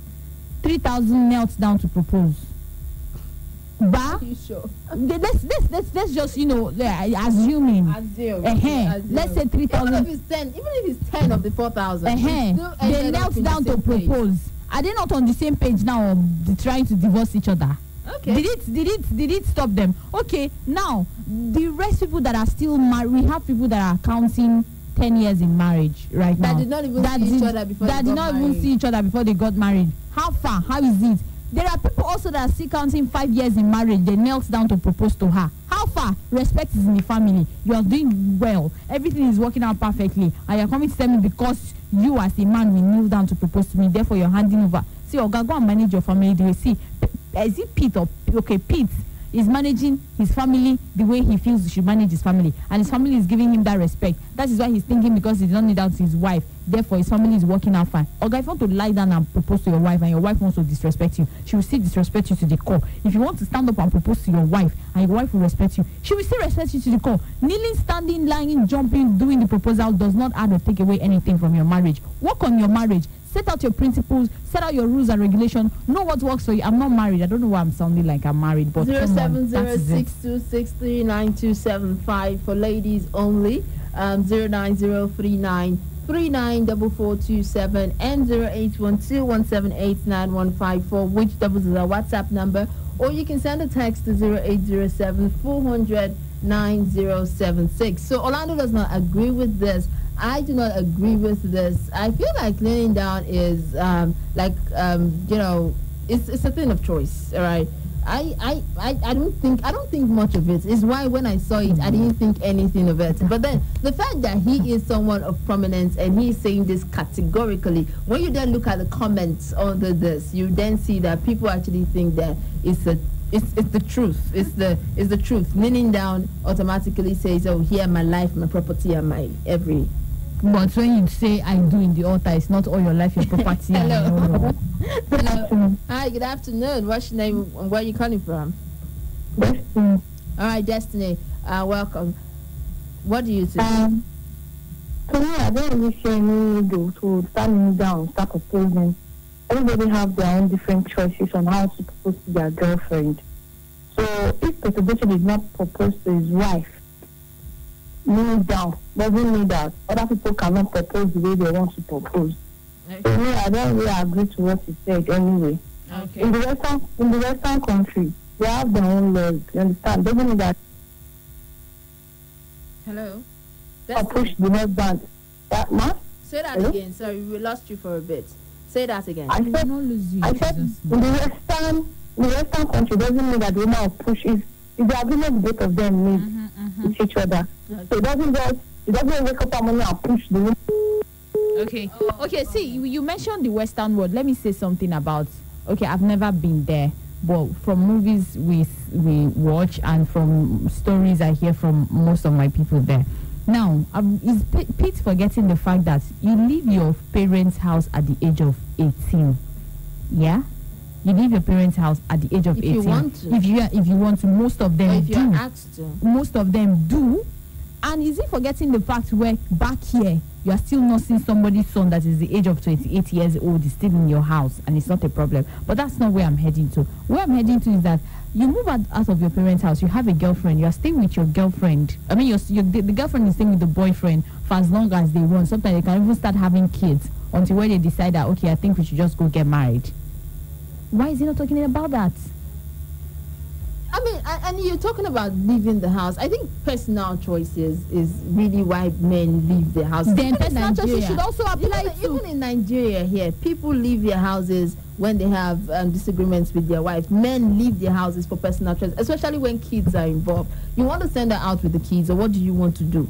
You know, so sometimes it's for convenience reasons. All right, it's better for me to move and go find somewhere else to be while we work this out, if you are going to work this out, or while we work on a divorce or a separation, if that's what it's going to come down to. You know, it's just for, personal. I think it's convenience more about, it's more about convenience than it's about any law or anything that had to do with you kneeling down. What about in those days when women kneel down to serve men? It's not in those days, even in these days. What's he saying about that's it? A different Am I conversation not about saying, it. When my heart? Exactly. When I kneel down to feed you my at soul. the traditional ceremony, since we are being traditional. Yes. When I kneel down to feed a man at the traditional ceremony, what I'm am I giving then you my saying? heart, my body, kneeling down to propose to me is giving me your everything. What about me kneeling down to feed you? What am I doing? Heaven knows I'm not going to kneel to serve my husband. 07062639275 09039 and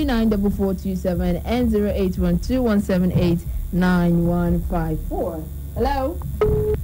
There are ladies that would not like me. Hello. Hello. Hi. Good afternoon. Welcome. What's your name and where are you calling from? My name is Samuel. Hey, Sazua. Okay, Sazua. What do you think about it? You are not going to get about to say, but please, once you call the phone number, please take your call. Some people are busy. Just an observation. If you call them, that means you have to take calls. Please take your call. Okay. Thank you. Now, view, anybody that cannot accept, in these days, now, you call someone a Negro, the N-word, and the peak offense, it's a crazy. Okay, your network is actually very bad. We can't listen. We can't hear what you're saying. Okay, you will have to call us back. All right. Thank you so much for calling. No, we cannot hear you. You have to call us back. 07062639275. That's a single number for ladies. 07062639275 09039 and 081217899154. That's doubles as our WhatsApp number is available to everyone else. Or you can send a text to the text only line. I mean, if you call this number, I cannot take your calls. I'm sorry, it will not even work. 0807 forgetting that this is a ladies program, funnily enough. 9076. All right. This is the text only line 0807 400 9076. Hello. Hello. Hello. Hi. Good afternoon. What's your name and where are you calling from? Okay, you call back. Much better. For someone who they call Peter, claiming to be a traditionalist, I really have that that kind of a person. Okay, so his name should be what? Yeah, he's freaking really Peter then. Yeah, so there's actually, and that made you famous. Okay. Peter made you famous. His name is Pete, actually. You go to church as a practicing Catholic today. You believe in the tradition that the Westerners brought. It is Ash Wednesday. And you feel like you should pick a struggle, huh? yes. If you want to be serving in traditional basis, you should just choose one instead of doing the same. But for the statement, it depends on the school of thought you want to enter and your need. Okay. And lying down, it doesn't actually mean anything. It's just a form of expression. And what is wrong with it? But he is saying that young men don't even express. You know, is that what you think at that time? You don't know the state of mind at that time. You might just be upset with something. You might just be upset. People say things and come back later and start explaining what they said, and that's not what they mean. You get that a lot. Let's wait for him to come out and explain. We will explain it about formation. If you want to listen and fly, people think, will you marry me? That could be the same from this time, all right? People propose from the moon. Yes, anyhow we want to do, just do. The thing is that when we want to get a child, married, because people just marry ceremony, and after that, Okay. Marriage are finished. And that's what I say. I'm now on the second time now. All right. Thank you very much. All right, then. Your line started breaking up towards the later part of your contribution, but that's okay. 07062639275 for ladies alone. All right. I like that this is being respected. Kudos to you guys. Kudos. 09039394427 and 08121789154. Hello. Hello. Hi. Good afternoon. What's your name and where are you calling from? I'm calling from Benin. What's your name? Your name is? Bright. Okay. Okay, Bright.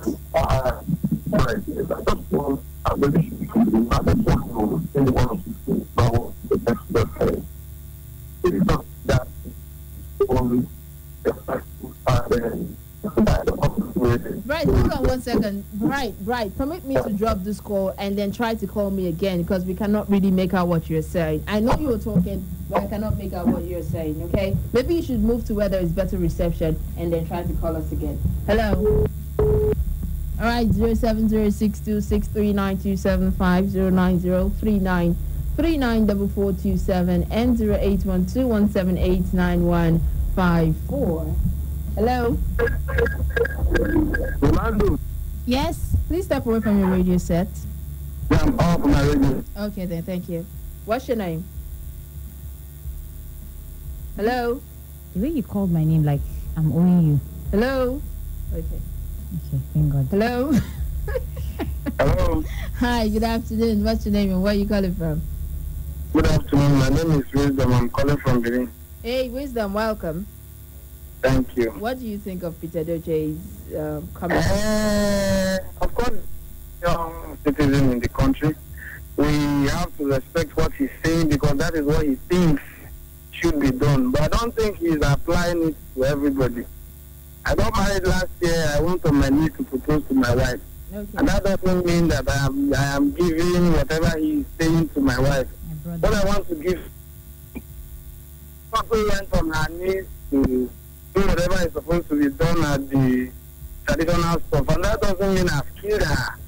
So those things don't really matter. I think most of the problem we are having in the society is the more attention the wedding than the marriage. Okay. Because this proposal thing is about the wedding, right? Okay. But the marriage is more important. I've seen marriages last many years that have insignificant wedding receptions. I've seen some who have had their proposal in the moon, reception in the sky, and after 2 days the guy says, hey, I'm doing this no more. So it doesn't really matter.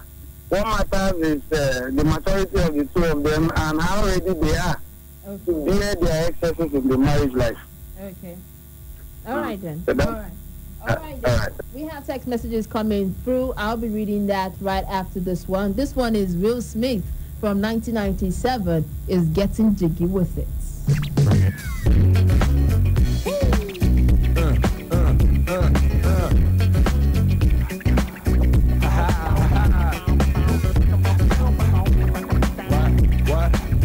What?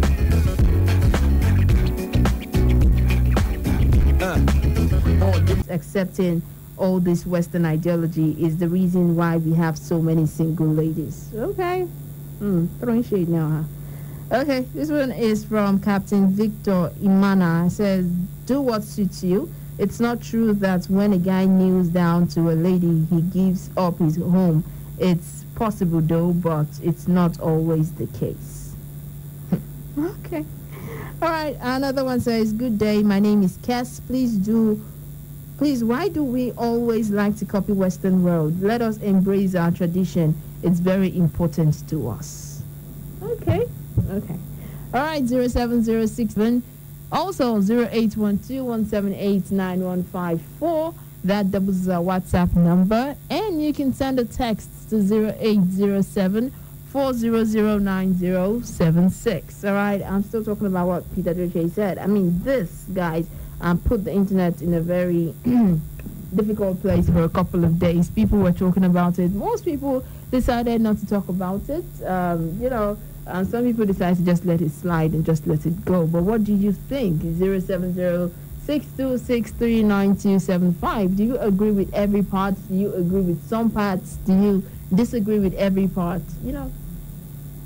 Hello? Hello? Good afternoon, Maya. Hi, good afternoon. What's your name and where are you calling from? Well. Hey, you're welcome. Okay, so you listened. What do you think? Human differences are actual. You said what? Human differences. Okay. Actually. Okay. If I have a girl to marry, I will prefer that.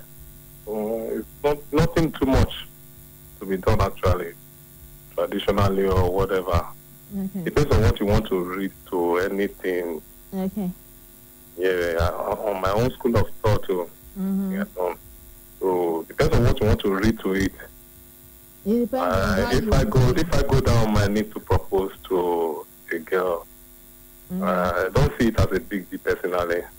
Okay. I don't see it as a big deal personally. It shouldn't be a yardstick for her to do anything in return after then. Okay. It shouldn't be. Okay, all right then. Thank you so much for that contribution. 07062639275, 09039394427, and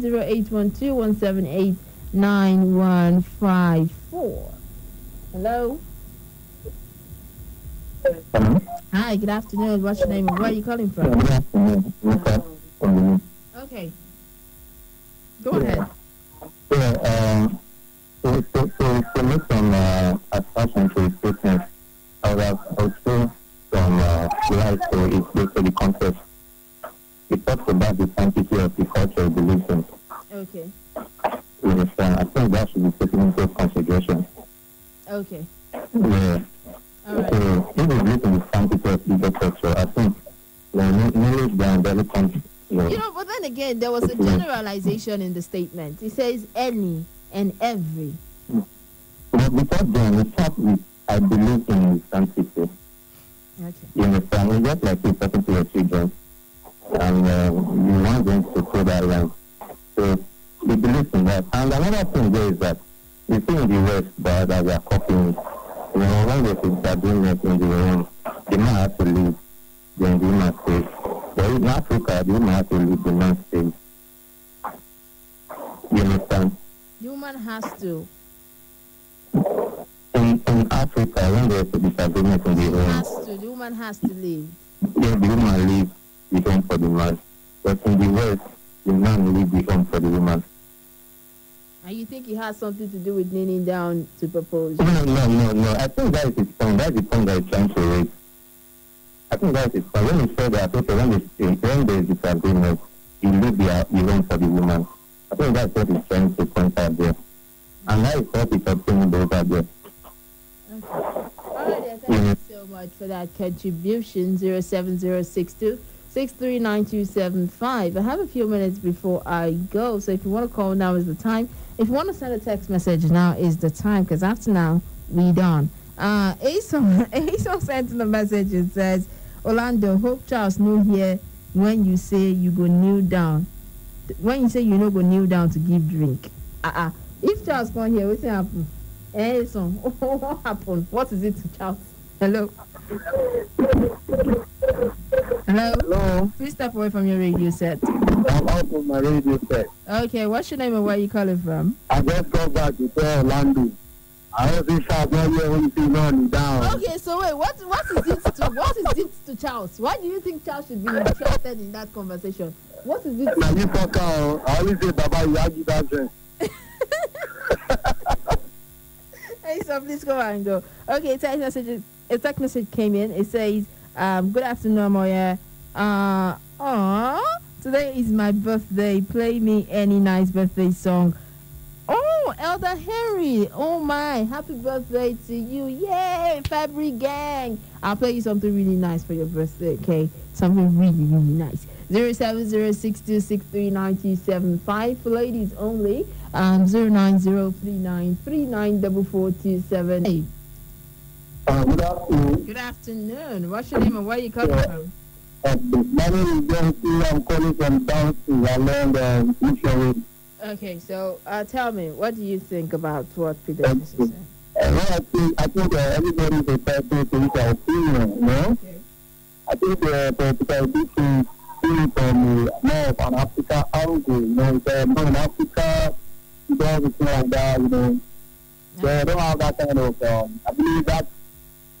Well, I don't used to that. I think in Africa, they don't used to that. They going on they make you in a heart, then go. All right, then. Yeah, I'm going to try to do our own thing, and I want to do right now. Okay, then. And that is how I wrap it up. And just to, further emphasize what the last caller said, I think that these things really don't come with manuals, each to their own. I have just clarified the parts of his statement that I do not quite agree with. But, each to their own. I personally don't really think much of these things. You can kneel down, fly, shoot, will you marry me from the moon? Whatever it is you want to do, it's fine. But it's just, false. It's just.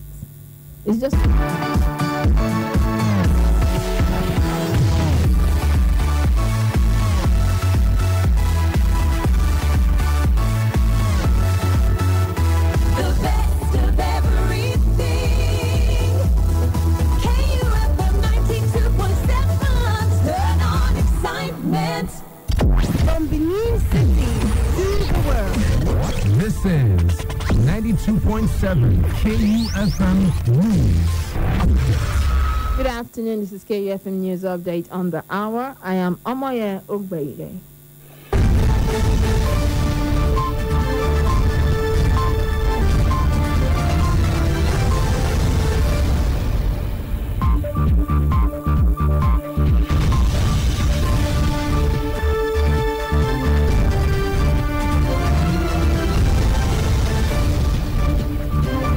And President Muhammad Buhari Kim Akamo Tunrayo Akintomide Senate Ahmed Supreme Court is currently hearing the application for review of the judgment which sacked the governorship candidate of the All Progressives Congress in Bayelsa State, David Lyon, and his deputy senator Bio Barakuma Degi Erimeyo.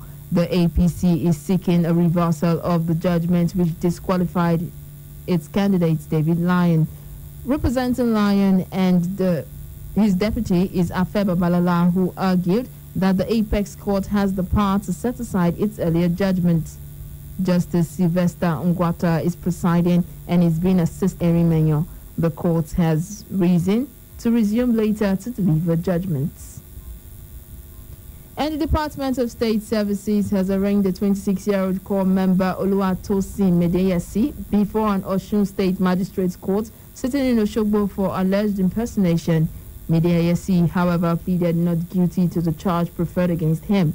The counsel to the accused Omani Abinfari applied for bail for his client. The magistrate Adebola Ajanaku granted the accused person bail in 100,000 naira with one shorty and adjourned the case to 25th of March 2020 for hearing.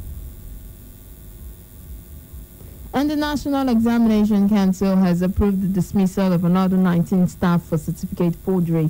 This is coming after the dismissal of 70 staff in November last year. The decision to dismiss the 19 staff was reportedly approved by the governing board at the 52nd regular meeting.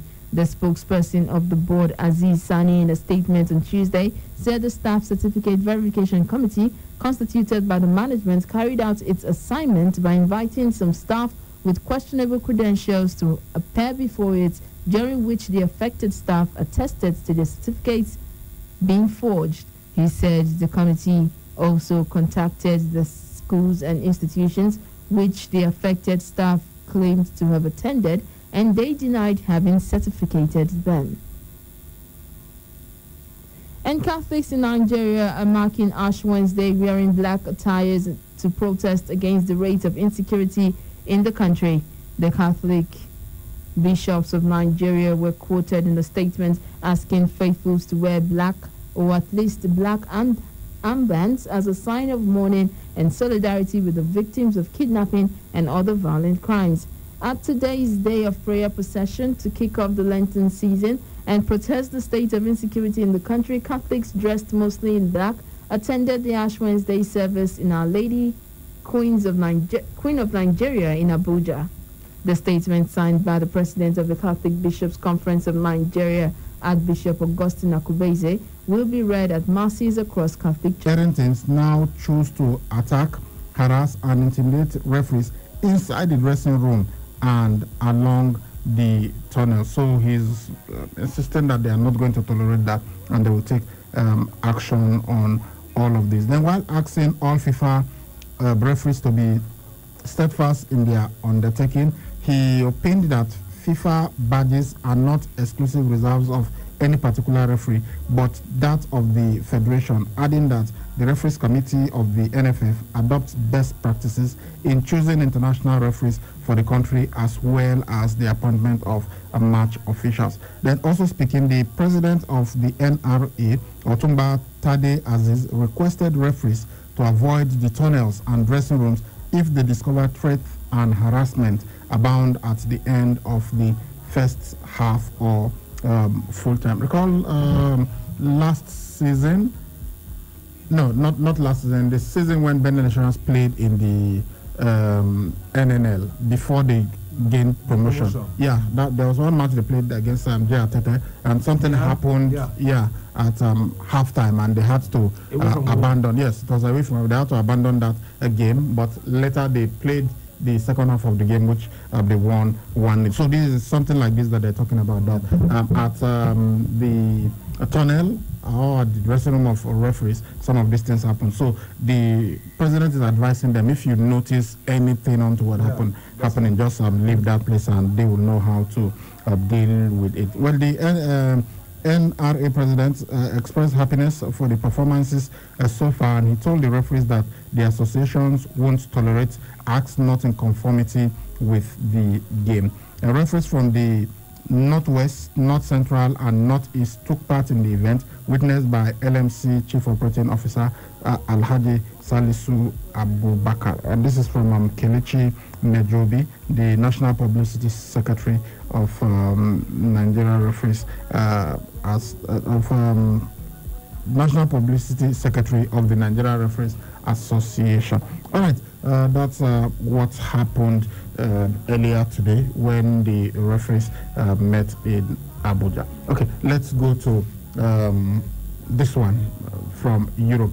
Manchester City, their appeal against the ban by UEFA for 2 seasons. The UEFA threw them out of the UEFA Champions League. So they have appealed to the Court of Arbitration for Sports. Now, CAS has confirmed that the case that Manchester City filed has been registered with it. They were also fined 30 million euros for what UEFA termed serious breaches of their financial regulations. The chief executive of Manchester City, Ferran Soriano, has said several times that the breaches are simply not true. And Pep Guardiola has also insisted that it is not true that his club is guilty of anything, and he stands by the club. However, CAS says it is not possible for now to say when the matter will be resolved. The CAS arbitration procedures involve an exchange of written submissions between the parties, while a panel of arbitrators is convened to hear the appeal. The independent adjudicatory panel of the club financial control body, CFCB, they said they found that Manchester City had broken the rules by overstating its sponsorship revenue in its account and in the break-even information submitted to UEFA between 2012 and 2016. They added that the club failed to cooperate in the investigation. And what this basically means is that the sponsorship deals that Manchester City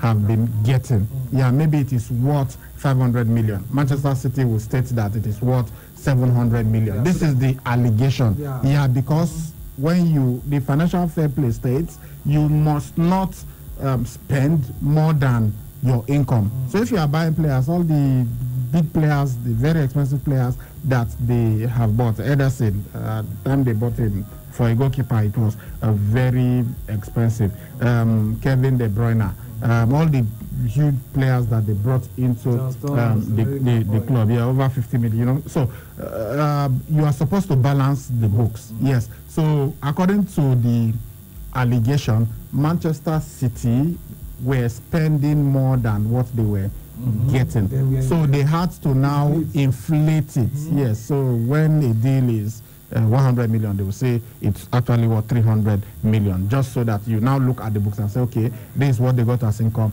and this is what they spend. So that basically is what this whole allegation is about. But it has now been registered with the Court of Arbitration for Sport. So we will soon hear something, but for now, they do not know when. And it's possible that the next season might start and they have not even said anything. Remember Chelsea's case?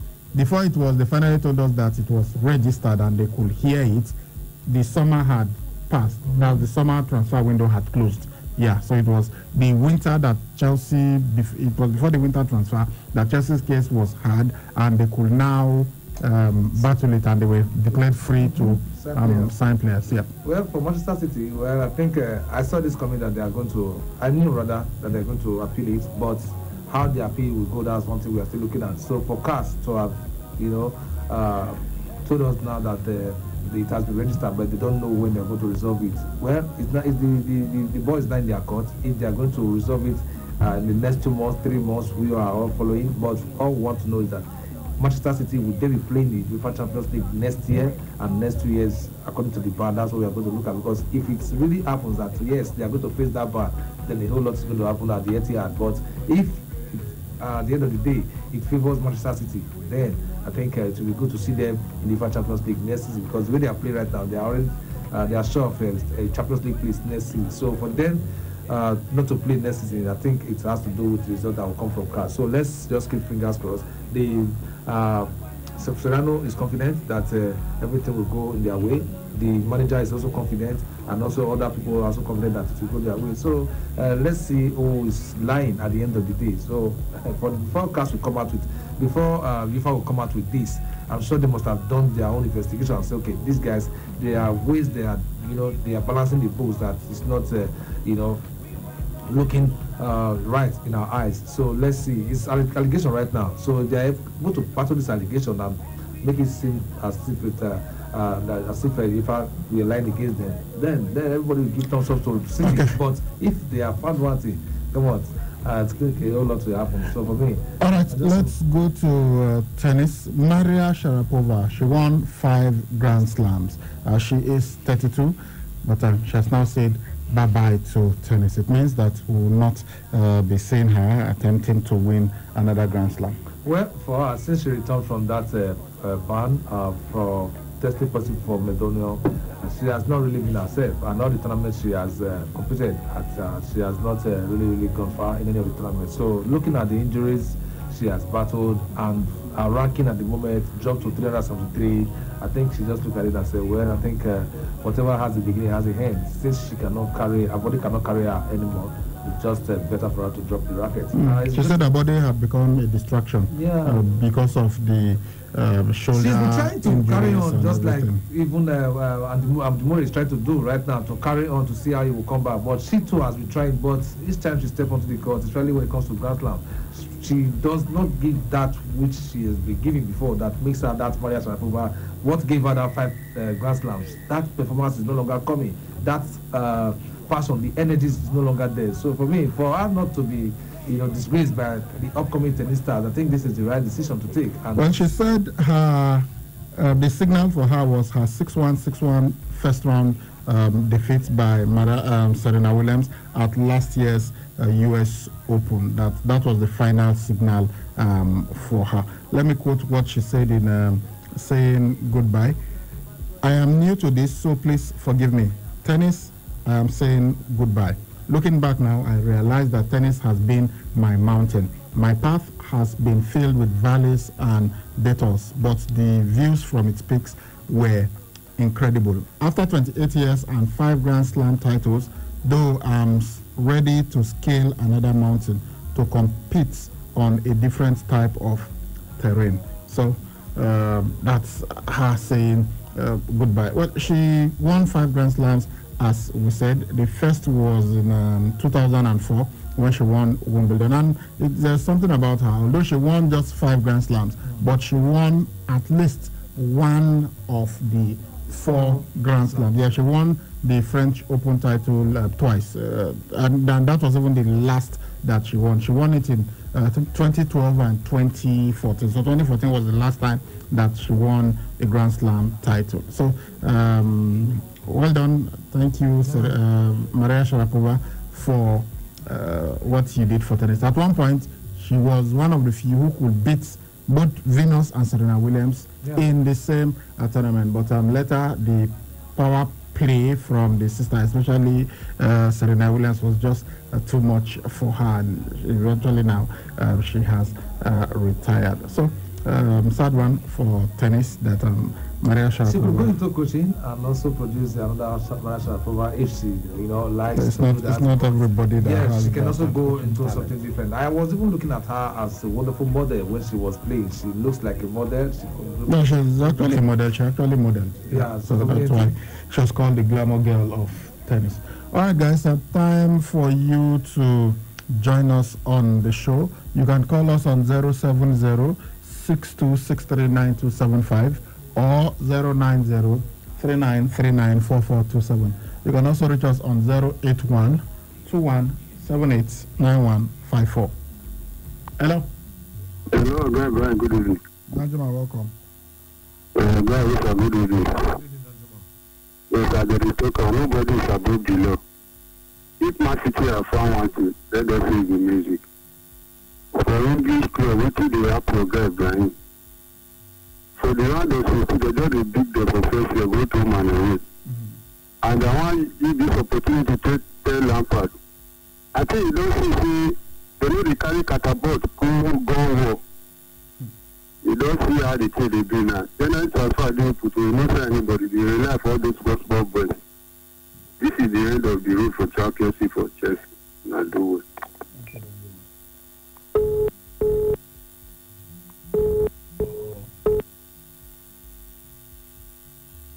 Hello.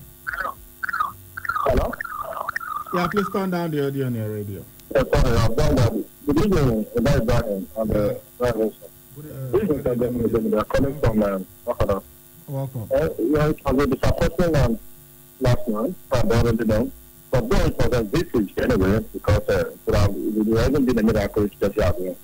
They didn't really have the quality to actually start Bayern. And in fact, the commission, I really don't know. And I think not after that, he got his back against Tottenham, and he's trying to replicate that set up. It didn't work because Tottenham were not good. So you have to have no other. If you look at it, there was no lingers. We know very good there. I thought I would have started the game. And using Martinez, he was not playing. I don't know what he was, whether he put a goal somewhere in the start. I don't know. But what they said, I think it was where, I don't know how to even describe it. We lost very well. I don't know how to even describe it. It's a shameful performance. But on the stage, just like Dajima said, I think at the end of the day, I fought for Chelsea for as far as the Champions League is concerned. And for him, it's not for the judges, that is the fan that they impose on Abia Warrior. That is a good one, really, but I really don't know. Which is saying that we're not in any way guilty of anything. That's what it is. But not the same, the three matches to be played without fire or not, that it's a very welcome development, and the family fan. It's a good one, really. I think they should learn from there. But that was it's very, we don't have to describe it. They have done it before, and they are repeating it again. And I really don't know what it's even that stage yourself, it should be banned. I don't know whether if you have been to that stage, it's not as good as Somebody stadium here. I don't even know how NNC approved that stadium in the first place. It's a useless stadium. We don't respect African Warriors. Thank you.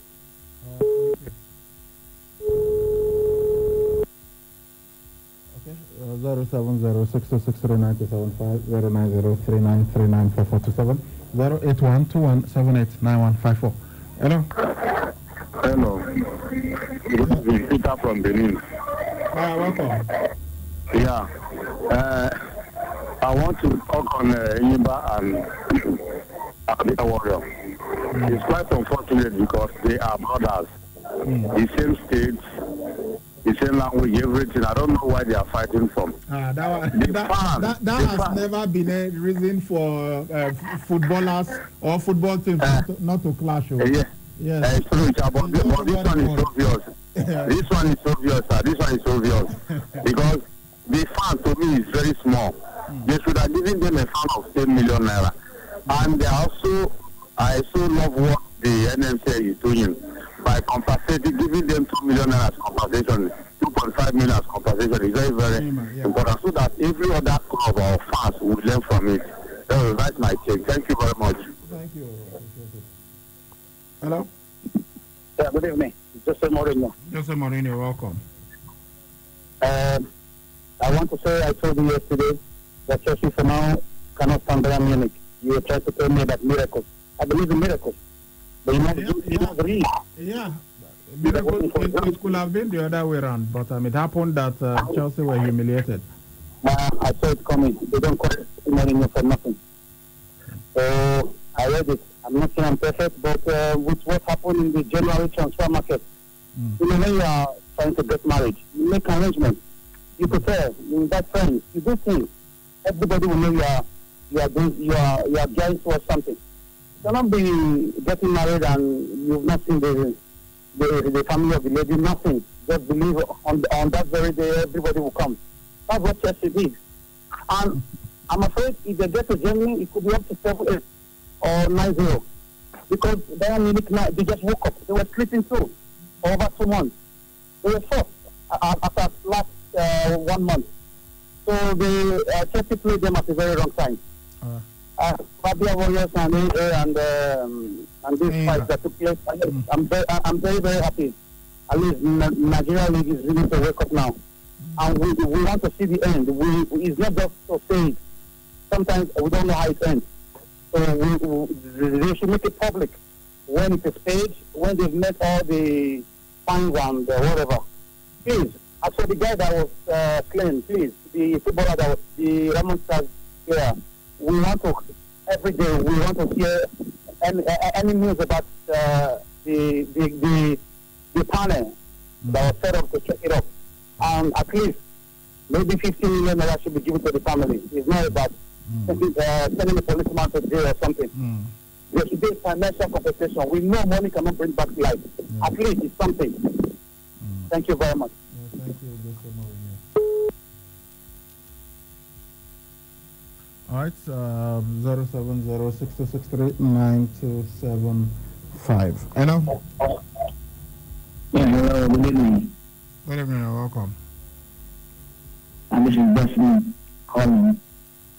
All right. First time caller. Oh, let's welcome you to our ever-expanding family. Welcome.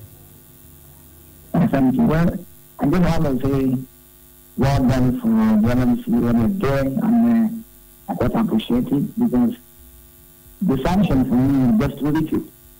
Believe me, it's just ridiculous because if they are to do some upgrade like at 7.5, then it will stand as a deterrent to others because it's like they are coming up gradually to meet up with some European standards and all that. And back to last match, Chelsea Bayern Munich. That match was something that I quite enjoyed. That's because I told someone that, come, let us say, this is not England here. This is Europe. And when you are going to a farm, you don't just go because you want to go and see things. You are going there prepared because you are going to harvest something. The German team went there. They know what they have to do. And they just sat down and observed Chelsea. So when the exam say, oh, they said they have no things to come with. They have to come in. They have full-blown equipment. And one thing I'm going to tell Langham, this advice, is that we should always know that there are difference between boys and men. The environment they have boys, but the boys they have the heart of men. Like Chelsea, they didn't do anything. All right. Thank you very much. We need to go on a break now. Okay. Just sitting. We'll be right back. You dey find event center wey not get rival, or you dey find better place wey be say you go do your party. Welcome to Thames Event Center. We get better banquet hall wey go contain over 300 people. Even we get better hall wey be say go carry up to 700 people. Thames Event Center, we get all conference hall wey go contain up to 300 people. Enough parking space dey yakata. Security dey wella. Lights not even there wey be say yes go give you better event. They still dey into event management. Make carry your eye come see American Wonder for inside Benin City. Thames Event Center Tandagiripa for 171 Saple Road between Satana Market and Magistrate Court for Benin City. For booking and reservation, I beg you call us 080-5326-8889 or 070-3066-8234. Thames Event Center. The event center where they make your events go seriously where.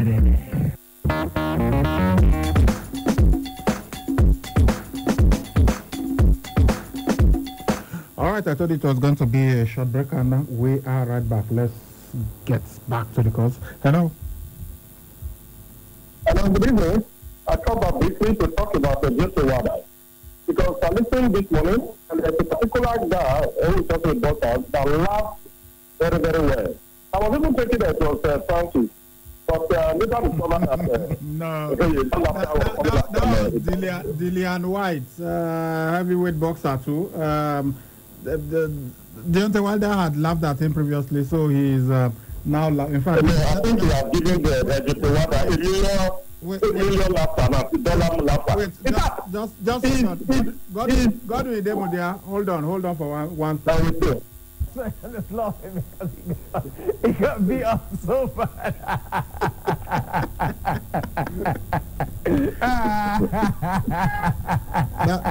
That's Dillian White laughing at Deontay Wilder. So I like the laughter a lot. So you should even be playing it every minute. When you look at it, if you how come somebody say? Go on. Okay. I was saying I will be requesting for it. Yeah, when you guys request for it, the way you request for Jose Mourinho and Mario Balotelli, we'll play it for you. Because what I'm laughing also is that how can somebody say the club at war is the one responsible for your weakness? Is it that club he was it in front of him? Was it not the one that wore it by himself? Was it not what he has been ready to ring before? When you lost a fight, don't accept defeat. Because I want that fact. And I also want to say that he was not hot. I said, how could you have been hot? Unless you wanted to have been buried. Somebody, your mouth here, your left ear was leaking. Everywhere, after the hospital, you can't even recognize the one again. I don't like seeing that picture again, black and white. So you're not telling me that you are not hot. I think you should know how to affect. All right, thank you. Swollen jaw, blood coming out of the mouth, blood coming out of the ears, wobbly legs, and he wasn't hot. Oh, did anybody will hurt Deontay Wilder? I would love to see how he will look like when he will admit that somebody actually hurt him. Last call before I look at the text messages. Hello. Yeah. Good evening. Good evening. Welcome. Yeah. Chelsea. Hello. Dan Chelsea. Oh, Dan Chelsea. Welcome. Oh, it's been a while. Well, I'm done. Good evening. Program Maestro. I will say one for Chelsea, yeah. Lesson for a long time. If not for anything, the Champions League, I'm making sure that I'm playing the highest football this season. Let me just try and get like 2 or 3 players for my voice to boost off my team. But then those boys, always for yesterday, I'm not happy at all. I was regretting why they watched the match. Why became the end goal for Chelsea? Going to Germany. That is the Man City and the Man U. We still but they are not going to qualify. Okay. So I wish them all the best. Thank you. All right. Sorry. Christian brothers and sisters are celebrating Ash Wednesday. Okay. Yeah, but if you are a Chelsea fan, this Wednesday is Ash. Because of the bashing that they got at Stamford Bridge last night, and that's why Dan Chelsea wasn't particularly happy. Okay, let's go to the text messages now. This one says, I must confess, I love your intro in today's show. You always blow my mind. Big up for your good work. I promise Liverpool jersey for you. Your name, you didn't put your name, you didn't put where you were texting from. How will I know who promised me? So when you fail. That's why they've promised me Bendel Insurance jersey. Since 2015 that I came to Benin City, they have been promising me Bendel Insurance jersey. Till today I have not got one. That's how they promise. But hi guys, which team is highly paid? Chelsea. The English refuse to blame Frank. They say the players are not good enough. Problem is Frank.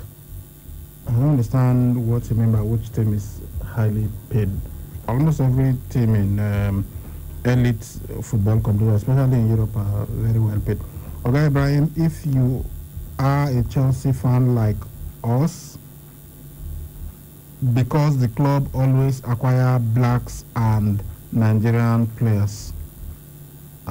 Okay, Oga Brian, you are. Okay, it's not asking, it's saying you are. Is it true that Chelsea always acquires Nigerian players? Well, black players, fine, but Nigerian players, how many Nigerians have actually played for Chelsea? Yes. There was Celestine Babayaro many years ago.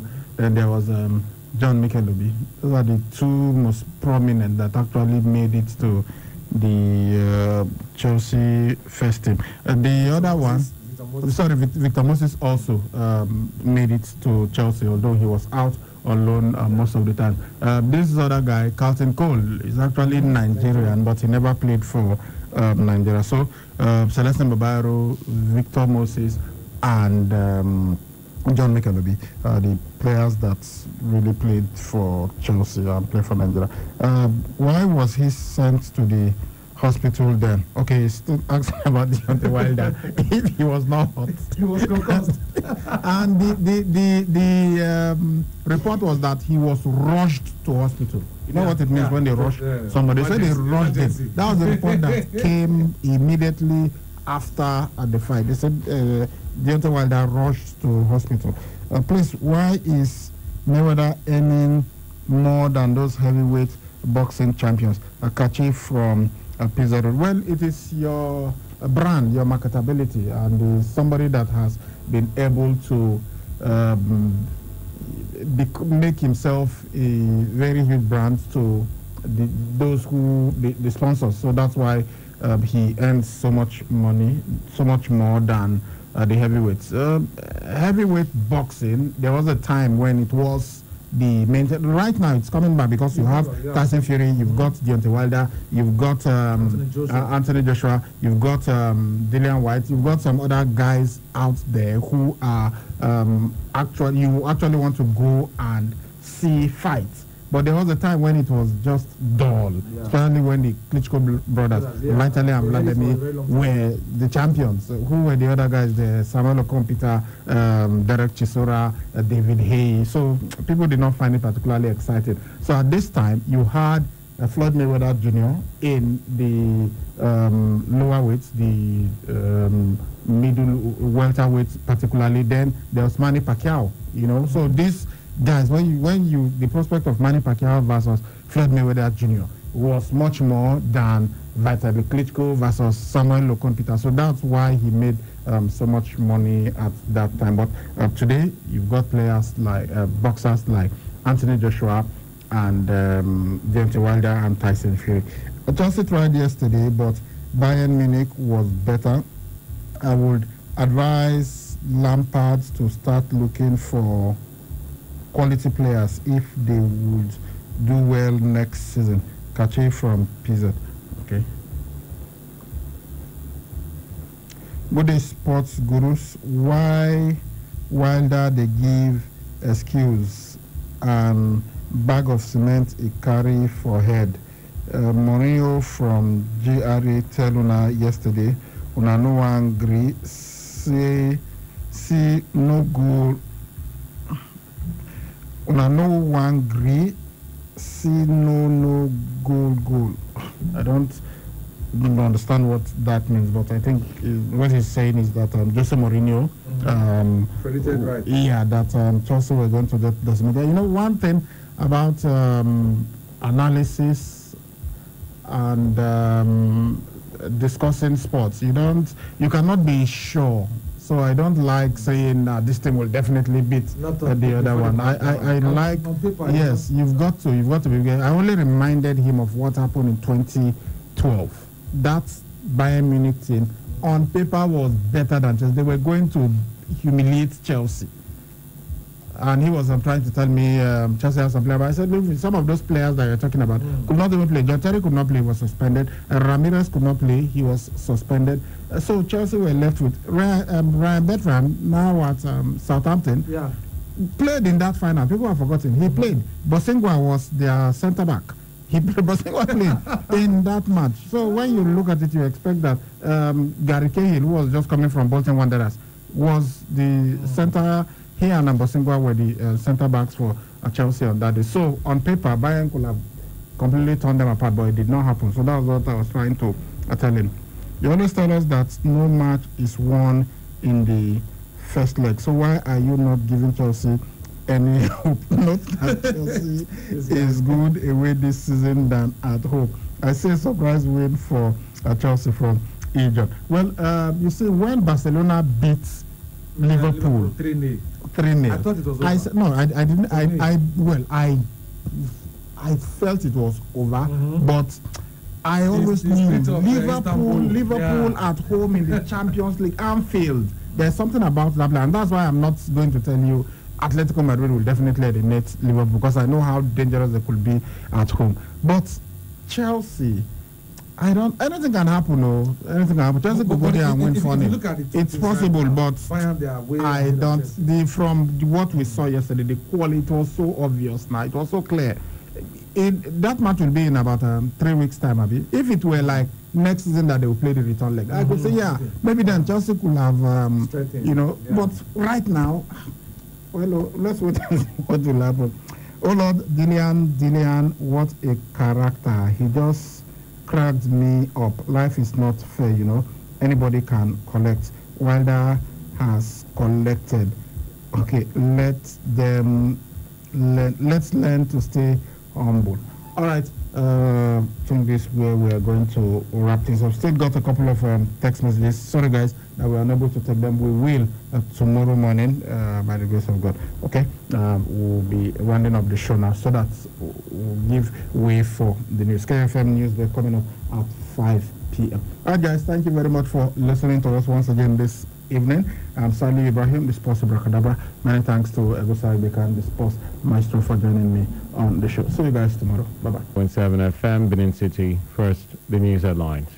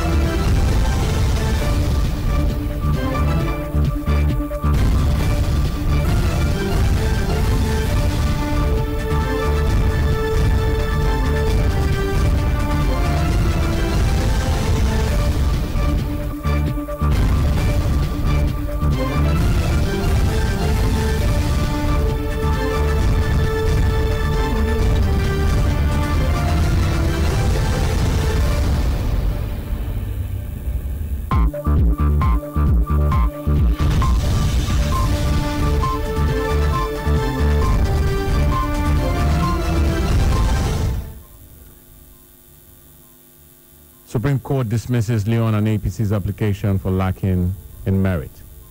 President Buhari inaugurates new National Assembly Service Commission members. Into this extra voices, residents profile solution to daily traffic occurrence around Ramat Park. On entertainment, Mission Impossible filming halted over coronavirus fear. Details of this and more after this break. I'm Benjamin Kadri.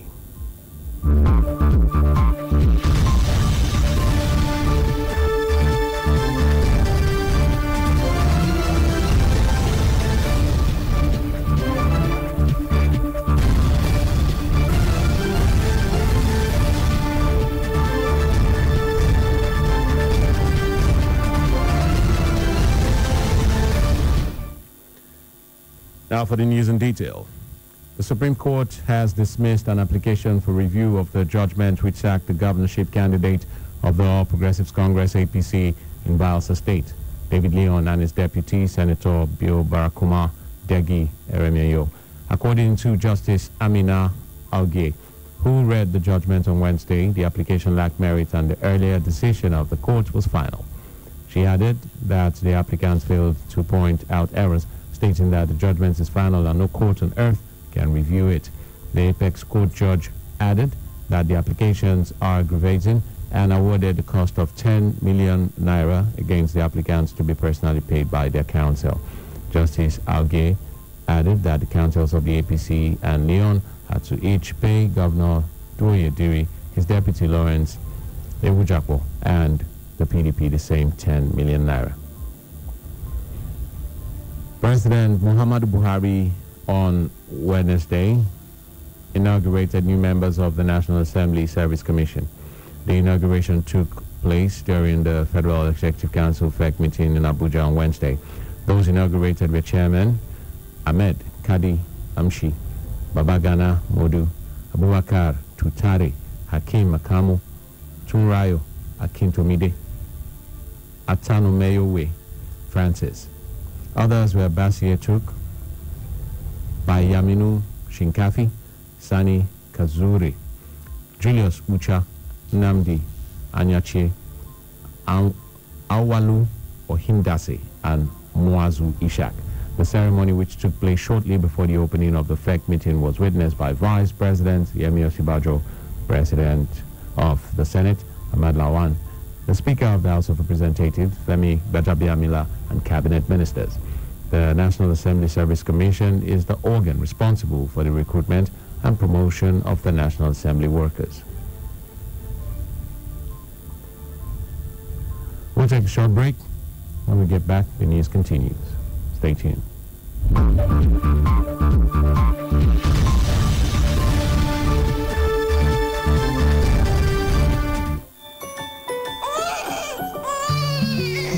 First baby cry in the labor room, and within the first 1 hour of birth, baby should be put in mother's breast. That first yellowish colostrum is the baby's first immunization and has the right nutrients baby needs to grow healthy, strong, and sharp. Ask the health worker to put your baby to the breast within the first hour. Give only breast milk, no water, no fluid, exclusive breastfeeding. Start strong, zero water for a better future. This message is from the Federal Ministry of Health, Edo State Government, with support from Alive and Thrive and other partners.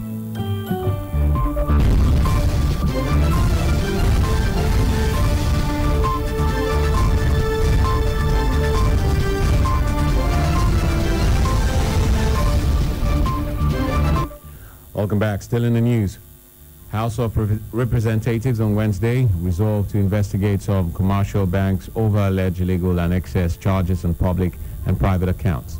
The House said the act amounted to outright stealing of customers' money, fearing that it may have been a victim. The resolution came on the heels of a motion on that matters of urgent public importance moved by Honorable Yusuf Gagdi. Adopting the motion, the House mandated its Committee on Banking to liaise with professional financial consultants to investigate and determine the extent of excess charges on the House of Representatives' account, other public institutions, and individuals held in various banks in the last 8 years. The committee was given 4 weeks within which to conclude and report back to the House with recommendations for further legislative action.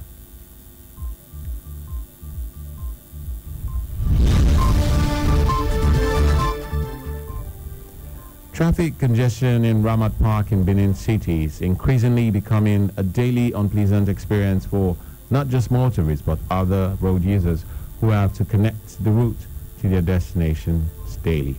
About 3 years ago, traffic congestion was only experienced in Oregbeni market days, but now it's a daily occurrence, leaving commuters held up for about average of 10 to 30 minutes, either on their way to work or home. Wondering what could be the way out, KUFM's Extra Voices went to Ramat Park to know the immediate and remote causes, as well as what the authorities and concerned citizens have been doing to remedy the situation. Lebedum Asagwaram has more.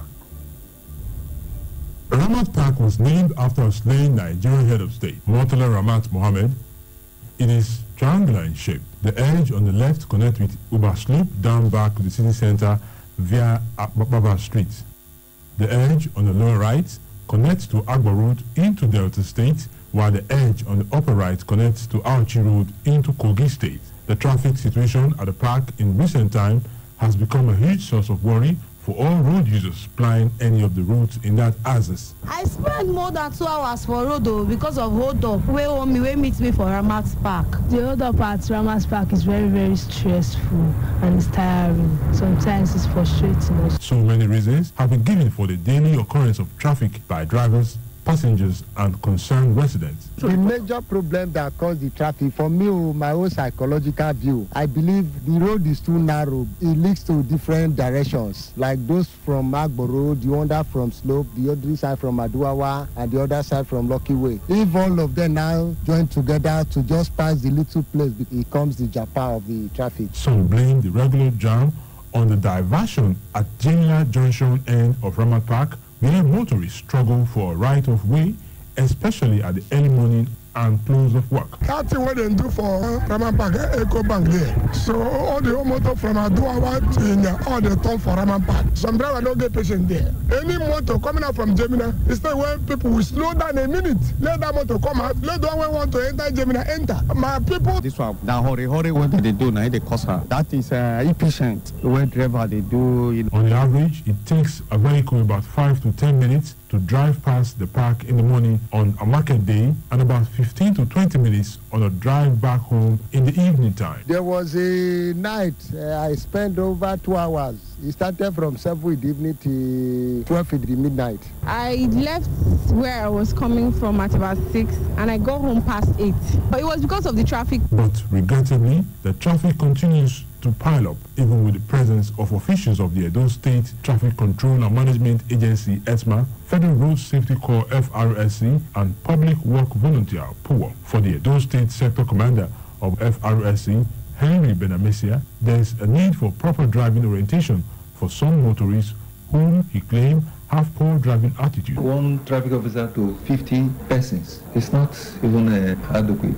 So we have to synergize with other relevant agencies. The managing director of the Edo State Traffic Control and Management Agency, Dennis Oloriegbe, says Ramat Park is in dire need of road infrastructure to meet the ever-increasing human and automobile population using the roads connecting to the park. The fact is that Ramat Park itself was actually constructed for a number of people. As of when it was constructed, Benin was not as big as populated. We have a lot of people, a lot of development in Aduawa area and Agbo Road. So we have influx of people now staying in that place. For some of the drivers and passengers who use this road on a daily basis, they also have some solutions which they think will stop the traffic around the Ramat Park. Let them reduce that roundabout because it is not serving any purpose. The same thing now I want to talk.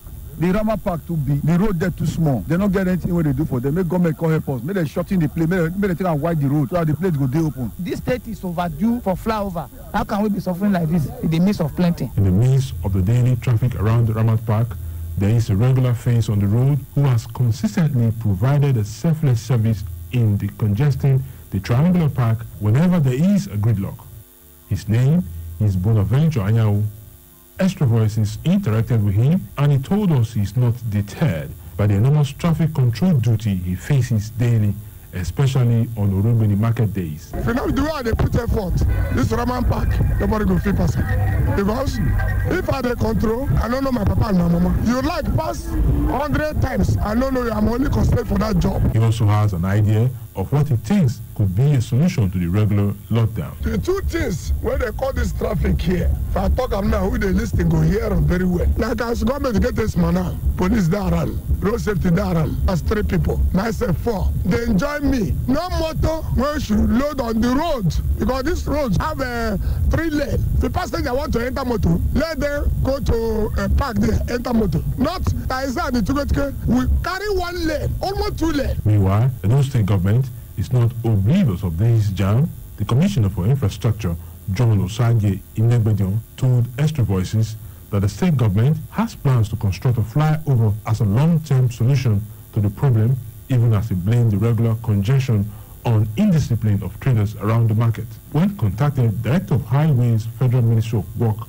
Edo State, Engineer Onwe, was not available for comment. Effort to reach the Director of Power, Osange Mutari, wasn't successful as he was away for a training program. But how long will it take before a permanent solution to the traffic congestion at Ramat Park remains a question that can only be answered by the authorities as the city has continued to expand rapidly. Voices.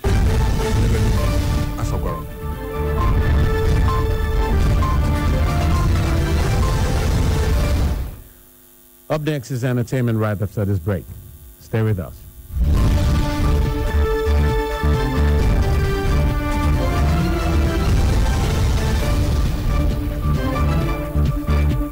What 6 months of a baby's life brings? That first smile. That first laugh. For the first 6 months, don't give water. Breast milk has everything baby needs to grow strong and sharp. For the first 6 months, give baby only breast milk. No water, no fluid, no other food. Exclusive breastfeeding. Start strong. Zero water for a better future. This message is from the Federal Ministry of Health, Edo State Government, with support from Alive and Thrive and other partners.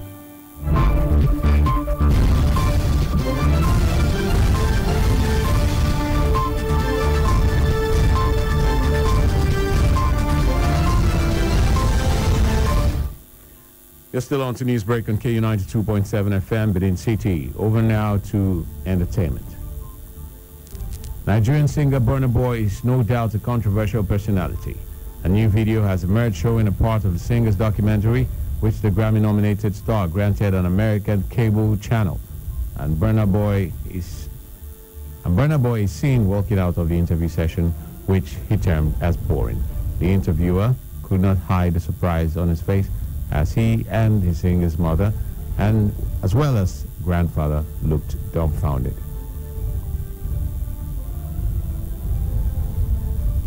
United States media reported on Monday that the production on the latest film in the Mission Impossible series starring Tom Cruise has been stopped in Italy following the outbreak of coronavirus cases. The 7th installment of the Paramount Pictures franchise was scheduled to shoot in Venice for 3 weeks. But Paramount has halted production after Italy recorded the worst outbreak of coronavirus in Europe. According to a Hollywood reporter, Cruise had not traveled to Italy, and crew members were allowed to return home until production started. In addition to Mission Impossible 7, the spread of the virus has disrupted high-profile events, including Milan Fashion Week and Venice Carnival. And that's the news. But before we go, a quick recap of the headlines.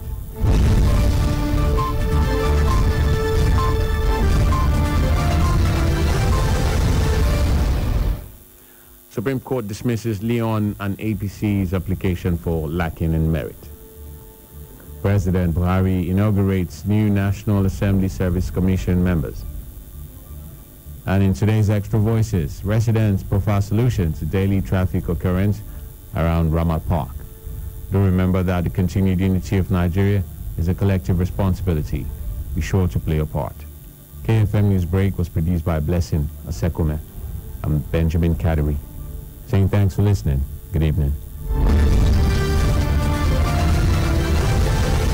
We kickstart the show, which is the drive time show where you get to call in and talk about traffic. We've got special people in the building who are here to talk about something interesting that will be taking place in a few days. Well, it is the capacity building workshop. And, well, they're different. They're different from the ones I saw yesterday, which is good, fantastic. It will take a while, but, we will get through it most definitely. Yesterday was a little bit Herculean talking about their names, but today seems cool. Seems really cool. Good to have you guys in the studio. Thank you so much. You are welcome. So I have here the convener of the capacity building workshop, which will be happening on the 29th of this month. His name is Osayomo Divine Praise. Aibowasimi. Good to have you on the show. Yeah, thank you so much. And the lady with the very beautiful name and beautiful everything. Yes, Omolara Ku. Good to have you on the show. Thank you very much. Guys, by the way, Ku is her name. That's really cool. I thought I had a really cool name until, I met Omolara. All right, good to have you guys here. Let's talk very briefly about it. Everything that has to do with the capacity building workshop. Number one, let's start with what exactly the workshop stands to gain, and what is capacity building really? Yeah, capacity building has to do with the development of the mind. We need food to grow. Okay. Our body. Okay. We need our faith to grow our spirit. Okay. But most of the time, there's always the challenge of growing the mind. So the capacity building workshop is meant to grow our mind, because our mind is the connecting rod between our imagination and our world. Okay. So a developed mind is a developed being. Okay. So when we talk about capacity building workshop, it's a workshop where we're going to be building the minds of young people especially, and anyone who desires more out of life. So that's what we're looking at, because we believe that every young person has something on the inside of them. Okay. It's all about unlocking the key of greatness, the potentials in every one of us as young people. Okay. Every young person has something to offer. No matter what the situation may be right now, there's something on the inside of you that your creator put on the inside of you to become great in life. God did not create you and put your key of greatness in another person's hand. Okay. Yeah. Okay, interesting. Now, the theme for the workshop is basically creating the value-adding personality. Yeah. How did you come up with that? And what exactly does it mean? The new definition of success nowadays is value. Oh, okay. Yes. Okay. Value addition. Sounds great. So it's not just all about being successful in terms of achieving a goal, but you find yourself in a particular organization, in a particular place. How much value are you adding? Okay. Value addition is about significance. So how significant and relevant are you in that organization, in that business of yours, to yourself, to the society, to everyone around you? Okay. So this workshop is all about bringing out that value-adding personality, to become someone that your organization can't even do without, to become someone that is useful to yourself, to your family, to the society, even to the nation at large. So it's all about creating that value-adding personality. Guess what? It's no one else. It's you. You're a person of value already. Okay. It's just for you to discover that which you have on the inside of you and bring it to bear. Okay, fantastic. Now I'm going to move over to Omolara Ku. Capacity building is excellent. He talked about, you having it in the inside of you, and the workshop is basically trying to get it out of you, or that's what basically the workshop will be, getting everything that you can achieve out of you, or talking you through it, or walking you through it. Yes. How do you think that this can happen, given that the young people of these days are more quick to, getting it than actually walking to get it? Okay, it's by knowing who you really are. A lot of us don't really know who we are. We believe that we are supposed to depend on our uncle, on our auntie, on somebody, making that person feel more relevant than you are. Okay. But, you have to know that you are very important, you are relevant. Okay. You are a person of success, and, it's all about renewing your mind, changing your mind about who you really are. Some of us, the society has made us to feel like, we have to depend on this, depend on your parents, but this time around, things have to change. You have to come out of your shell, your comfort zone, and know that there's something really important inside me. I can do something, I can be relevant, I can be important. Thank you. Okay, I'll go back to Osayamo, Divine Praise. I need to call the entire name, really. Yeah, I need to call the entire name. Now, she talked about, you knowing who you are. We hear that all the time. People say that all the time. Please, can you tell me who you are? Okay. Maybe you paint a better picture to someone out there so they can't be able to tell or define themselves. Okay. I'm unique. Okay. I'm someone who I am a young people's person. Okay. I believe in bringing out the best in everyone I meet. Okay. So even the best you're not able to see of yourself, me sitting down with you in a couple of minutes, I'm able to bring out some wonderful talents and giftings that you have on the inside of you that you may not even see. Okay.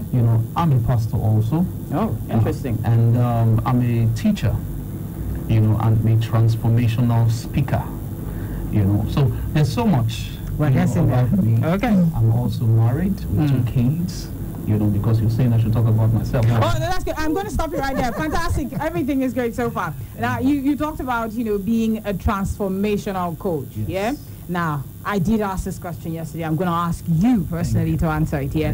What is the difference between, those people out there who sell aspire to require to perspire and all of that, and you, who is a transformational coach? What is the difference, and how exactly do you intend to transform a person's life with the capacity building workshop? There's a difference between motivation and transformation. Okay. Transformation is about change. Yeah. Motivation is just all about quick excitement. Just push. Yeah. But when you talk about transformation, there are steps. What we're doing in capacity building workshop are practical steps to discovering who you truly are. Okay. Not just about talking to you about it, but helping you through it. So in the capacity building workshop, we're having a self-evaluation exercise. Okay. That when a young person goes through, you will be able to know for yourself who you truly are. So there's going to be a self-evaluative exercise in this capacity building workshop where you are going to sit down by yourself, list out things concerning yourself, by yourself meditate and evaluate, things concerning you, the habits and everything that you have, and ultimately you would leave that workshop knowing who you are. Now, we're not going to leave you after the workshop. The workshop is a one-day event, but you're going to be with our mentors for a span of 3 months. So we are hooking you up with a life coach and a mentor that will take you through the process. So if I, by reason of the workshop, discover that, I believe I can be an entrepreneur. Now, you're going to learn how to take the steps. And every step of the way, if you have a challenge or meet a challenge, you can come back to the coach or come back to the mentor. I tried this, this worked for me, this didn't work for me. So for a period of 3 months, mentors are going to see you through that dream and see you through that, that dream of yours that you desire to bring out. So it's not just all about motivating you, not just talking to you, but it's all about changing you from within. Okay, fantastic. Okay, changing you from within. Yes. I'm going to go over to Omalaraku. Very quickly, tell us where is this happening and when? All right. The date is on the 29th of February 2020. The time 9 a.m. to 2 p.m. Okay. And the venue is at the NTA Ultra Modern Auditorium. It's at TV Road by 5 Junction in Benin. Okay, TV Road by 5 Junction here in Benin City. Nigerians, eh? Yeah. Let's talk about timing. 9 a.m. to 2 p.m. and someone walks in at, say, 11? No, you can't be admitted. By 9, the doors will be shut. Okay. So, guys, 9 on the dot. Let's talk very quickly about, you saying they're going to have coaches, people who would see them through mentors, who mentor them through a span of 3 months, We've had cases, very sensitive cases, where mentors begin to take advantage of their mentees. True. How are you going to make sure that that doesn't happen? Our mentors have been trained. Our mentors have been tested. Okay. We didn't just go to the streets to pick people to become mentors. They've gone through a series of training, and also they are people who can be trusted. They were recommended. Okay. And in the recommendation, we had one-on-one with them, and we were able to test their personality and integrity. Okay. But that is not to say that one or two cannot also make mistakes. Now, peradventure, something like that happens. There is also corresponding lines. Okay. We're going to have people you can talk to, people who are higher than the mentors. Okay. That you can still reach out to. Okay. Because we're not expecting any mentor to take advantage. Okay. You know, any student or any mentee that we're going to have. So there are chains of command, as it were. So this event is a serious event. It's our way of, you know, showing value or adding value to our society and our country. You know, we're just trying to help out young people, because these days a lot of young people are in crime, young people are into many things, and these are our own little way of adding you know, value to our country and adding value to the lives of young people. The event is completely free of charge. Yeah, I was going to get that. Yeah, free of charge, but we're not taking the issue of late coming lightly at all. Okay. Our desire is that every participant in this event will be seated by 8:45. Okay, 8:45 be seated. Yeah, he talked about yesterday, the guys that were here as well, to talk about the capacity building workshop. They talked about having a particular, what's the word now? Having people, you know, sit down one-on-one and then grouping them into different groups. So you know what exactly this person is all about, then you group them early enough. So it's not just going to be a sit down and talk to the people. It's grouping them in smaller groups and then talking to them. How do you intend to achieve that, seeing that you've got limited time, like 9 a.m. to 2 p.m. on the 29th of this month? So that's limited time. How do you intend to group these first things? First, they walk in, you ask them what exactly do you do, or what are you about, and then you start grouping them. How do you intend to achieve all of that in such a short time? Why don't you just span it out? Okay, first of all, the workshop is divided into 3 sections. Okay. We're going to have the seminar section. Great. And after that, we're getting into the panel discussions. And we have a host of 3 workshop coaches that will be talking to us, taking our questions. We have Ms. T. Antomoge, we have Dr. Duare Emmanuel, and then we have Prince Dr. Giwoyi Brightons. Okay. You know, and they're going to be available for the interactive section. After that, then we're going into the mentorship section. Okay. Now, as you register for this event, you're already going to be hooked up with a mentor. Okay. So the grouping is going to happen before the program or before the event on Saturday. Okay. So as you come on Saturday, you already know your group. So you're just going to walk and sit down, you know, with your group that's been labeled on the table. So you already know where you are seated, because you're going to receive a call or receive a text message, and that's why we're insisting that every participant in this program register for this program. Registration is completely free of charge. Okay. I think I'm going to have Amalara talk about it. The registration process. Do they go online to register or just send you SMSs? Yeah? Okay, both. You can go online. The registration link is on the flyer. And we have numbers to call. All right. The registration link is actually renewmindsng.org. That's renewmindsng.org. Just go to register and you can register for that. Or you just send an SMS. Send an SMS attend. Okay. Send attend to 0901 575 0721. Or send attend as SMS to 0806 303 5879. Again, send SMS attend, the message attend as SMS to 0901 5750 721.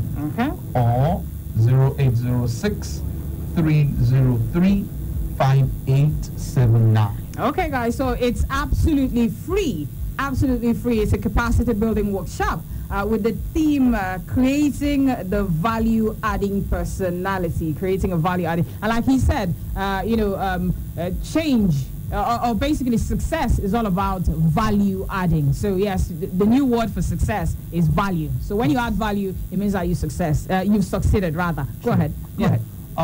Also, what you have noted is that we're having a group of collaborators. Okay. People who are collaborating with us. Okay. Dr. Brightons, We're having Isosus Glam, Grandiose Shoes, Sagosa Automobile, Goss Model Designs and Fashions. They're all collaborating with us, and they are going to be absorbing young people who are serious-minded, that are ready to learn this skill, learn automobile engineering using technology, inverter construction, or fashion, or makeup, or shoemaking. Any of them you show interest in absorbing you because of this event at no cost or at subsidized cost.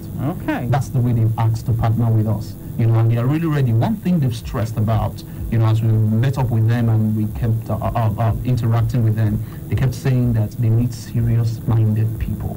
So if you're a serious-minded youth, or you're a young person who desires more out of life, this may just be the opportunity of a lifetime you've waited for. Fantastic. The capacity building workshop will be happening on the 29th of February, this month, 2020.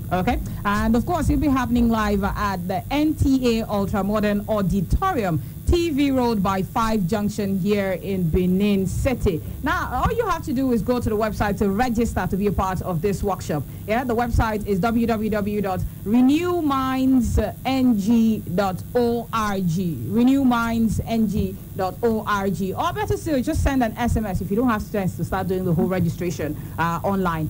Just send a simple SMS, attend by SMS to 0901 575 0721. Send attend to 0806 303 5879. All right, guys, thank you so much for stopping by. And guys, we've been talking so far with the organizers of the event, which will be happening on the 29th.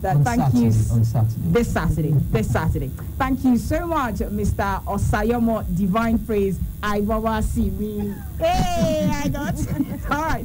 And so much for stopping by as well, Miss Omolara Ku. Next, don't touch your phone while driving. If you must take a call, make sure you're using a hands-free device. Look, guys, we're reading out all of these because we love you and we want you to always contribute on the show, okay? We don't want to lose anyone to the statistics. And allow me to add this one. If you're going to read the road sign, do not read it when it's already past you. The one that they look back, right? You now look behind. Especially those distractions that walk on the side of the road.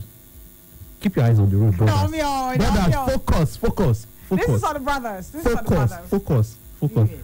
No, some sisters admire too. If you're there, I saw one fine guy the other day, and I was like, oh my gosh, how do ladies do this thing where they shoot their shots? You just go, hi, really look nice. Really good. I like you. Oh, Lord. No, you don't start like that. You don't I probably in my head most times I'd say, hi, did you go to SCCG? Oh yeah, you look like one of my friends. Are you Tony? Oh, are you James? Oh no, you look so much like him. Can I have your number so I'll tell Tony that I actually met someone who looks exactly like him? And I got your number, man. I'm gonna tell you how I feel later. Okay. People like say, but after they collect your number, they will not send you a message. They're gonna be checking your WhatsApp status. They'll just be checking your WhatsApp. They will not say anything. They'll be checking your WhatsApp. You know, I don't even look. I don't go on WhatsApp. People like, not you. You are different. Give us a call right now, 0706 263 9275 or 0903 939 4427. Yeah, you can send a WhatsApp message to 0812 178 9154 or send a text message to the text only line at 0807 400 9076. Hello. Hello, hey, good evening. How you doing today? Good evening. So, hi, good evening. Danjuma, how you doing today? I'm doing fine. How is that? I'm enjoying the jam. So by that your better of the show. Okay. Yeah, we try. Yes, say a prayer for her, man. Say a prayer for her. Yes, we wish her to be friends for us. Amen. Thank you, man. Thank you. Yes, thank you. All right, sir. I appreciate the call. Right? Danjuma, our friend from Auchi. Hello, good evening.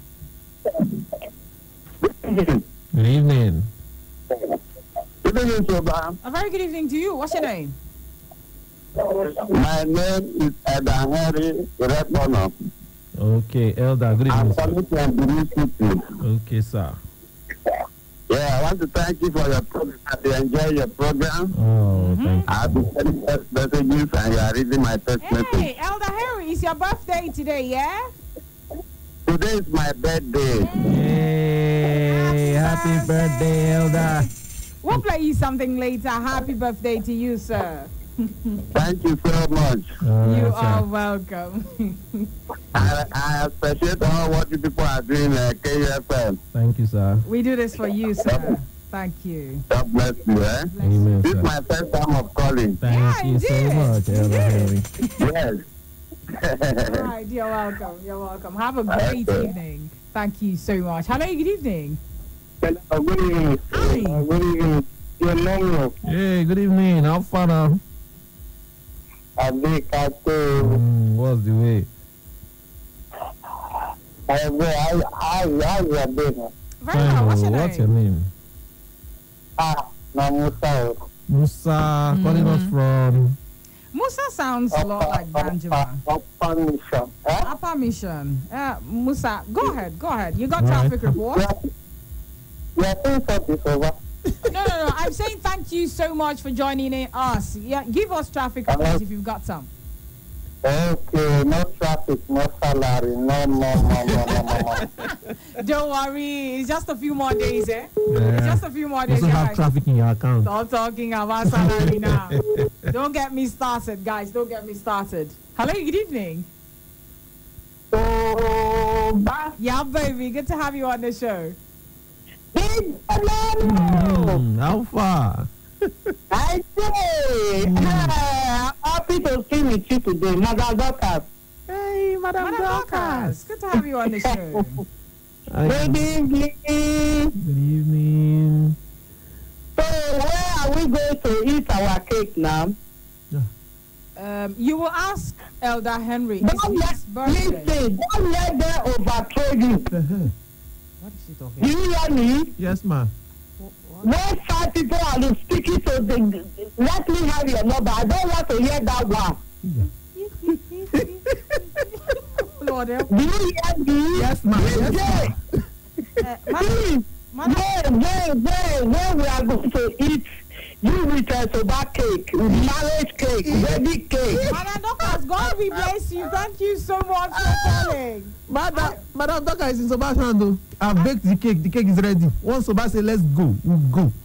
Okay. When you baked that cake, it must have gone bad by now. So let's. A lot of preservatives in it. No, you see, I don't eat anything that's lots of preservatives. As long as you're ready, I can make it fresh. I go green all the time. You're fresh for me. I can make it fresh for you. Excuse me. Hello, good evening. Hello, good evening, Soba. Hi, Osama Samuel. Yeah, this is Osama. Hey, Osama. Good evening. Good evening, bro. What's up now? How you guys doing over there? We are good. Osama Samuel, thank you for the other day, man. You're amazing. Yeah, thank you. Thank you. I wish you're in the bus all day, but all the same was fine. Love you, man. Love you. Thank you. Don't let that I'm enjoying the show. I just got home now from limit area of country home and everywhere. There was no much, no traffic on my way coming. Okay. Okay. I'm just returning home now. My own thank you for the way back of the music on the show. Thank you. Yeah, thank you for thanking me.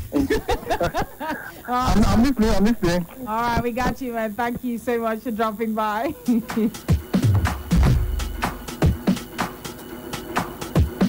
Osama Samuel offered to do something amazing for me over the weekend, and it's just great to know that there are amazing people out there who just, go out of their way sometimes to be nice to you. God bless you, Osama Samuel. Hello, good evening. Hello, good evening. Hi, good evening to you. Yeah, baby. What's your name? Madam Smile. Could you walk away from that radio set? I said Madam Smile. Madam Smile, good to have you here. From Agbo, Delta State. Yeah. Wow, good to have you on the show, ma'am. Good to have you. Yeah, hi. Welcome. It's Nemo. Yeah. Okay, Nami just stepped out, but he'll be back in a moment. Go ahead. All right. Hello? Oh, Oh, darling. Okay. Namia, your village people wanted to say hello. Madam Smile, all the way from Agbo, Delta State. Thank you so much for dropping by. We appreciate the call. And it's good to know that you guys can listen to us from anywhere in the world. All you need to do is check out the website, which is www.kufm.net. That is www.kufm.net. Yep, you can check us out there. Hello, good evening. Yeah, baby, good to have you on the show. Good evening. Hey, good to have you on the show, man. What's up? I'm good, and you? Oh, I'm good. It's been a good day. How has your day been? Very well, too. It's been good. Oh, you got traffic reports? You sound like you're home, though. Yeah, I'm still at home. Yeah. Well, traffic updates here, not that much. It's okay. Okay. It's okay. Just that I'm busy in the other side of the house now. Oh, really? Yeah. Busy in the kitchen, actually. Oh, okay, man, that's enough. I don't want to hear it. The next thing you tell me what you're cooking now. And I'm hungry. No. I just fried fish, actually, Sha. For the love of Christ, I love fish. Go away. Just go. Oh, Lord, this is unfair. Oh, God, thank you for calling. Thank you for that. And I don't mean that anyway, but thank you. Really?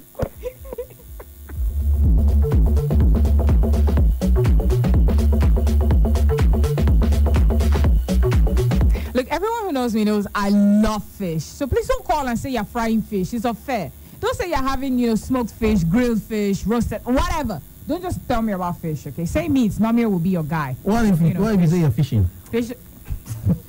Fishing for what? No, you could be going fishing. Hello? To go fishing? No. Hello? Good evening to Bam. Yeah, baby. Good to have you on the show. Smith.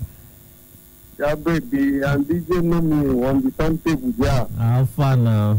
Is it yeah? I am good. Yes.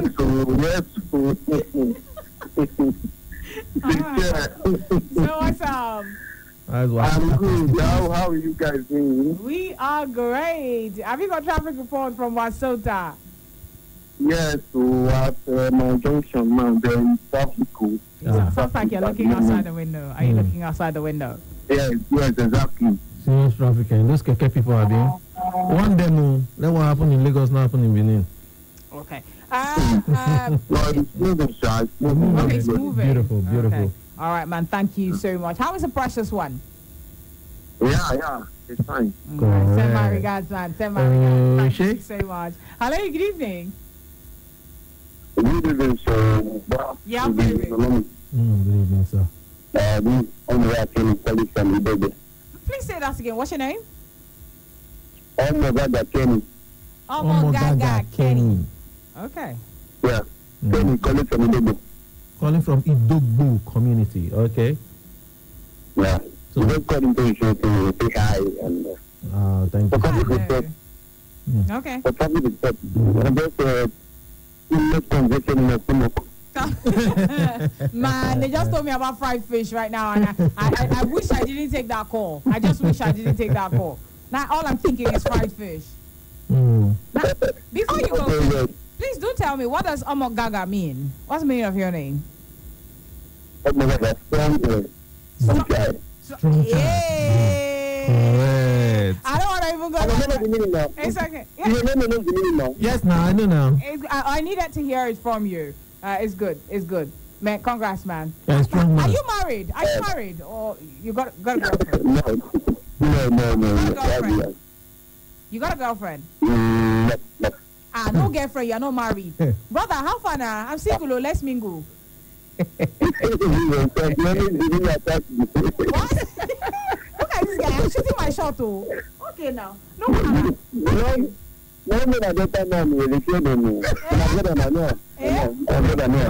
what you gotta do. Okay, now. It's okay. Thank you so much for calling. I don't understand. I shoot my shot and they'll be laughing. Just tired. I don't get it. I don't understand. Like, dude, I'm serious. Brothers, what are you doing? I mean, his name is Omogaga. And he's a strong man. What else does he want strong man? I don't understand. Nom your high five. God will bless you. Who doesn't want strong men in their life? Come on now. Don't do this to me. I need you. Hello. Stop. Hello, good evening. Hello, Yeah, baby. It is obvious you called for Nomio, so go ahead. He's right here. Hello, love. How you doing?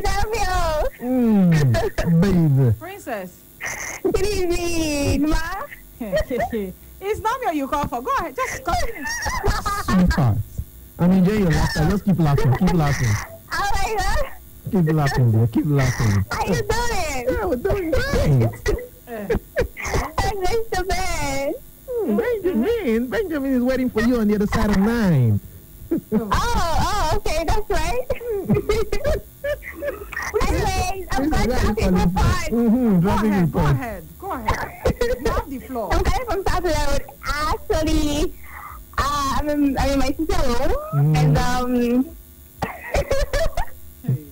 actually eating. Oh, I think. Okay, stop. I have to stop you. I have to stop you. Princess, are you alone now? Princess. Yeah, I'm alone. Oh, Right beautiful. now I'm alone. Yes, I'm lonely. Beautiful. You coming over, right? Yeah, we'll do something. Shoot, go away. Shoot. Unbelievable. What are you guys doing? What? Oh, yes. What? No, No. Look. She was trying to mime lonely.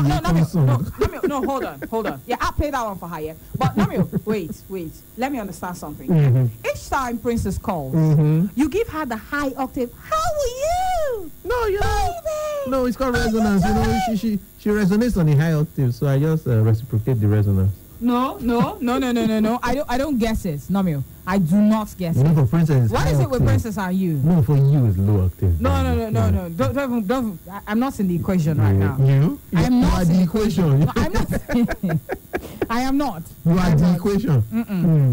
You are the Y and the X. So, Princess, if you are interested, of course, it's obvious that you are. We can just, we can do this for you, man. We can do this for you. We can do it, KFM, you know how we do. See, we sponsor weddings. Don't try us. We pay for weddings. That is. This is your number one radio station in the South. We pay for people's weddings. Go and ask. Anybody who attended the Whiteboard 2018, they know. Enter Google, type KUFM. We pay for weddings. It's not to brag or anything. Yeah, it's not to brag. This is what we do. So, darling, I know you're interested in everything. Just come to the office and let's talk things through. Now, Namio is ready. Very, very ready. The terms and conditions apply. What's your terms and conditions? Please, don't even go there. Princess, you are beautiful the way you are. You are amazing. We love you already. That's not telling you that terms and conditions apply. And we want to just, set Namio home at this point. So, Princess, come, let's go home. Come through. Okay, you got to play that lonely song. You got to play that lonely song because, I'm just fiddling with this thing and I just can't see it right now. Okay, so, Princess, I love princesses, It only means that Naomi will become a prince, yeah? And then in the future, become a king. So this is our prayer for him. So considering the fact that we sponsor weddings, this can definitely happen. Princess, this one is dedicated to you and your love for DJ Namio and DJ Namio's love for you. Inauguration took place during the Federal Executive Council FEC meeting in Abuja on Wednesday. Those inaugurated include the chairman, Ahmed Kadi Amshi, Babagana Modu, Abubakar Tutari, Hakim Akamo, Tunrayo Akintomide, Atanu Meyowe Francis. Others are Basi Etuk, Bayaminu Shinkafi, Sani Kazauri, Julius Ucha, Namdi Ayeche, Awalu Ohindase, and Mwazu Ishak. House of Representatives on Wednesday resolved to investigate some commercial banks over alleged illegal and excess charges on public and private accounts. The House said the act amounted to outright stealing of customers' money, fearing that it may have been a victim. The resolution came on the heels of a motion under matters of urgent public importance moved by Honorable Yusuf Gagdi. Adopting the motion, the House mandated its Committee on Banking to liaise with professional financial consultants to investigate and determine the extent of excess charges on the House of Representatives' accounts, other public institutions, and individuals held in various banks in the last 8 years. The committee was given 4 weeks within which to conclude and report back to the House with recommendations for further legislative action. The Supreme Court has dismissed an application for review of the judgment which sacked the governorship candidate of the All Progressives Congress, APC, in Bayelsa State, David Leon, and the Deputy Senator, Bio Barakuma Degi Eremio. President Muhammadu Buhari on Wednesday inaugurated members, I beg your pardon,